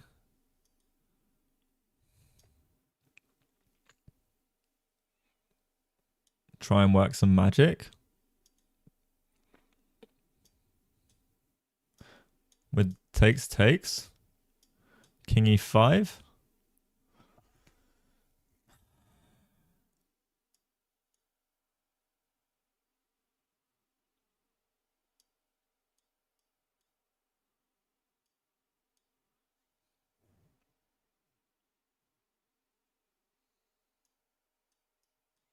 And this should be okay.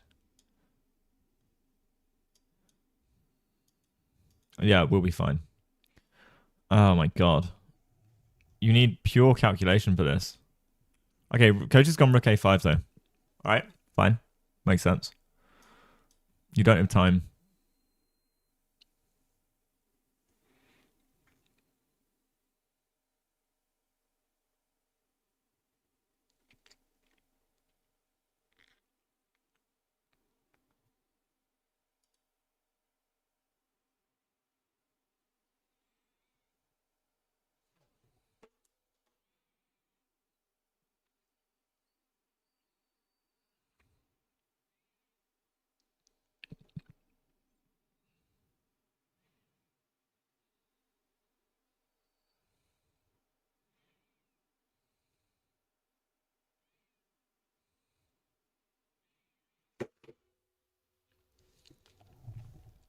Alright, now a4.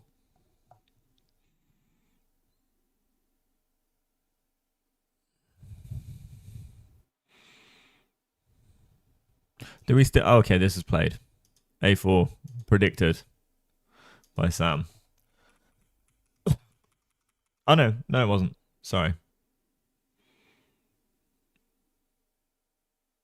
Brewington looks like he's about to play a move. No, he's shaking his head. It's a good sign for us. He's on 5 minutes. So time scramble, 3 results. This is starting. I think it got scary. Yeah, a couple of moves ago. Like, I don't know. Oh, okay. Brewington's shaking his head. He's seen some result, but also this is where I feel like Brewington wears his emotions on his sleeve, right? And actually, what he should be trying to do is bluff it to make Kostya think that there's a win and try and tank his time. Oh, a hold?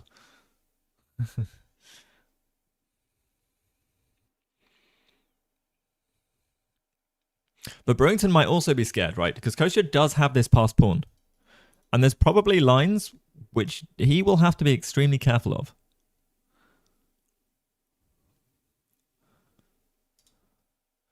So a4.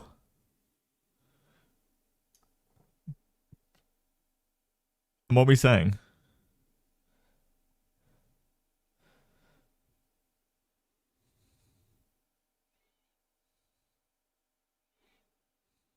We have rook check though. What about king h4? Because then on rook b4. Oh no, but there's rook b5. I was like rook b4.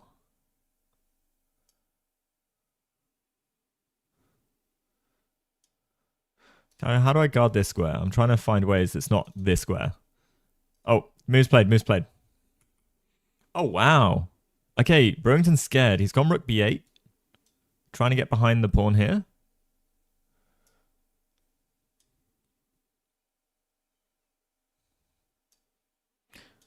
And he goes rook a3. Rook back to a3. Will we see a repetition? Probably not.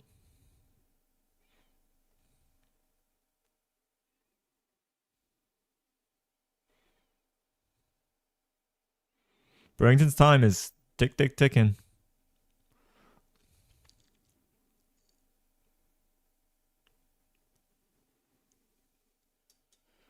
So rook g8, king f5.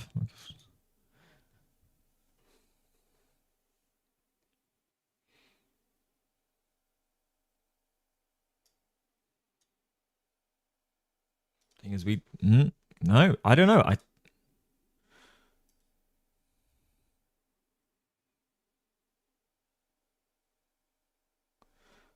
The time trouble is Kostya has more time. No, he doesn't. He doesn't. He's got 2 minutes 58. So Brewington's 4 minutes. I would lose this. I would have. Yeah.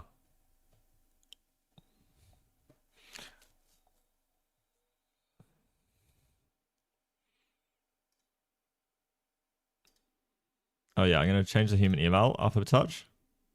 Still think it was maybe in white's favor, but if he goes rook b3 again and then a5, a4, is that what we're worried about?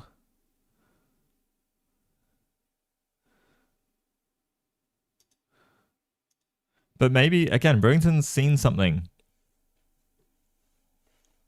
Brewington's seen something that he doesn't like about a4, surely. Yeah, I'd lose both. Kostya is... Unless Brewington is just trying to tickle, you know? You know what I'm saying? He's touching the coconuts.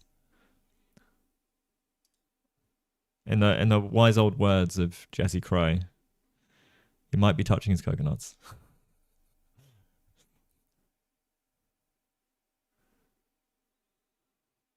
I mean, Brewington, he just doesn't have enough time. I think he tanked too hard, and he saw a ghost somewhere along the way, I think. Okay, we're now up on the clock.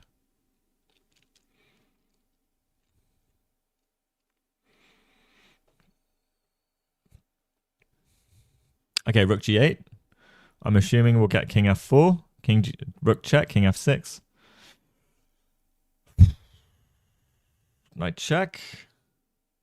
Gonna get king up, rook behind the pawn. This could be annoying, right? Oh, I'm sorry, king f4, king g3. But king f4, king g3 check actually looks a little awkward.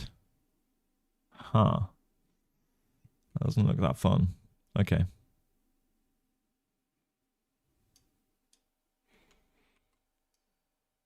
So maybe we come down this way. And we just say we're going to chill.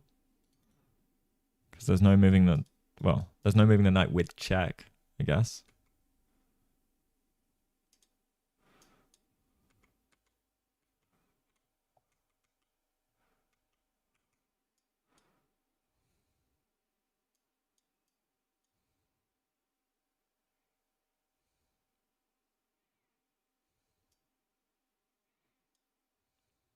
I guess.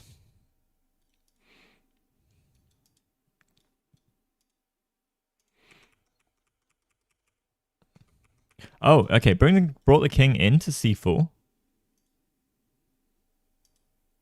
And if we go knight check, what then?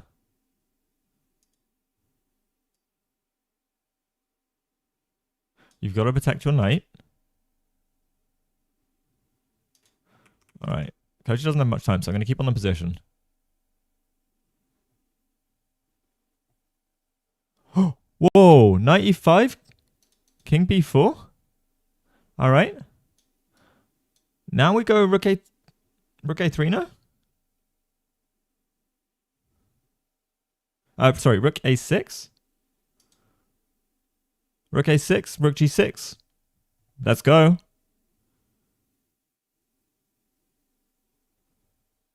I mean, it's only move. Brewington like raised his eyebrows a little bit.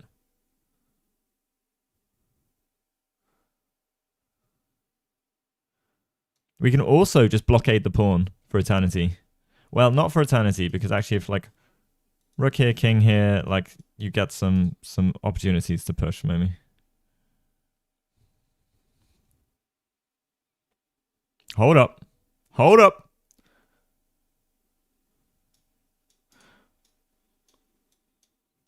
Oh, actually maybe we just do go rook here, because if you push, we're gonna sack the knight. But you're not gonna push, right? You're not gonna push, not gonna push.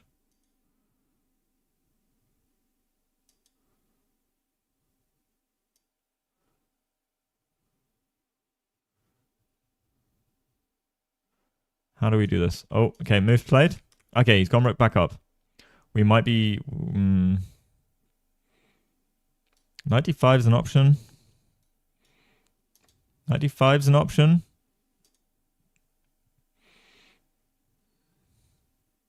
Oh, king's gone back up. Are they going to repeat? Or are they just gaining time? Damn. You want rook g6 and shove. But rook g6, rook takes, king takes. Is that okay? All right, let's look. And we say rook takes. c6. Knight c6. I don't know if we can do this.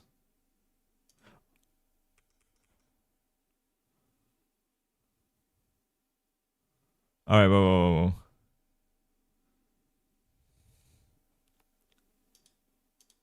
All right. Brewington thinking.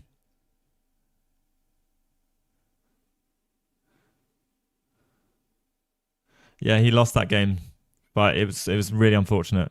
Really unfortunate.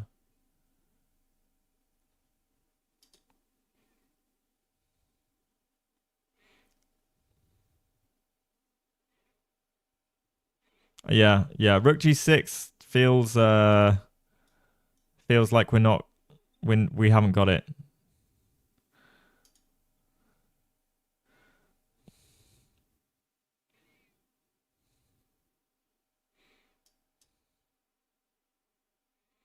Unless there's some try with like rook e6. Or like to hold, but if we've repeated once already. Brewington's going down to 2 minutes. He's really debating whether to repeat. He knows Kostya will repeat.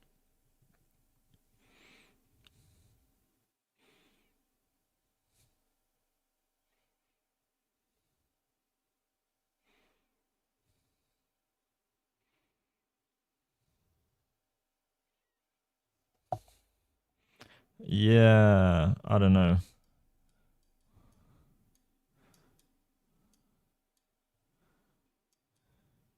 Oh, I guess we have 97.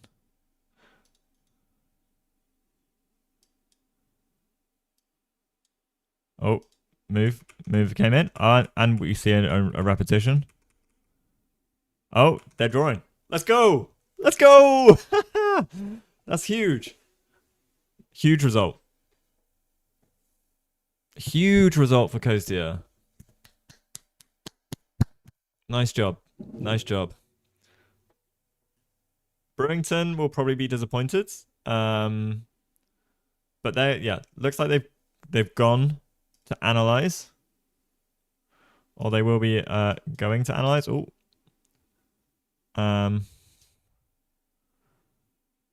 so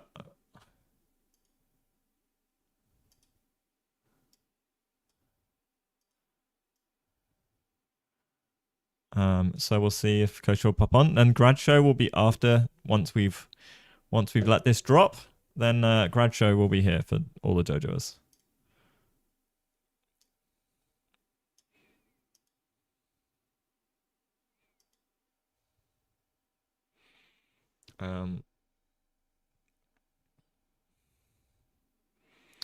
So let's see.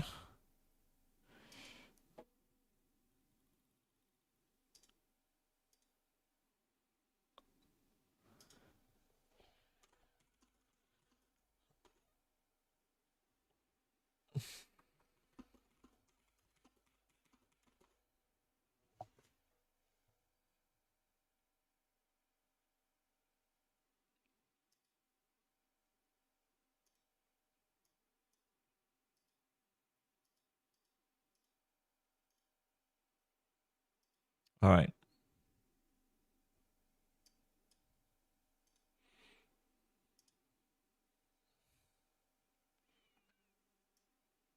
Okay, we seem to have lost the feed.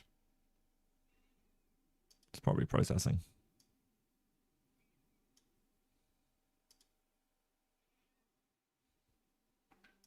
All right, well, we can have the loading bar. They're probably still analyzing, or will be for a while.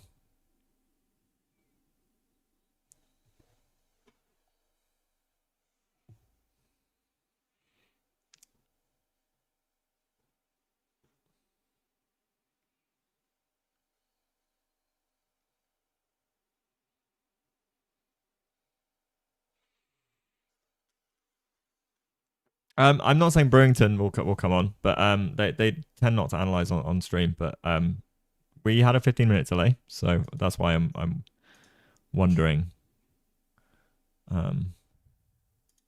what was what with the boards. So yeah, draw.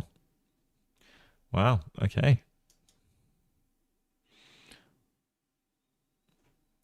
Solid game. Solid game from Kostya. Like it looked like he was in the rough. He was calm. He dealt with it all. He dealt with it all.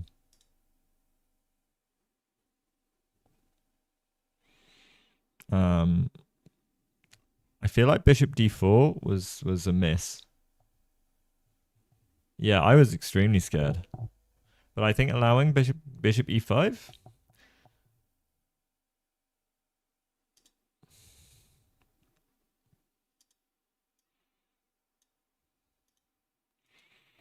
They'll probably analyze for a bit because they know each other quite well as well. So we'll just hold on for another 5 minutes or so. Does anyone have anything they want to look at? Anything they want to see? Any lines they were thinking of?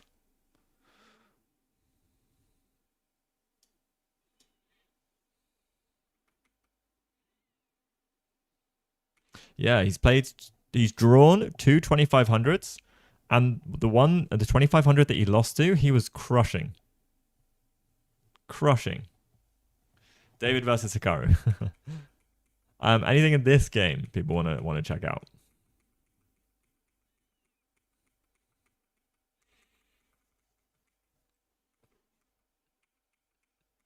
So I want to ask him what because he moved E5 in two moves where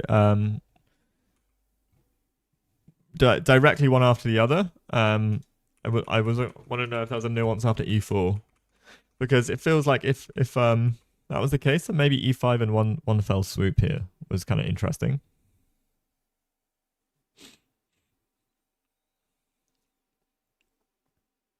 And Dodo do have a YouTube video of David's game, so I would check that out to be honest, because then David's thoughts on the game, you know.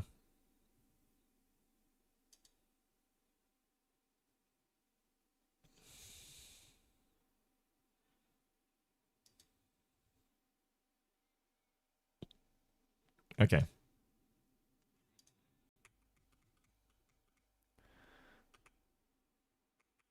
Um, so that was one moment. And then, C5 as well. Yeah, this was the trouble moment. I want to know what he was feeling when he was sat there thinking about this specifically. Like this. Please loads.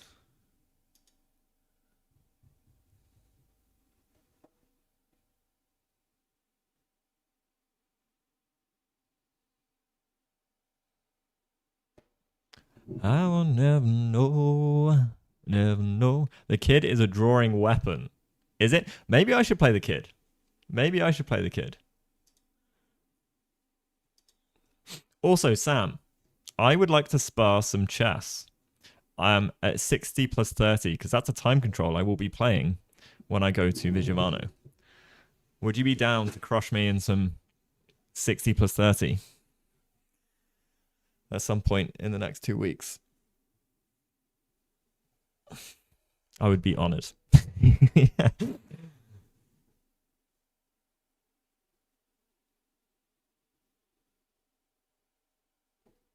You know enough about yourself that you wouldn't like the kid. Since you play the French, you might like the kid. Yeah, yeah, I might. Who knows?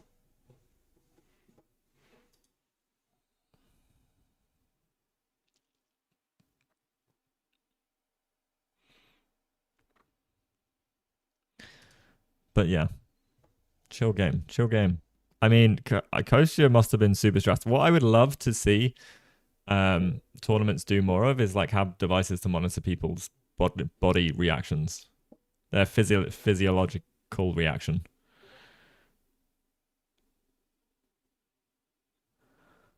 Yeah, I Fairstern have really got problems with the QDC playing it as black, and I don't know what it is. I am actually thinking about Nimzo instead, to be honest. Um, I will see. I think I'm more attuned to those positions from the Nimzo than I am the QDC, which is funny because I play the French. Like I've been very much been enjoying the Rossalimo as well recently, which has been awesome. But yes, I mean I just need to play more. I need to play more OTB chess in general. I'm really missing that in my life. Semi-Slav. I started off with a semi-Slav. That's how I used to play. Yeah. Um, you know what? Versus C4, I might go into semi-Slavs. I think I have in the past. Essentially, I was like a very solid way of playing, but it has some aggressive ideas. Rossalimo with white. Because white chooses the Rossalimo, right? Black doesn't choose that.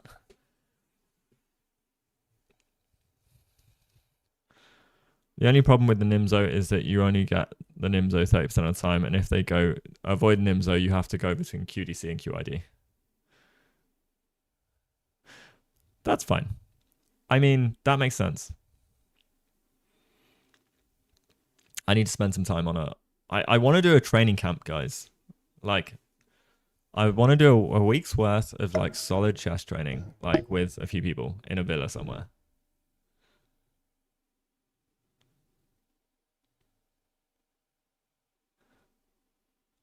No, but black plays knight c6. You don't. White doesn't have to do a Rossalimo then, right? So I would say white chooses a Rossalimo. No, you're not forced to play bishop b4. You can play an open. You can play like bishop b5. Is it a Rosso before bishop b5? I thought it was just it's like an accelerated Sicilian. Yeah. Like bishop b5 is not the only response.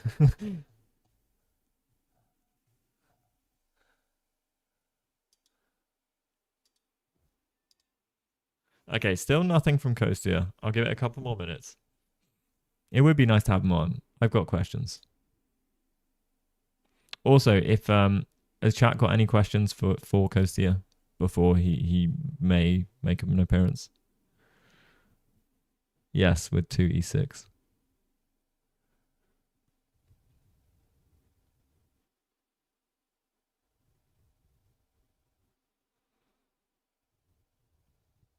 C5, E6. Yeah. I need to have a look at this again.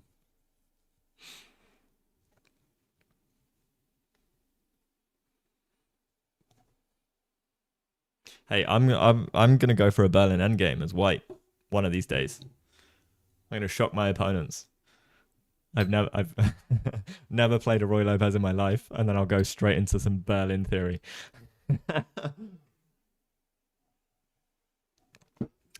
That's my game.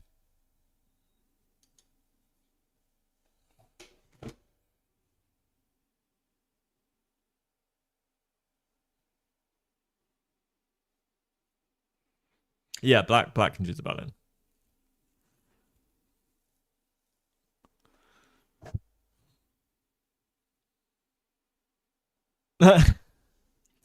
To be honest, I thought it would be like I like endgame play. Or I feel like I'm good at endgame play. Although this is, I suppose, more like Queenless middle game because there's still a lot going on. But I thought actually what would suit my strength and style. Ah, coach just said, "Hey, hello, hello, hello." Is he? Ooh, yes, yes. Join us. All right, I need to turn my music off and then put coach's audio on, and then. All right. You can see the videos I watch from my recommendations. Oh, he needs 3 minutes to find a spot. Okay.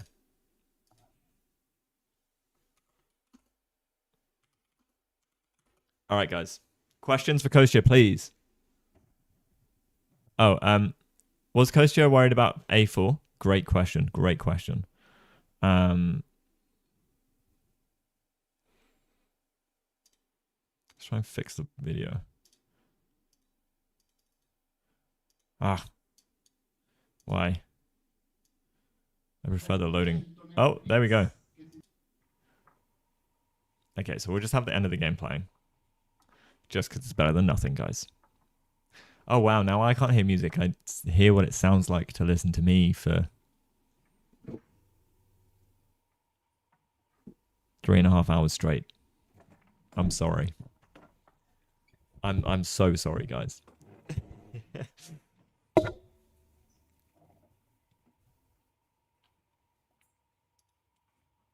All right, I'm gonna get the chat. All right.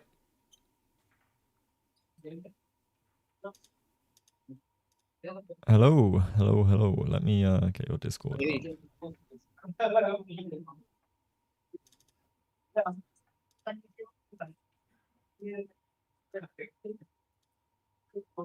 Awesome. How you doing? Nice draw.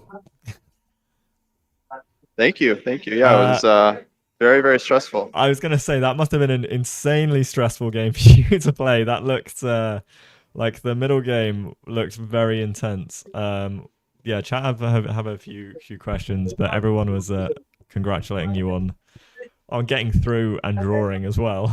It looked very dangerous.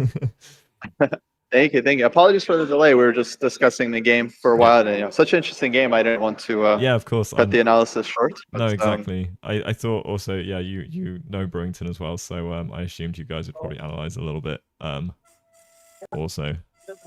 Yeah. What did I do? But yeah, the opening was very stressful, and then I got into time trouble, so the rest of the game was also extremely stressful. Yeah. Yeah, so he played d4, which I understand he doesn't really play. Or not expected to play anyway. So how was that? Well, lately actually he has been going for a lot of like knight of 3 c4 stuff. Yeah. So when he played d4, I was a little worried because I didn't know what line he wanted to play, but I did prepare against the Fianchetto King's Indian, just not the line that we ended up getting. Yeah, so this is normal now. Bishop f5, I'm assuming is part of your like repertoire. I hadn't really seen much before. It seems like there's not much of it in the database either. Is it like a sort of sideline? Actually, I think it's theoretically sound. Yeah, it's played. But It's the played. line he Yeah. yeah. But what he did was critical, and I hadn't. I knew this F4 line was very sharp, but I hadn't. This was like the one line I didn't review before the game, sadly. Hmm. Which is a bit foolish because it's like a very sharp. Yeah. So castles, knight e4, takes, and then bishop c8. Knight d7, f5. And then you spent some time here, and weirdly, there's one game in the chess.com database from you in this position. For me, oh my god. Yeah. It's you versus Yakungir Vakidov. He's 3083 on chess.com, so I'm assuming it was a title Tuesday or something. Vakidov. Yeah. I think that was, or maybe title Thursday. Yeah. You played c5.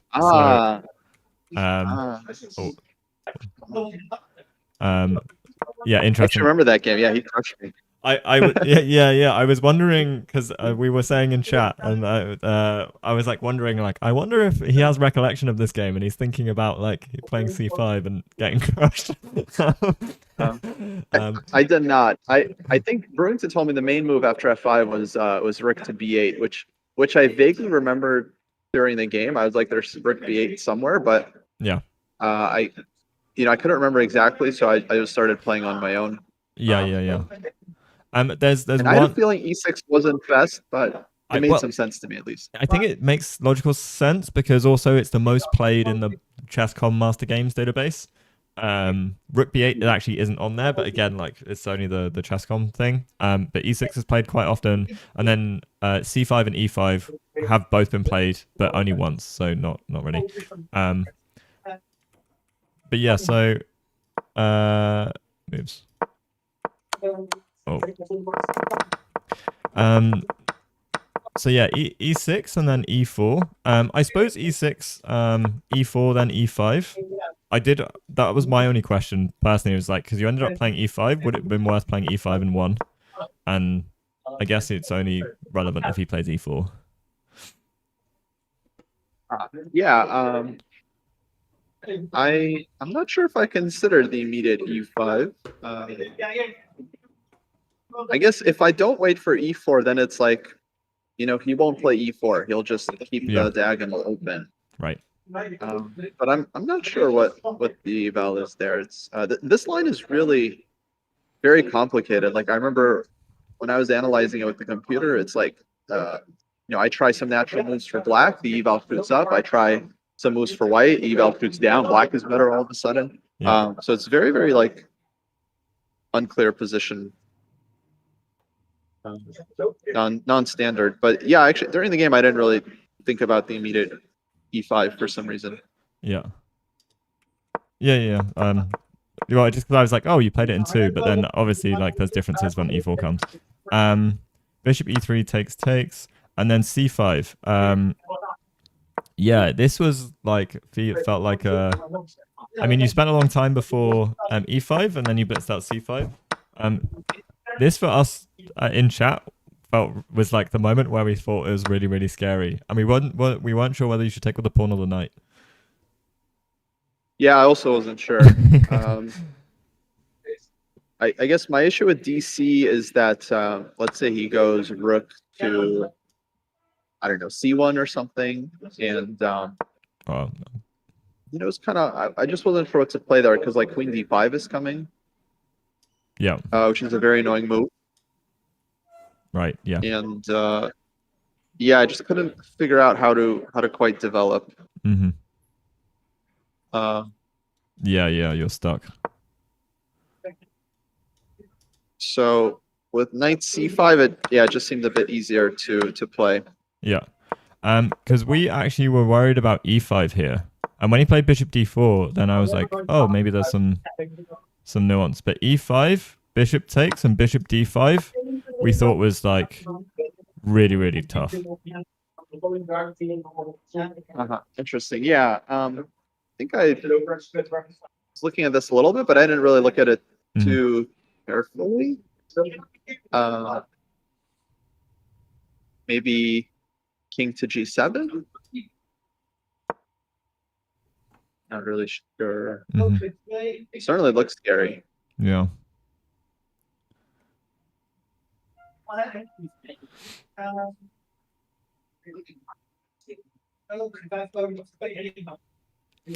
Yeah. Some because someone was like, "You sack the pawn, you get the bishop on d5," and I was like, "Sure, really not." And then we were like looking because the knight on a4 suddenly is like very annoying. Yeah, after the game, we mainly discussed instead of e5, queen d5, and that actually felt very annoying. In the game, also, I wasn't sure what I would do, and Queen g4. yeah, we discussed it, and no, to d5. Oh, queen d5. Ah, right. Same idea. Yeah. Yeah, just kind of insisting on the exchange sack, and yeah, I'm still not sure what black should play. Because if I take on a1, he takes back, and he has a lot of ideas. And Stark's bishop is very strong. It's Right. very hard for me to develop. Right. So it felt like he has at least full compensation, but maybe. Yeah. Okay. Chat cell. They still believe in DC. Okay. Oh yeah. Player was asking whether you thought that endgame after white played rook g8 was just about holding to draw, or whether you thought there were any chances to play for a win. Rook to g8 at which moment? At the very end, or yeah, at the very end. I'll be honest. The only way I would play for a win is if I had like a simple tactic. Yeah. Like I mean, it's just because I really felt like the end game is just on the verge of losing, and I mean, I haven't, obviously I haven't checked with the computer, but to me it felt like he might have missed some chances somewhere because it felt very, maybe I was holding the whole time objectively, but it's like it certainly felt like I was just one move away from losing. Right. Just throughout the game.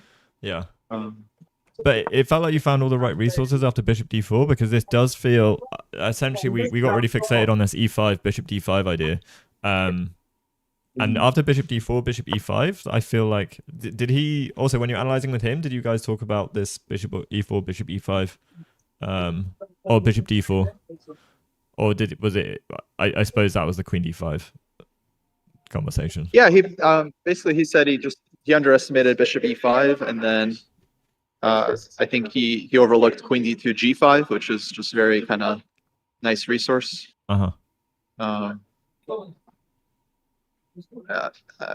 Yeah, surprisingly, somehow like we couldn't really find advantage for white after bishop d4 bishop e5. Yeah. Even though during the game it felt extremely shaky. Queen d2. I think we thought knight f3, and then either bishop d4 or queen c7 or queen e7. We weren't really sure. Yeah, knight f3. I thought even knight d7 might be fine. It's kind of funny. But maybe queen e7 actually is better because more developing. Yeah. Okay. Yeah, and then and then all of this just like clean calculation, I guess, to know that this endgame is well, holdable, I guess. And things coordinated. Yeah, I was really happy I found this idea with bishop to c6, because basically when I played queen to b6, I think I'm already down to like I don't know, 12 minutes or something. Yeah. I was like, it's crazy you found this so quickly. Yeah, I mean, I guess when I played bishop takes d4, I already had this kind of endgame in mind. Right.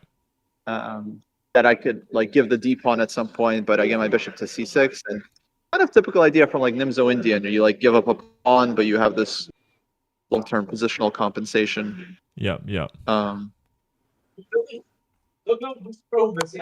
but I don't know. I think I was just a bit lucky that he just didn't really have a way to. I mean, he ended up posing a lot of problems, but I was lucky that like I think I was always kind of holding. So we were scared of one resource of his. If I zoom forward, so when you went rook a5,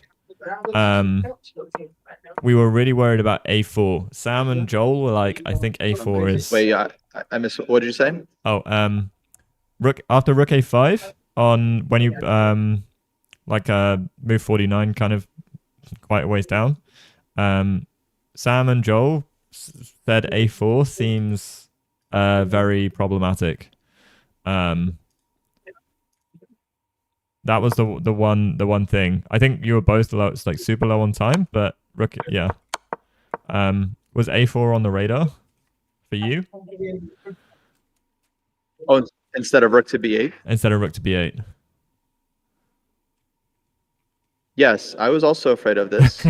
Okay, yeah. But I did have a plan. I think I was gonna go g3. So a4 g3.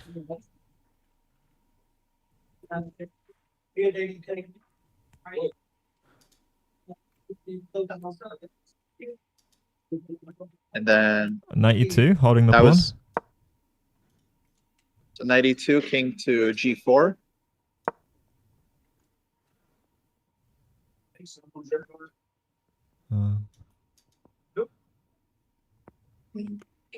That was the extent of my calculation. Okay. Oh yeah, 3 minutes on the you clock. had like no time. Yeah. Cool. Yeah, but I mean, it maybe some chances like king g4, he has rook b4 check, defending the pawn, and then Yeah. I gotta go king h3. But the second game's super scary because like if he, at some point he gives his knight for the g pawn, and then my knight is just horribly placed to deal Yeah. with the c pawn. Yeah. His king d5 move was very, very nice. I think he spent all his time on king d5, but it was a very good find because I think that was the only move to really Complicated. pose problems. Yeah. Yeah. Yeah. Yeah. But yeah, that looks dangerous because if I don't really want to put my king on h3. I kind of want to bring my king back towards the queen side. Right. So Try to get my knight back in. Yeah. Yeah, because you're way out. I see. So once I got the knight back to e5, there I felt very safe. Like I should be comfortable. Yeah. Yeah. And then the repetition. Yeah, this could be winning for white because like king h3, he goes king d6, and my rook is very badly placed now. Yeah. Well, yeah, and this is where people are saying, or Joel and Sam were like, I'd know a4 again, maybe.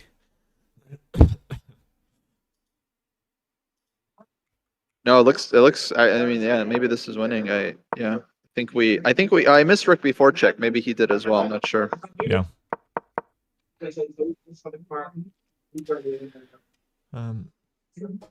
All right. So I think Jesse is waiting to do grad show.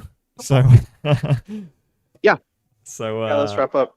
We'll wrap up. I won't raid anyone then. I will just stop stream if people hang around and stay on the page. It will be live again, and you just need to refresh in a minute or so.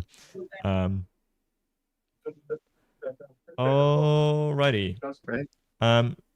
Nice game. Congrats. That's the solid draw after much stress and pressure. So well coped with. And I can't. Oh, also I can't do tomorrow. So I'll message you. But thanks for hopping on and Okay. enjoy your evening. Oh yeah. Thank you, everyone.